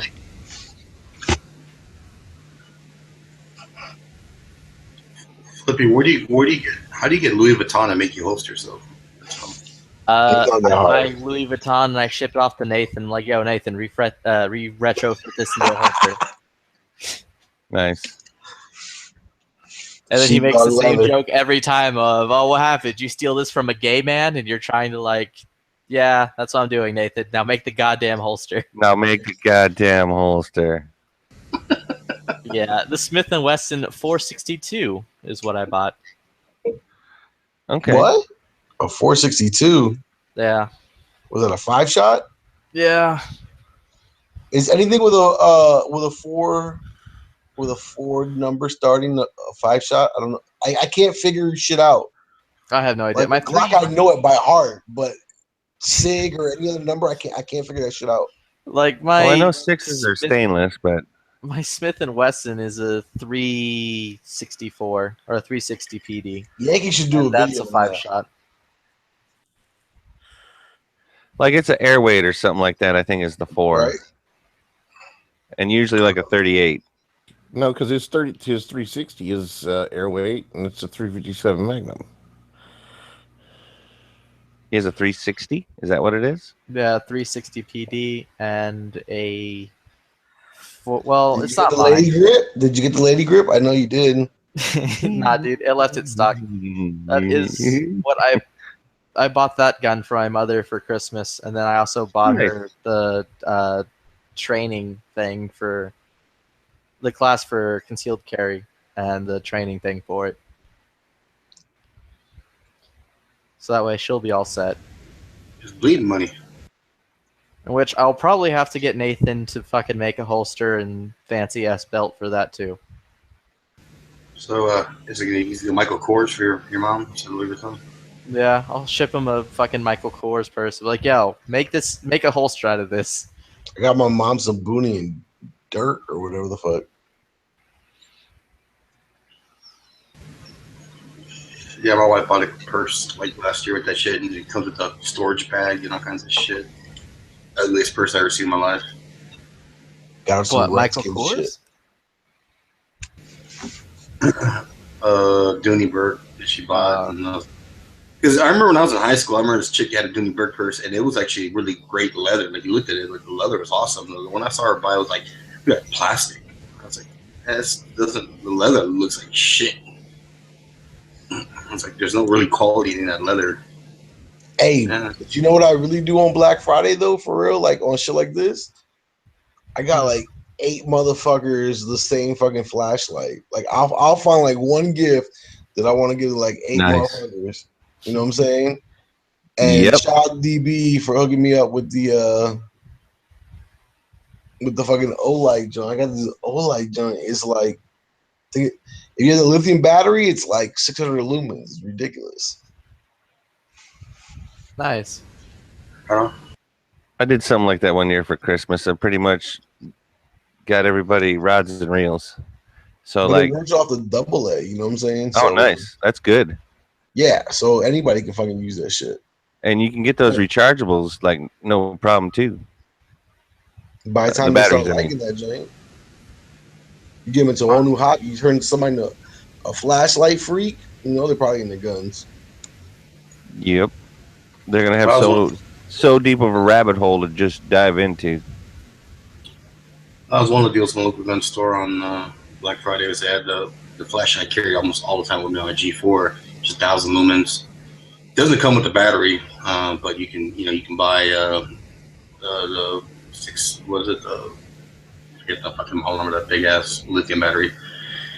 And but it's a little investment when you buy some of those flashlights. Like I have like a charger, the Nightcore Digicharger, whatever. And little investment, you charge your batteries up and this and that, and you buy. And I tore apart all the laptops I had. I was planning to do something with. Fucking ended up like 40 fucking batteries. But the ones I really use are the Nightcore batteries as well that have the protection charge system in them. And I alternate to those, and they're fucking awesome. But I bought the same flashlight for the same price, but it came with the two smaller flashlights, the G2 and the K1. And that little K1 with that fucking AAA battery, little keychain flashlight, is fucking bright. Wow, it's a pretty solid deal. And I lost my piece of shit Nightcore in my move. It was like my only like decent flashlight outside of my Surefire that I have, my Surefire 300. It was the only decent flashlight I had. I lost that shit in the move. I'm mad. Other than that, all I got is like a little AAA Glock logo Streamlight. I mean, it's decent for around inside the house, but it's below decent. When you get outside, like I'm not blinding nobody with no flashlight. I don't have one right now. I need one of those. If you can, Mark, because you're in. I got like 10 of them sitting right next to me that aren't even mine. Buy a Surefire. Yeah, I love that. What did you just say? And none of them are mine? Is that what you just said? None of them are mine. I got like 8 of them. It's great. That's fucking cracking me up. Go on Amazon, Marco, and check out because you have a night charger set up. Check out Helotex, HELOTX, whatever. Bro, I just brought 8 flashlights. You want me to tell me go buy another one? Fuck you, asshole. Oh, one for yourself. That's some dumbass shit. Nah, bro. I'm working on other flashlights. Other ways. It's just some shit I give out. I don't mind paying for shit I give out. Right. I will say though that Cabela's was pretty fucking great though. I got like, cause that's where I bought 4,000 rounds of 9mm for like $9 a box, and then there, on top of that, there's that fucking Remington rebate that's also on it, so I'm getting like $400 back. I'd say, did you hit that shit or what? I hit the shit out of that shit. Nice. I went from barely having any fucking 9mm to now having like 6,000 rounds. I was gonna say, I do feel bad because this is the first year on Gun Channels I don't do the Secret Santa. Oh no shit! I didn't even think about that. Santa? Nobody peeped that. Used to. Nobody peeped it. I ran it for like 3 years straight. At least two, maybe 3. I live for 2 for sure. How about that shit? Add me into if we do Secret Santa. No, bro, can't. I haven't done it. You know what? I wonder. Is it because we were all distracted with the dang election? Perhaps. I mean, maybe. Probably. But I honestly just thought about it. Man, that's how I got my Glock knife, dude. With the Santa program, like, I'm pro. You know what's dope is that we always set a limit, and at least like I'd say about 70% of the motherfuckers go over the limit. Yeah. There's no men. But there's a limit. Yeah. And I'd say about like 60 to 70% of motherfuckers went over the limit. Well, like one year, didn't somebody was it Pink? Shipping Got somebody count. like remember in parentheses, shipping never counts. Right, but like, didn't Pink get somebody like a carbon fiber fucking holster, or did you get somebody a carbon fiber holster or something like that the first year? I'm trying to think. Like somebody went like fucking, I don't want to say nuts, but like clearly went over and just didn't give a shit. Yankee went hard. Great. Oh, Yankee did too, right? Yankee went hard the first year. I can't remember what Yankee did, but I know Yankee went hard. Yankee always go hard. That's one thing you can say about Yankee. He go hard in the paint. Yeah. Speaking of that, how them Wizards doing this year? Bro, come on. I don't know. Hey, man, I'm a fucking Pistons fan, so, I mean, it ain't like, you got anything to worry about. We're probably about as good as the Pistons. Okay. Well, then I am sorry to hear that, brother.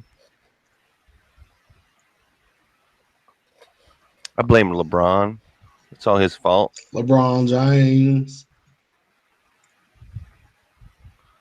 But, he brought greatness back to Cleveland, so I can't really... Fuck that. Fuck the. Hey man, I hear you. I I fucking hate hear the you, bro. entire state of Ohio sports.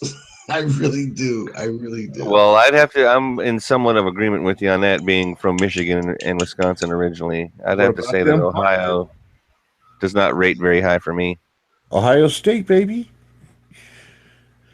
That's Yeah, they one got reason- so happy about all that. their that great, all their freaked great somebody teams are out. fucking collegiate. Oh yeah, Oh. Hey, look, all I gotta say is my favorite running back all time came from there, Eddie George. that's your favorite dude of all time. That's my Really? favorite running back, yeah. Running back or Wow. dude? Okay. Running back. Like he was fucking awesome, dude. I just think there has been like Barry I liked him when he Sanders is not my played, and he favorite. would have been on my fantasy football team at the time back then. But as far as like best running back ever, not even close. I was in elementary. In my school, opinion, middle of school. course, in my opinion. He was. I was in middle school. I was in elementary school and middle school, in Barry Sanders' prime, and he retired before I got to high school. Watching Barry Sanders Yeah. play every Sunday was See, my thing is Juking like, people out of their shoes, like- literally. Like I'm I like- talking shit right now, like dancing them like- out of their shoes. But no, he literally. no, dude. I fucking liked Eddie George because of his personality, dude. Fucking Oh, like I like okay. like players that actually are cool, not are dickheads. You know, I mean, you could play fucking whatever, but those guys like Man, don't Barry you call Sanders- Barry Sanders dickhead. Barry You take Sanders that never back, mister. spoke. Never spoke. And, Fucking- so like no, like Eddie George was definitely intelligent, but I'll tell you why I thought Barry Sanders was intelligent, because he never spoke and he walked the game. He walked away a winner better than anybody else could. I don't think anybody else could do that. And not Well- think twice about it, not come back. He I mean, gave I'm up not, I hate the being the Cowboys. number one but, running back of I all like- time, and I do basically like- gave it to Emmett. Gave I it to do- him. I do like Emmett Smith too, I but can't that's for stand cool it. players. But Can't- people No, like I didn't fucking think Larry of that. Fitzgerald.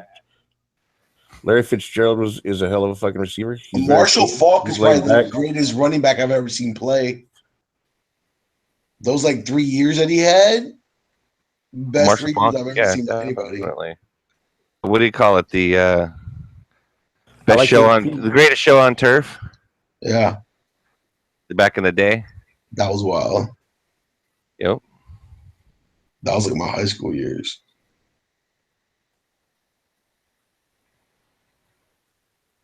So Eddie George was good, dude. He was I have good a hard for- time remembering. And who George was- was awesome. It's He a was shame. flower. It's a shame he didn't get a fucking Super Bowl ring. It's a shame.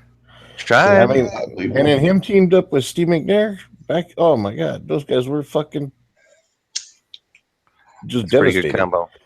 Yeah, pretty good combo. Steve McNair was a tough motherfucker, dude. I mean, as a quarterback running the ball, I've seen him break 2 tackles and then like stomp his foot at a third guy, and he backed up so Steve could get it in the end zone. I mean, seriously, quarterbacks don't do that shit. Fucking. Oh man. Yeah. Oh well, it's the past. Moving up.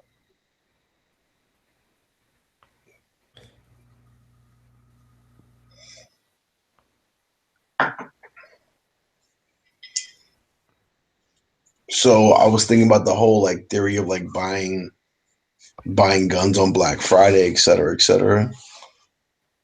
Right? So like what if you did that? And like what if like you just took your anti-gun friend to like the gun shop and like, hey, I bought you.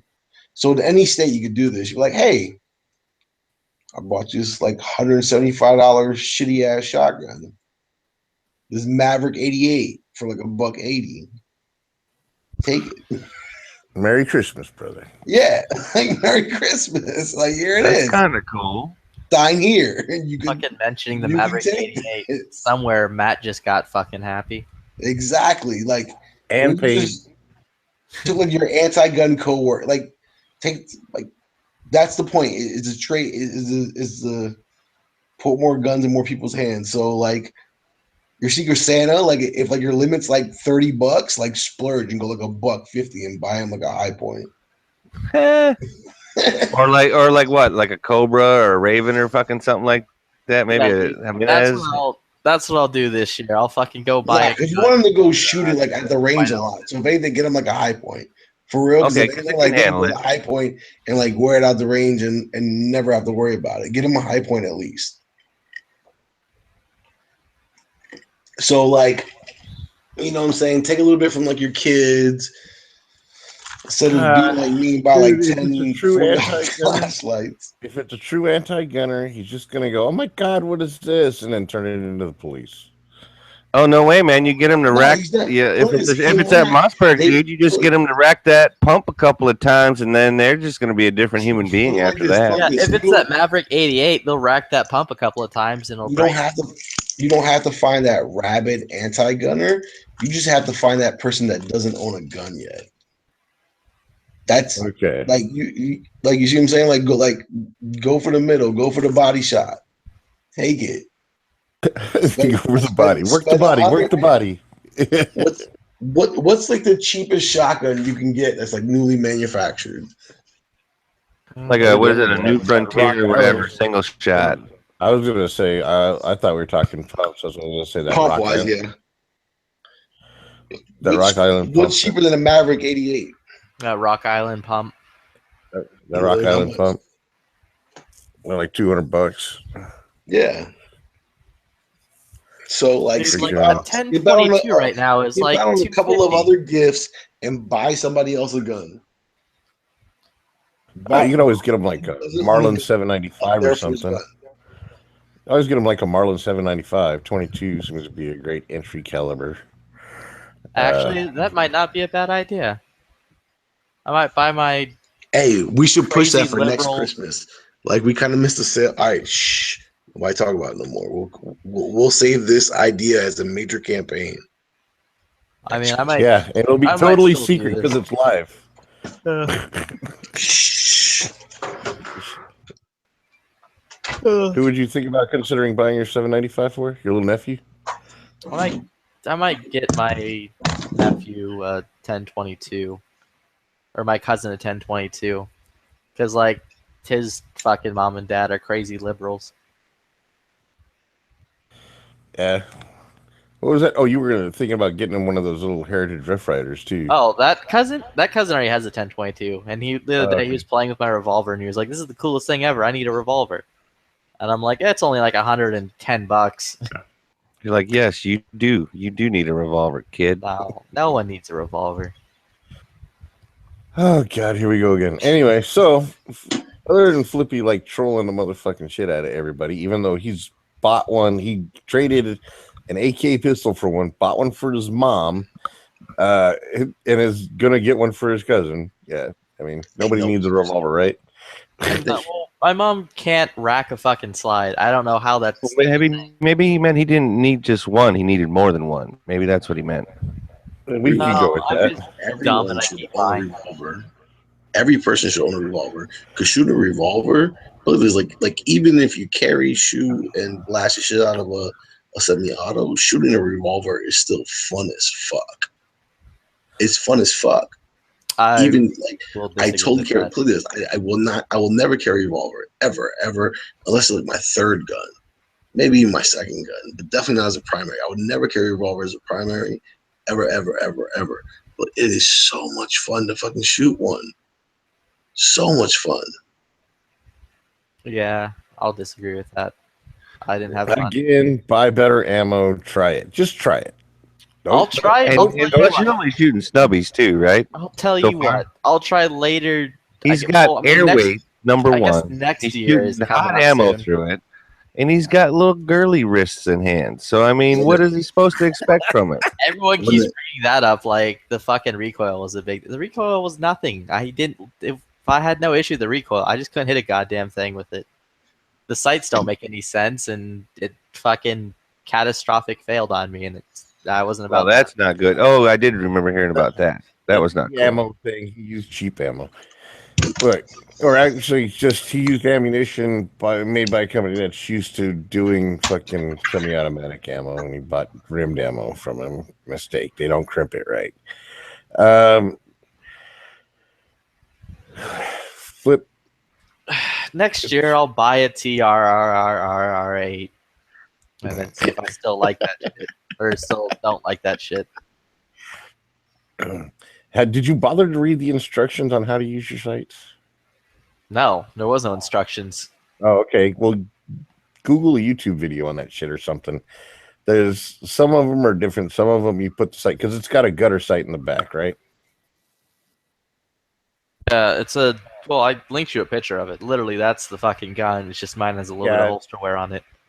I don't fucking remember if it had a regular sight or a gutter sight. Most likely, if it's an airweight, it's gonna have a gutter sight. Some of those you put the Got a fucking gutter sight with a fucking fiber optic front Fiber optic. sight. You put the fiber optic in the gutter sight.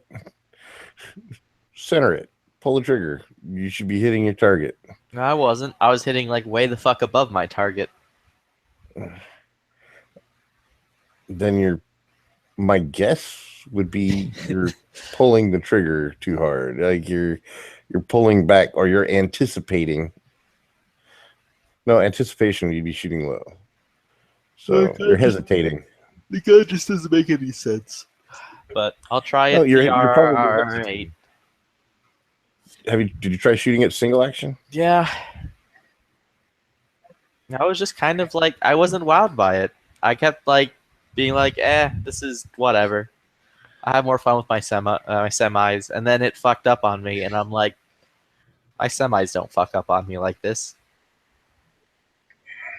I'll tell you what. I'm pretty sure I can still get that one here in California. Go ahead and send it to me. I'll take it off your hands. All right, for free. All right.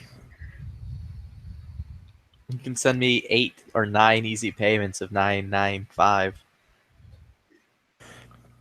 No. I said I'd do it for free. I'd take it off your hands for free. See, I'm doing you the favor because you don't like the gun. No.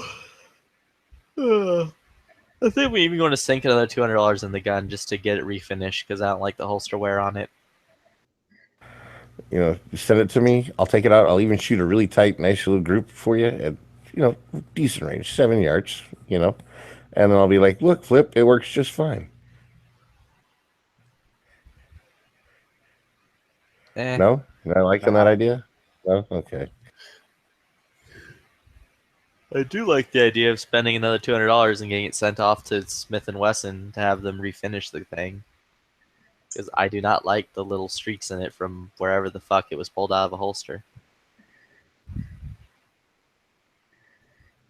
Well, then there you go.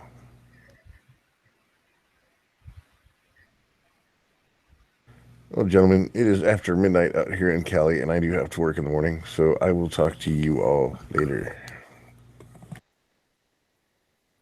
Later. Yeah, bro. So do you get any specials with fucking Sig Sauer? Yeah. Like, are you down with them or? I could possibly work something out for you, but it would have to come to me first. That's the problem. That's fine. I'm trying to find the good deal in a Mark 25. Like after I got that little gun, I'm like, maybe 6 hours isn't all that bad. Maybe I should get a Mark 25 and see if it's worth shit.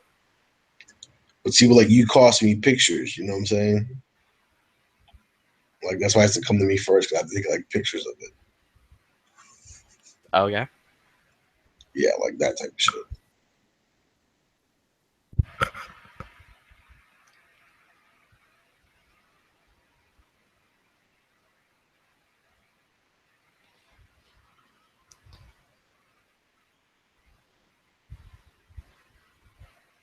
But yeah, I didn't get me no tactical shit for Christmas. My Christmas gift to myself is whatever shot cost me.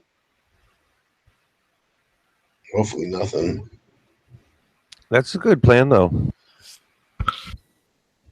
I think my Christmas But gift I to myself, usually always get myself something for Christmas. I'm not gonna lie. I think I'm gonna do that Vickers class for my Christmas gift for me. I'm in the mood for fucking PlayStation 4 really bad. Oh, dude, they're fucking mad cheap now too.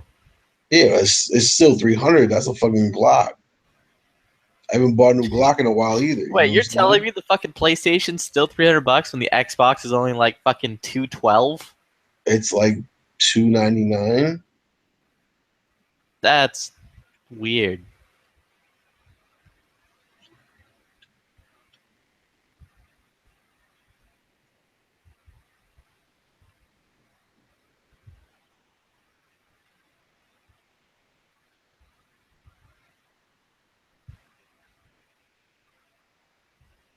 Oh, did the Cyber Monday deal fall off? I guess it did. I don't know. It depends on what the deal. Well, it's no longer Monday for you guys. Right. Yeah. Well, it was like basically an Xbox One 500 gig, like Xbox One S was like 212.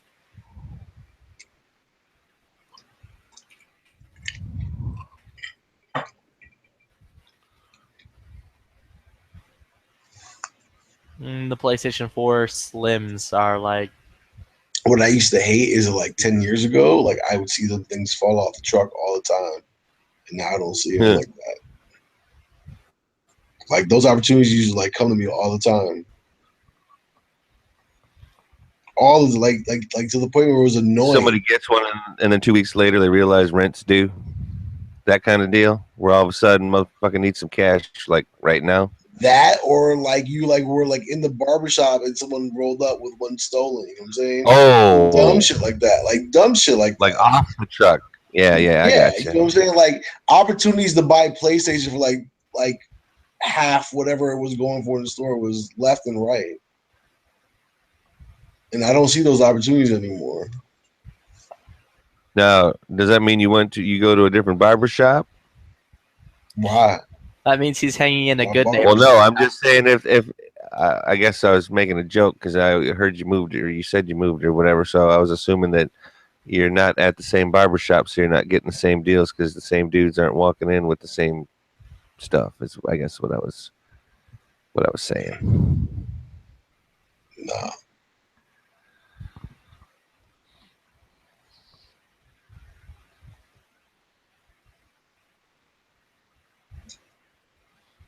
I'm just trying to drum up some extra work for Christmas. That's what this crack is trying to do.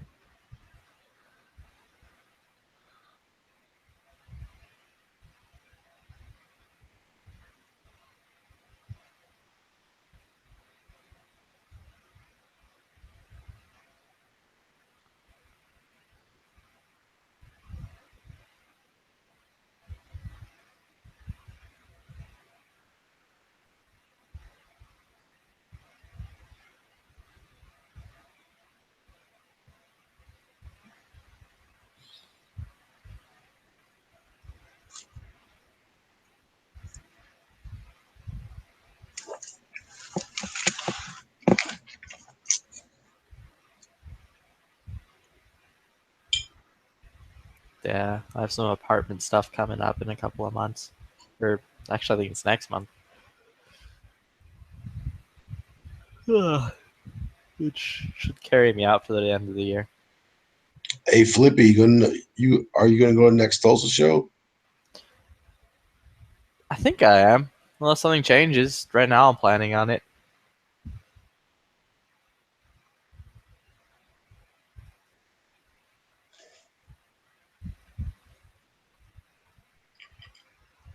What is that, March or April? That is like April 1st, I think. What is it? April 28th is NRA? NRA. Could you make NRA? No. NRA. Where's NRA? Atlanta? ATL, yeah. Atlanta?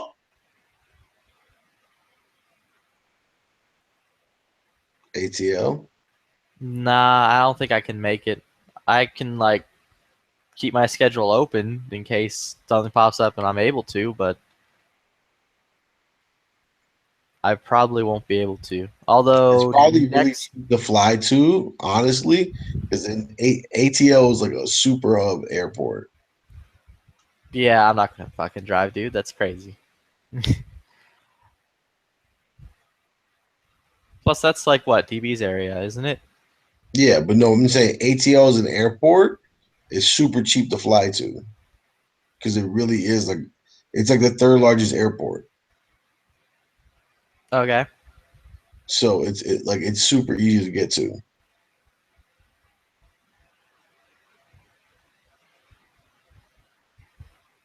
You know what's an expensive flight to try to look for? The flying to like Louisville. It's a small ass airport.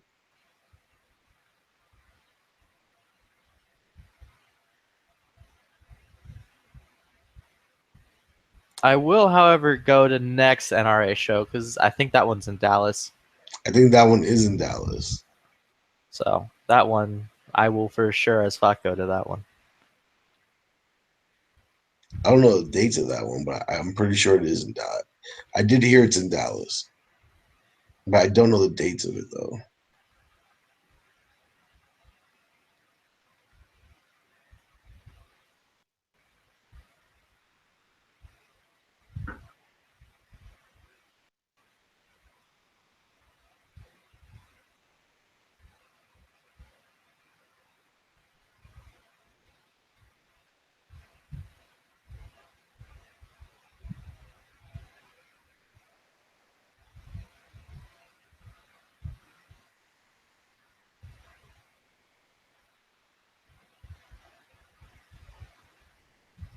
Dude, I keep finding that the more shit I buy, the cheaper shit gets, and the harder it is to not buy things.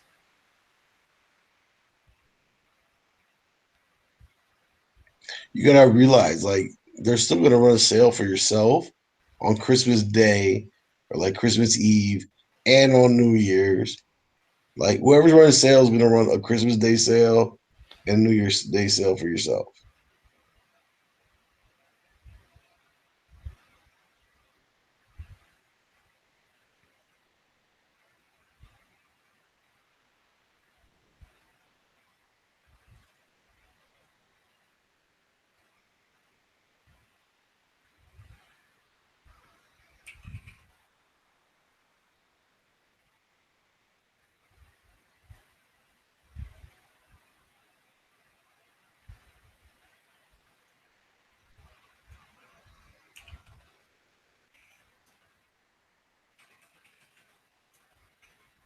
Yeah, like I need a new red dot, or I don't need, but I want a new red dot.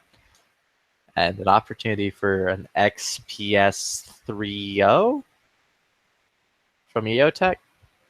Fell Why into my would you lap want for it? like 350. Or like Have you 320. have you seen EOTechs like Red Dot, like where you zoom in and like it like focal planes? I have an EOTech. I love it.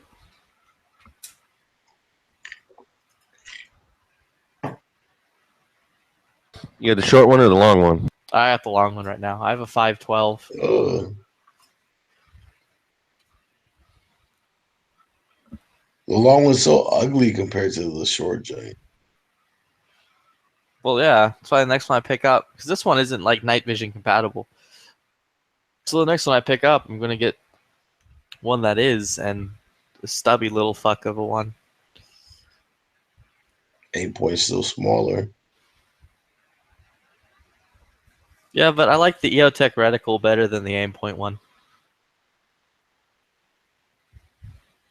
It's still an EOTech. Well, and since it's not a tube, you can't get any kind of like parallax going or anything like that either, right? All I know is Yeah. I put that ring on a fucking thing, and I'm gonna fucking hit it. And if I really worry, then I put the little red dot on something, and I'll still fucking hit with that. Hit it how far? 100.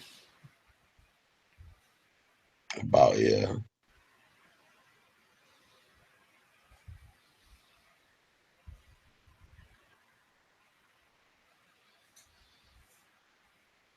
Like it's on my 14.5 AR, so I'm not too worried about it going the distance.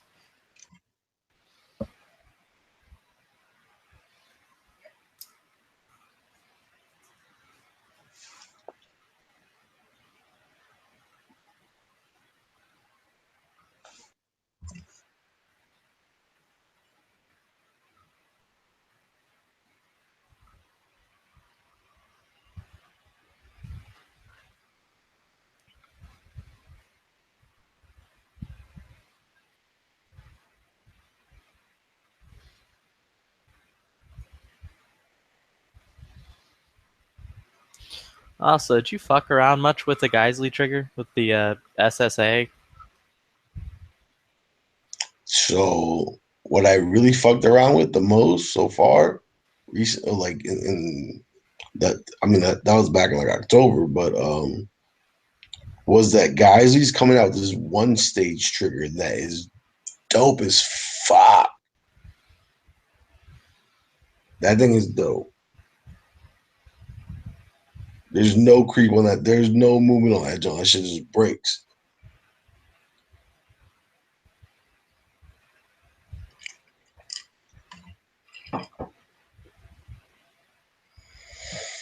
They're saying they might have it out by shot. I doubt it. They'll probably have it out like a month after shot. They're the type of people that like to build up shot and still hold it out after shot.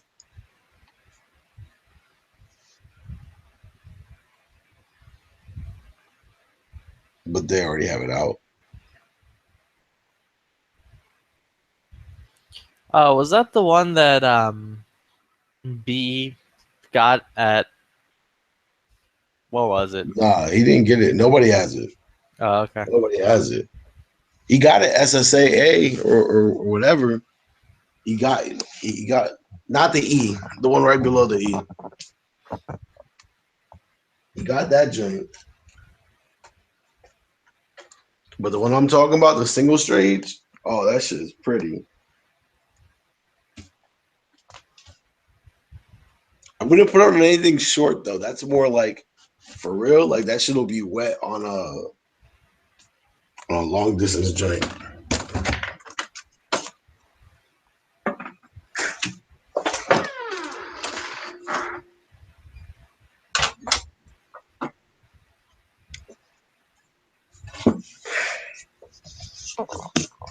Did you get yourself a Geisley AK trigger? Are you lunching? Did you do that? Nah, I didn't see anywhere selling them. Like for Geisley was selling them, you schmuck. I didn't see them on Geisley. I saw the ALG ones, but that wasn't on sale. That's what I'm talking about. The ALG. They had the E and the and the non-E. I tell you, go the non-E is as much as $20, as little as $20 is. Fucking buy both.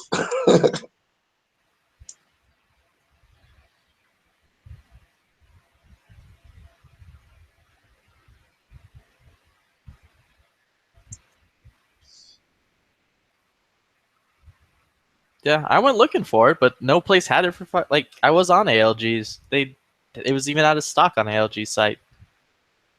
Oh, it's set out of stock. They probably sold out then. Yeah, but that was back on like Friday. What blows me is that ALG makes like those solid rails. Like they were trying to push those. Like, why do you even make those? Oh, Why? the one DB bot. No, like the whole solid rail where like you have. Like I'm not a fan of like I'm a quad rail dude all the way. I want a quad rail, but it blows me when they fucking just do like the solid. Like it's you might as well have plastic handguards. You got nothing to put nothing.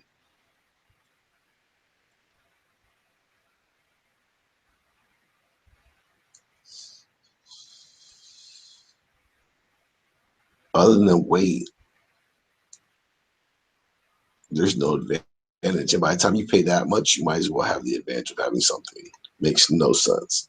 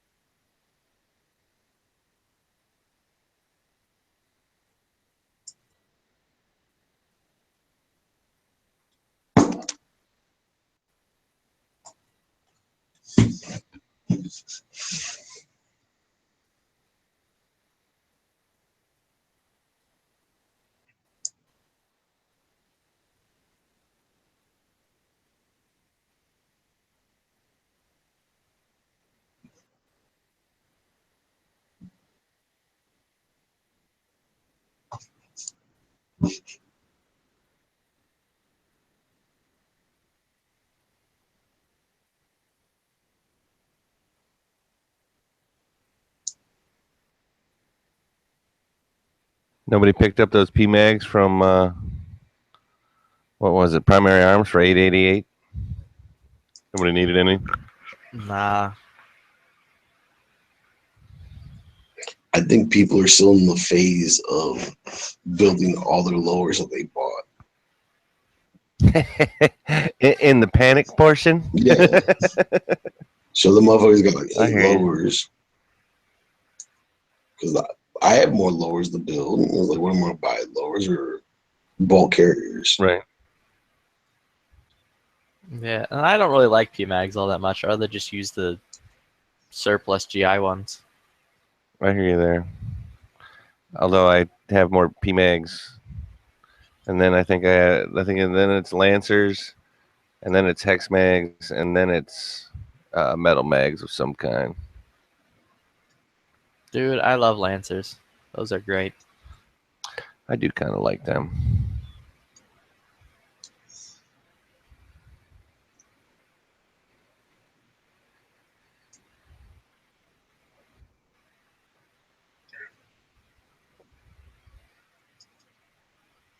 So 2017, I want to build a 308. I like hearing that kind of talk, buddy. I like hearing that a lot. I want to do it. Anything you like talking AR or? Yeah, Okay. definitely. And the biggest extendo that I can get for it. Well, you talking a was it X Products drum for that son of a bitch or what? I can get that. That's easy to get. Wait, 'Cause do I think that's X-Products one- that's make true. a That's- 308 drum for an AR-10? They most certainly do. They make one both I know they have one skeletonized for and a one G3. not skeletonized.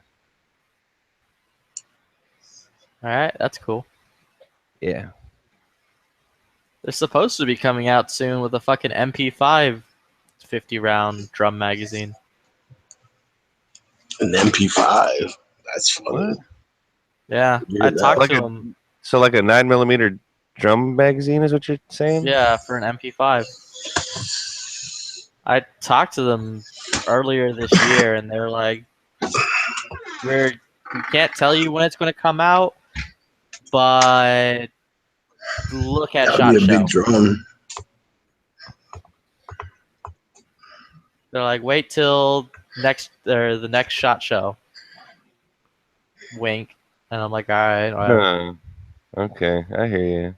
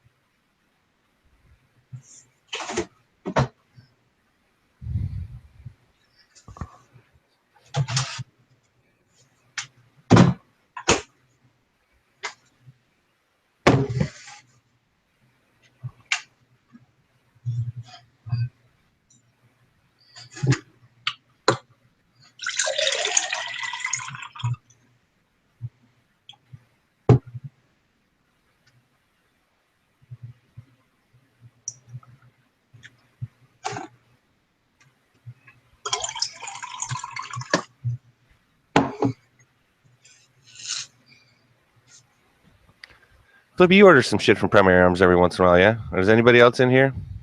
I bought shit from them, I think, yesterday. What you need? Do those motherfuckers ever send you an email saying you left something in your cart and then you get to the fucking page and you're like, oh man, I didn't leave shit in my cart and I didn't even want that motherfucker. No. However, I get that shit literally all the time from fucking Okay. Palmetto State. Oh, okay. Like, they did it fucking 3 times today with their VP9 that wasn't even, like, that they didn't have any of them left. Well, thanks for nothing, right? Yeah, no, it was great because they're like, "Yo, there's this VP9 that you were looking at. Would you like to buy it?" It's like, "Fuck you." Like, you kiss my ass. I mean, don't get me wrong. I've definitely ordered stuff from Primary Arms before. I haven't had any kind of problem with it. So that was like one of the first times, or no, not the first time I seen them do that shit where they send me an email saying, "Hey man, you left this in your cart, bro." Nah, so I don't own nada primary arms. My boy George Zimmerman do, and he swear Yeah. by that shit.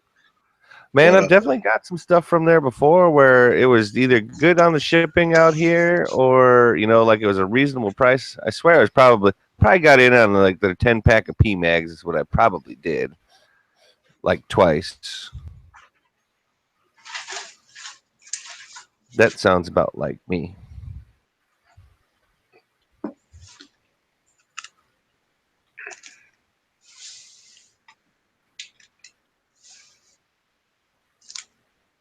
so listen, if we were to buy everyone a gun this year, we'd probably be able to buy everyone like a cheap red dot the following year. The same person buy him a red dot.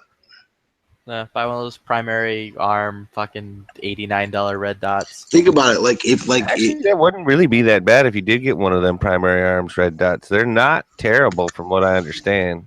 Supposedly. and by the they're time you fine. already spent $200 on that same fucker the last year, you're gonna spend another $100 to keep them super enthused. Be like, oh, check out a red dot Right? Yeah. on my $150 shotgun.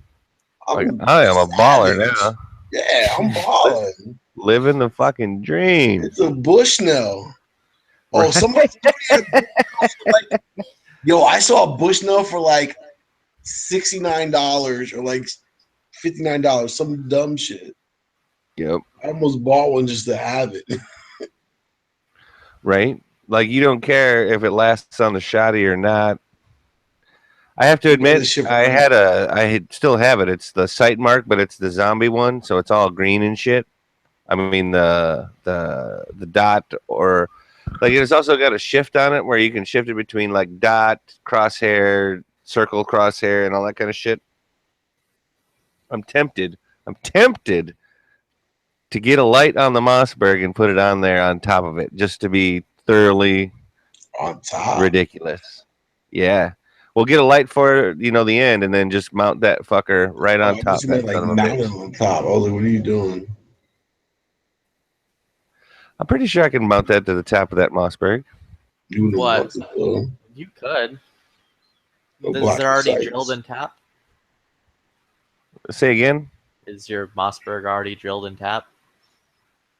I can take it to the shop. They do that shit. Also, right now on Classic Firearms, it's $169.99 for a Rosie ST12 pump shotgun.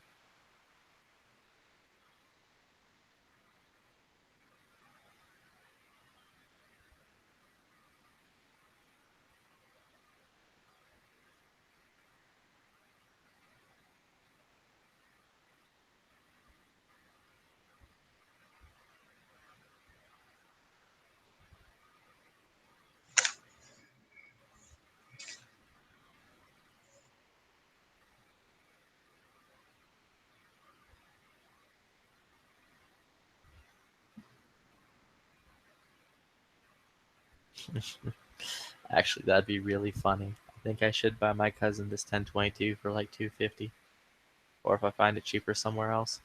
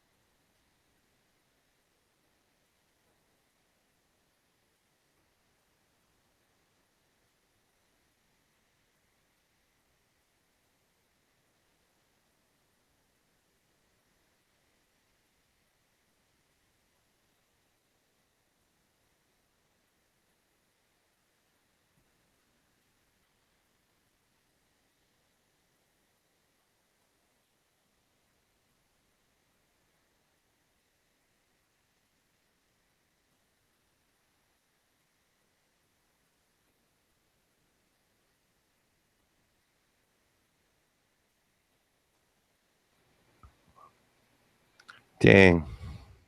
Everybody's out. You still there, Flippy? I'm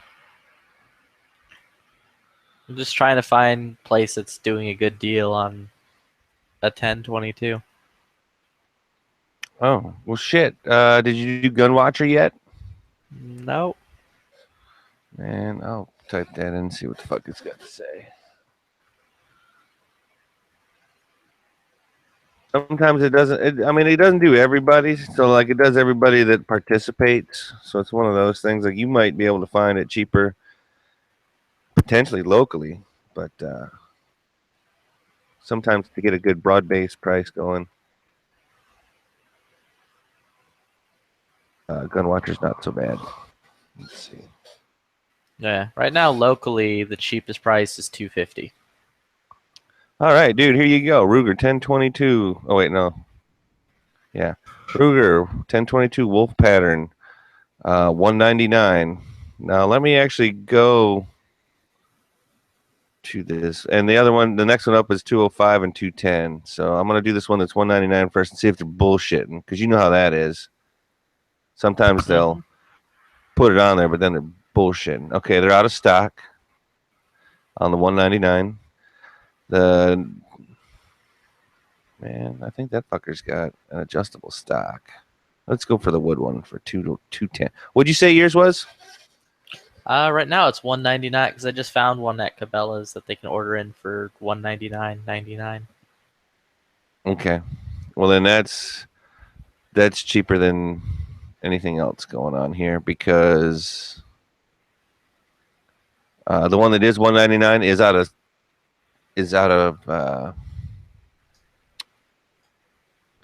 what the fuck am I trying to say? It's out of stock, and you can go to your Cabela's, and it's like a regular gun store, so you're not really paying for a transfer fee there for ordering it online, right? Nah, if I order it through Cabela's, it's like free shipping, no transfer fees or any of that. They'll just ship it directly to the store. I'll go see about that, because that will indeed lead to some funny ass shit. Now there is one that's a stainless steel with the blue Cryptek Typhon for $230, but $230 you said? Yeah, that's Sportsman's Outdoor Superstore, and they say it includes free shipping. Now, I mean, I know that's free shipping to you. That ain't free shipping to me.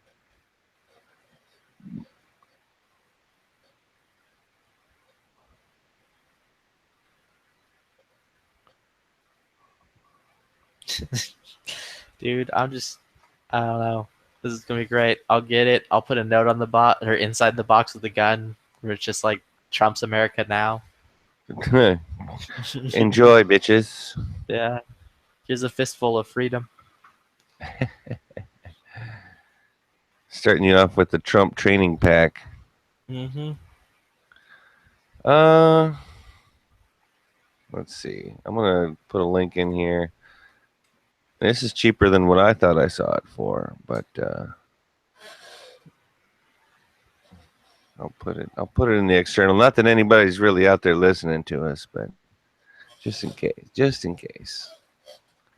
And no, it's from Grab a Gun, who Yankee had some issues with, but oh wait, never mind. Grab a Gun's going to charge you tax. Yeah, because they're in Texas. Yeah, so they'll charge me tax, and they'll charge me fucking shipping. Then I'll have to pay $10 to accept it. Yeah.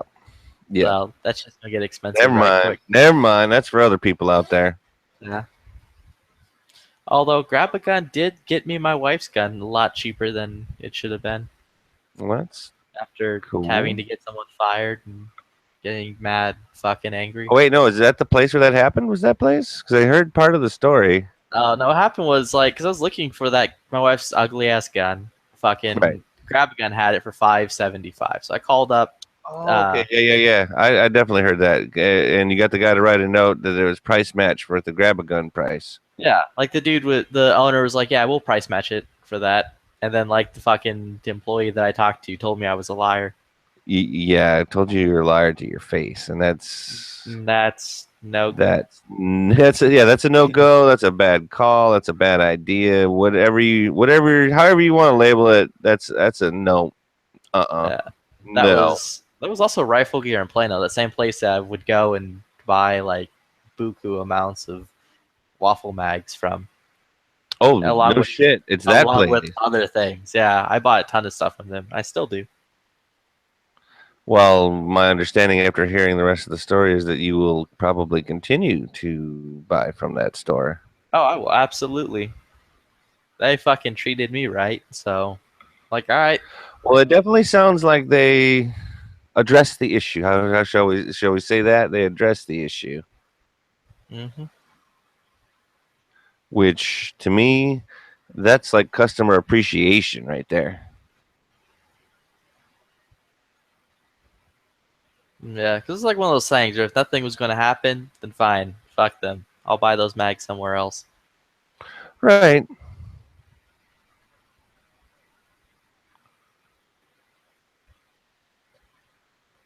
Yeah, because I mean, there are other places. Now, don't get me wrong. It's nice to have those locally, though, because I don't have those locally. I can't just go Oh, to the it's store fantastic. and buy those. It's like if I'm out in Plano for the day, it's like, fuck it, I'm in Plano. I'll stop by Rifle Gear and I'll pick up like 2 mags and go. Nice. Nice. I still haven't bought anything from them online, but I can honestly say that there's nothing really stopping me from buying anything from them online. So, Oh, shipping will probably suck.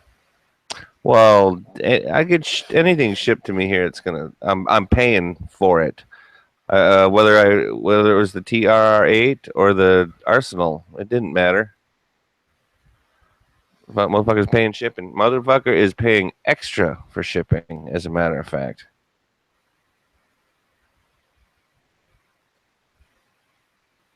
Because that's just the way that shit goes. Yeah. Yeah, that is one ugly but very neat gun.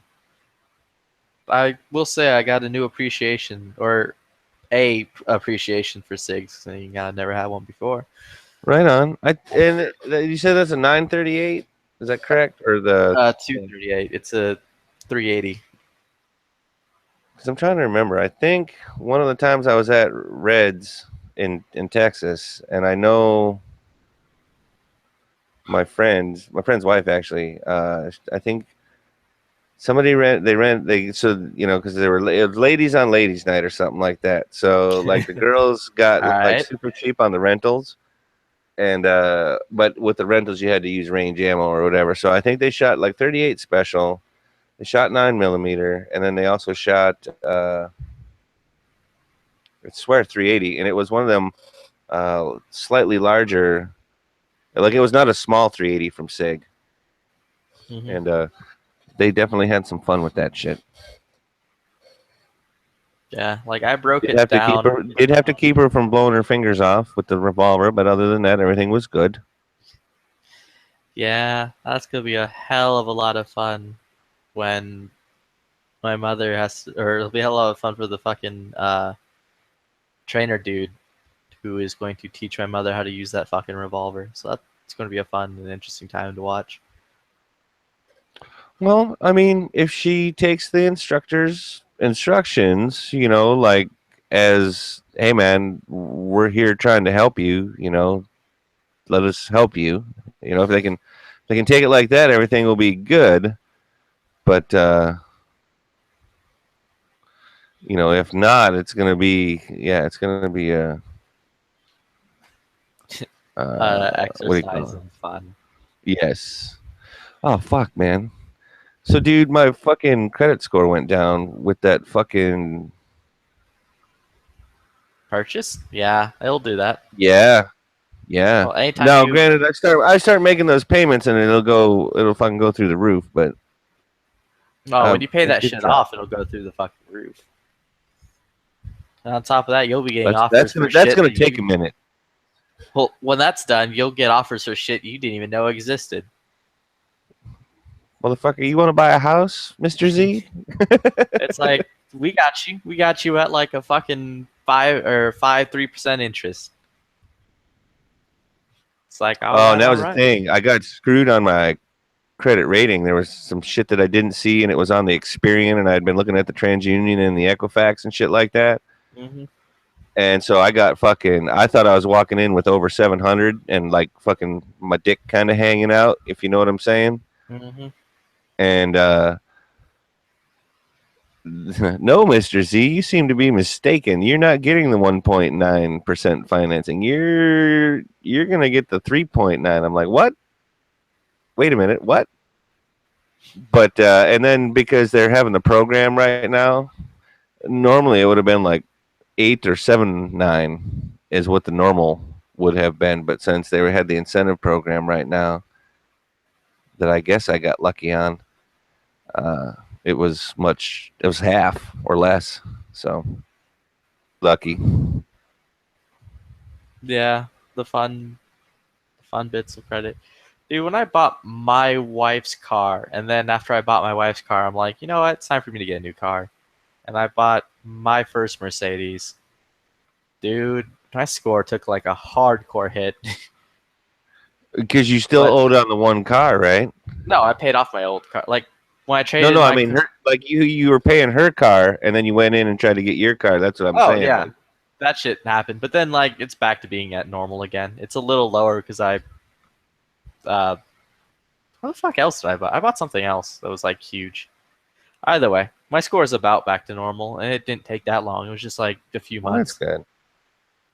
Well, then that ain't so bad. And I mean, honestly, my plan is to make payments and or, double up or what have you when I can to on this financing anyway. Excuse me, I'm not screwing them. I'm just paying it off sooner.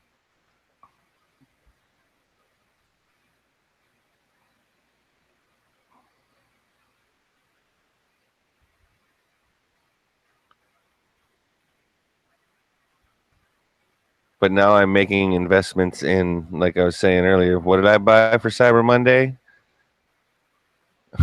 Microfiber towels and wash mitts and fucking some other stupid fucking thing. I was actually thinking about that the other day. I was thinking, I'm like, there's an opportunity out there. I realized this when I drove by a fucking billboard that was advertising for a monthly fee for a car wash, basically $14.95 a month for unlimited washes for that month or whatever. I'm like, that's cool and all, but I'd still have to go out of my way to this place. And I was thinking, for a monthly fee, once a month, fucking team of qualified individuals would roll Come to your house or to your office place and wash your car and like clean that shit out while you're like doing other things. Dude, there are people now. I can't speak for your area, okay, but there are definitely what do you call it, roving detailers or whatever, and they fucking roll up while you are at work in your fucking parking lot or whatever, and they fucking detail your shit, dude. I was thinking about well, the best way to do that wouldn't be to market that towards the individual, but to market that towards the company. Like, I don't know, some fucking office building, company X, we'll just say that or whatever. Right. And just make it a part of a package. It's like, yo, for X amount a month, and you can send the cost. You can basically, you're getting a huge bulk discount anyways. You can send the cost on to your employees or whatever. Just make it part of their package. Well, that could be part of their, yeah, exactly. I was going to say that could be part of their package. And that way, like, I was thinking that would be an interesting idea. That's a thing. And like I said, dude, I know some people that have started up the, what do you call it? Man, it's not portable, but literally they'll come to wherever you tell them to come to and they'll fucking detail your shit. And if you are doing like a group where you're detailing, like if you're turning, maybe not a full-time job, but where, you're turning it over pretty good, like all of a sudden, motherfucker, you're going to have employees and shit, like, quick. You know what I'm saying? Mm-hmm. I mean, the potential is there, I should say, for you to have employees. Because are you personally going to want to do 3 cars a day at the place? Oh, fuck no. I wouldn't even want to start out with doing 3 cars a day at a place. No, that's exactly what I mean. Like, it would almost be better to be you and 2 employees, and you go rock that shit. You know, and of course, you being the boss, you know, you make the lion's share, and you pay your employees or what have you. So Oh yeah, like your main role would just be to sell, and then once you get like, I don't know, like 6 corporate accounts, yeah, then you pretty much just lock yourself in at that, and then just stick with that. Like, there's no need to get greedy with it, but you'll fucking easily like roll a profit on that shit, and all you gotta do is just management stuff. The yep. majority of that is just basically hiring and firing. All the rest of the stuff you fucking farm out to other companies who will do that. Like, you don't even have like nowadays it's fucking easy, dude. Like, you don't even have to handle payroll anymore. There are companies that will do that for you. And they're not like horrifyingly expensive. Which is a good thing. Like, for the most part, you can pretty much run a business from like a coma. Well, but here's the thing: you still have to provide quality service, though, right? You can't just Well, yeah, of bullshit course, it. there's that, which was like going back to like the hiring and firing bit. But like Right. other than that, like pretty much everything else would just run itself.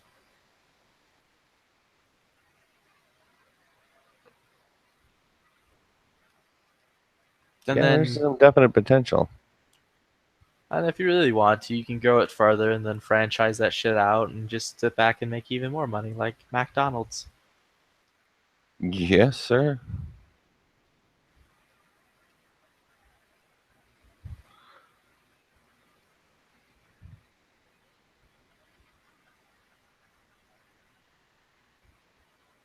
Oh shit!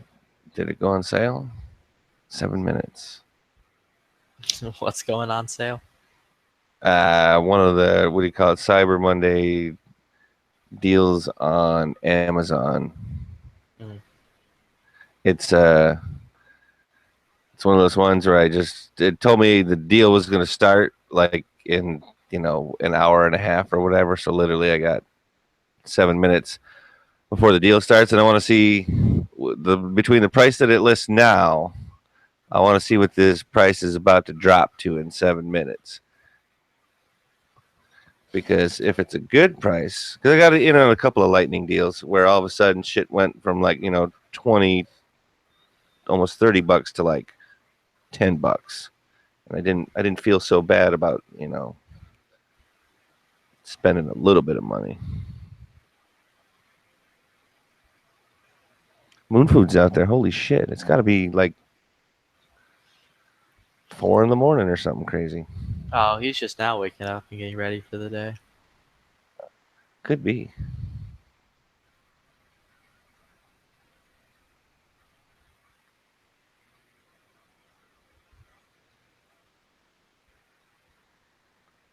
Yeah, it's about to be the end of my day here. I think I'm just gonna wait long enough to see if this deal goes crazy and decide from there.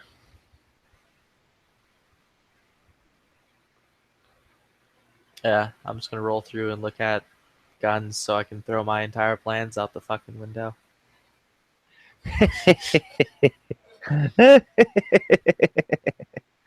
That shit cracks me up.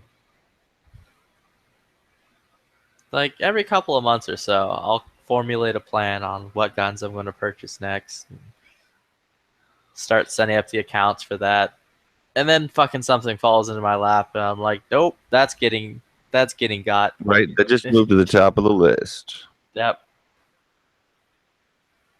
Like the top of my list was a Dan Wesson specialist, which then promptly fell behind. Which is on a few almost. things. I was gonna say, because that's almost. I don't want to say impossible, but that yeah, definitely not impossible, but gonna require some patience, I bet. Oh, not really. My gunsmith can get me one tomorrow at 5% above Oh, no shit. their cost. At 5% above dealer cost. Yeah, I made friends with some gunsmiths in town, and basically now I get dealer pricing plus 5%. Oh, that doesn't suck I know it's at great. all. But now I'm like opened up to all kinds of new guns, so it's like, well, fuck. Yeah, what are you supposed to do? Yeah, That's one of them not take shit or advantage of get off that. the pot. Yep. So I keep running into shit, and it's like I was planning on getting that Dan Weston, and then like other things fell in my lap. I'm like, all right, well, I'll buy these, and then Dan Weston fun went down a bit. Like I wasn't planning on buying that Sig Sauer, but then my wife saw it when I was picking up my Noveski upper, and then she went fucking like berserk over it. So I'm like, well, now I got to buy that goddamn ugly ass gun. And then I did. Nice.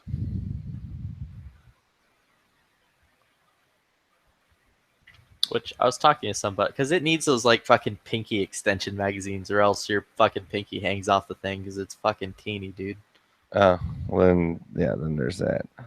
But like the magazines only come in black. So I was talking to some dude today. He's like, yeah, no. He's like, we can Cerakote that white so it'll match the gun. And I'm like, good. I need a set of Excellent those. answer.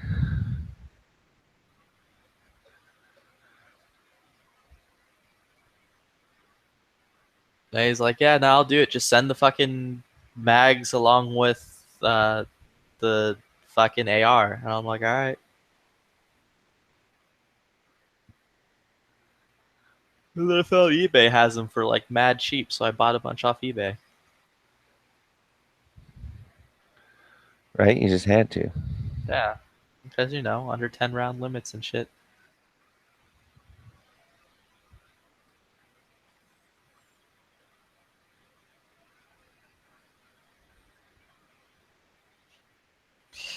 I guess what I'm saying is it's hard in life of when everything's just fucking falling in front of you to buy. Modern problems. Mm-hmm.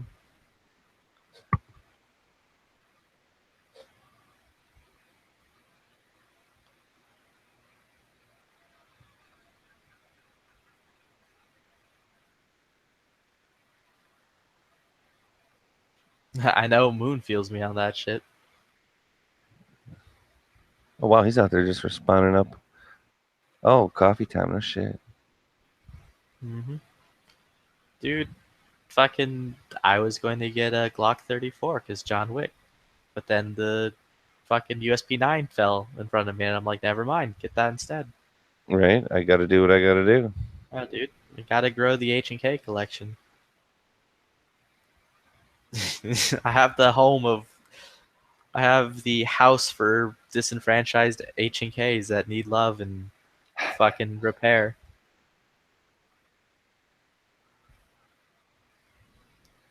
Because like that was the thing with this USP 9 that I'm getting is like the guy's like, oh, it's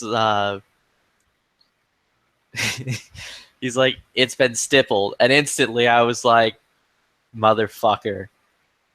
But then I saw it, and the dude actually professionally does it though. Like I think I sent you pictures of it. Really? Yeah, like the dude does it professionally, so it's not like that fucking monstrosity that the first H&K got was. Okay. Yep.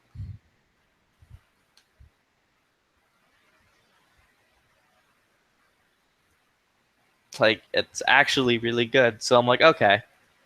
I'm like, I don't have to get this frame replaced and wait fucking like 7 months. But I can if I want to. Right? If you really feel the need. If I really feel the need, the waiting game can begin. Oh yeah, there's always that. Mm-hmm.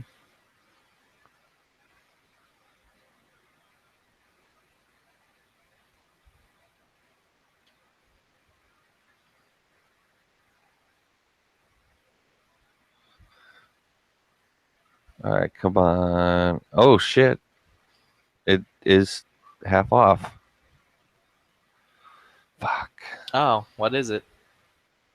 It's just a magnetic bracelet or whatever, magnet bracelet, bracelet magnet, whatever you would call it. For a computer? No, for your arm, for your hand. Yeah, no, I don't understand. Like, what's the point of a magnetic bracelet? Oh, alignment and shit. A bunch of homeopathic bullshit, basically. Oh, Basically, okay. it would be like a titanium bracelet. Basically, is what it really would be.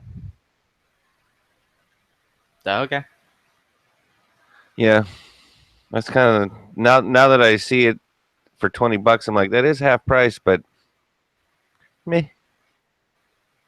I don't think I need the rare earth magnets.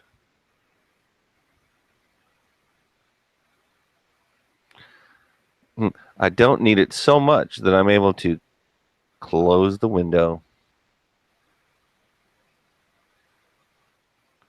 Half off's not bad though. Gotta love them lightning deals. Nah, it's not terrible.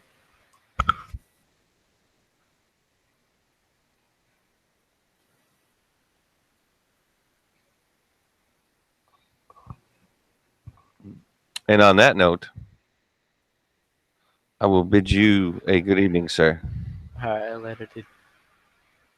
All right, man. I'll catch up with you soon.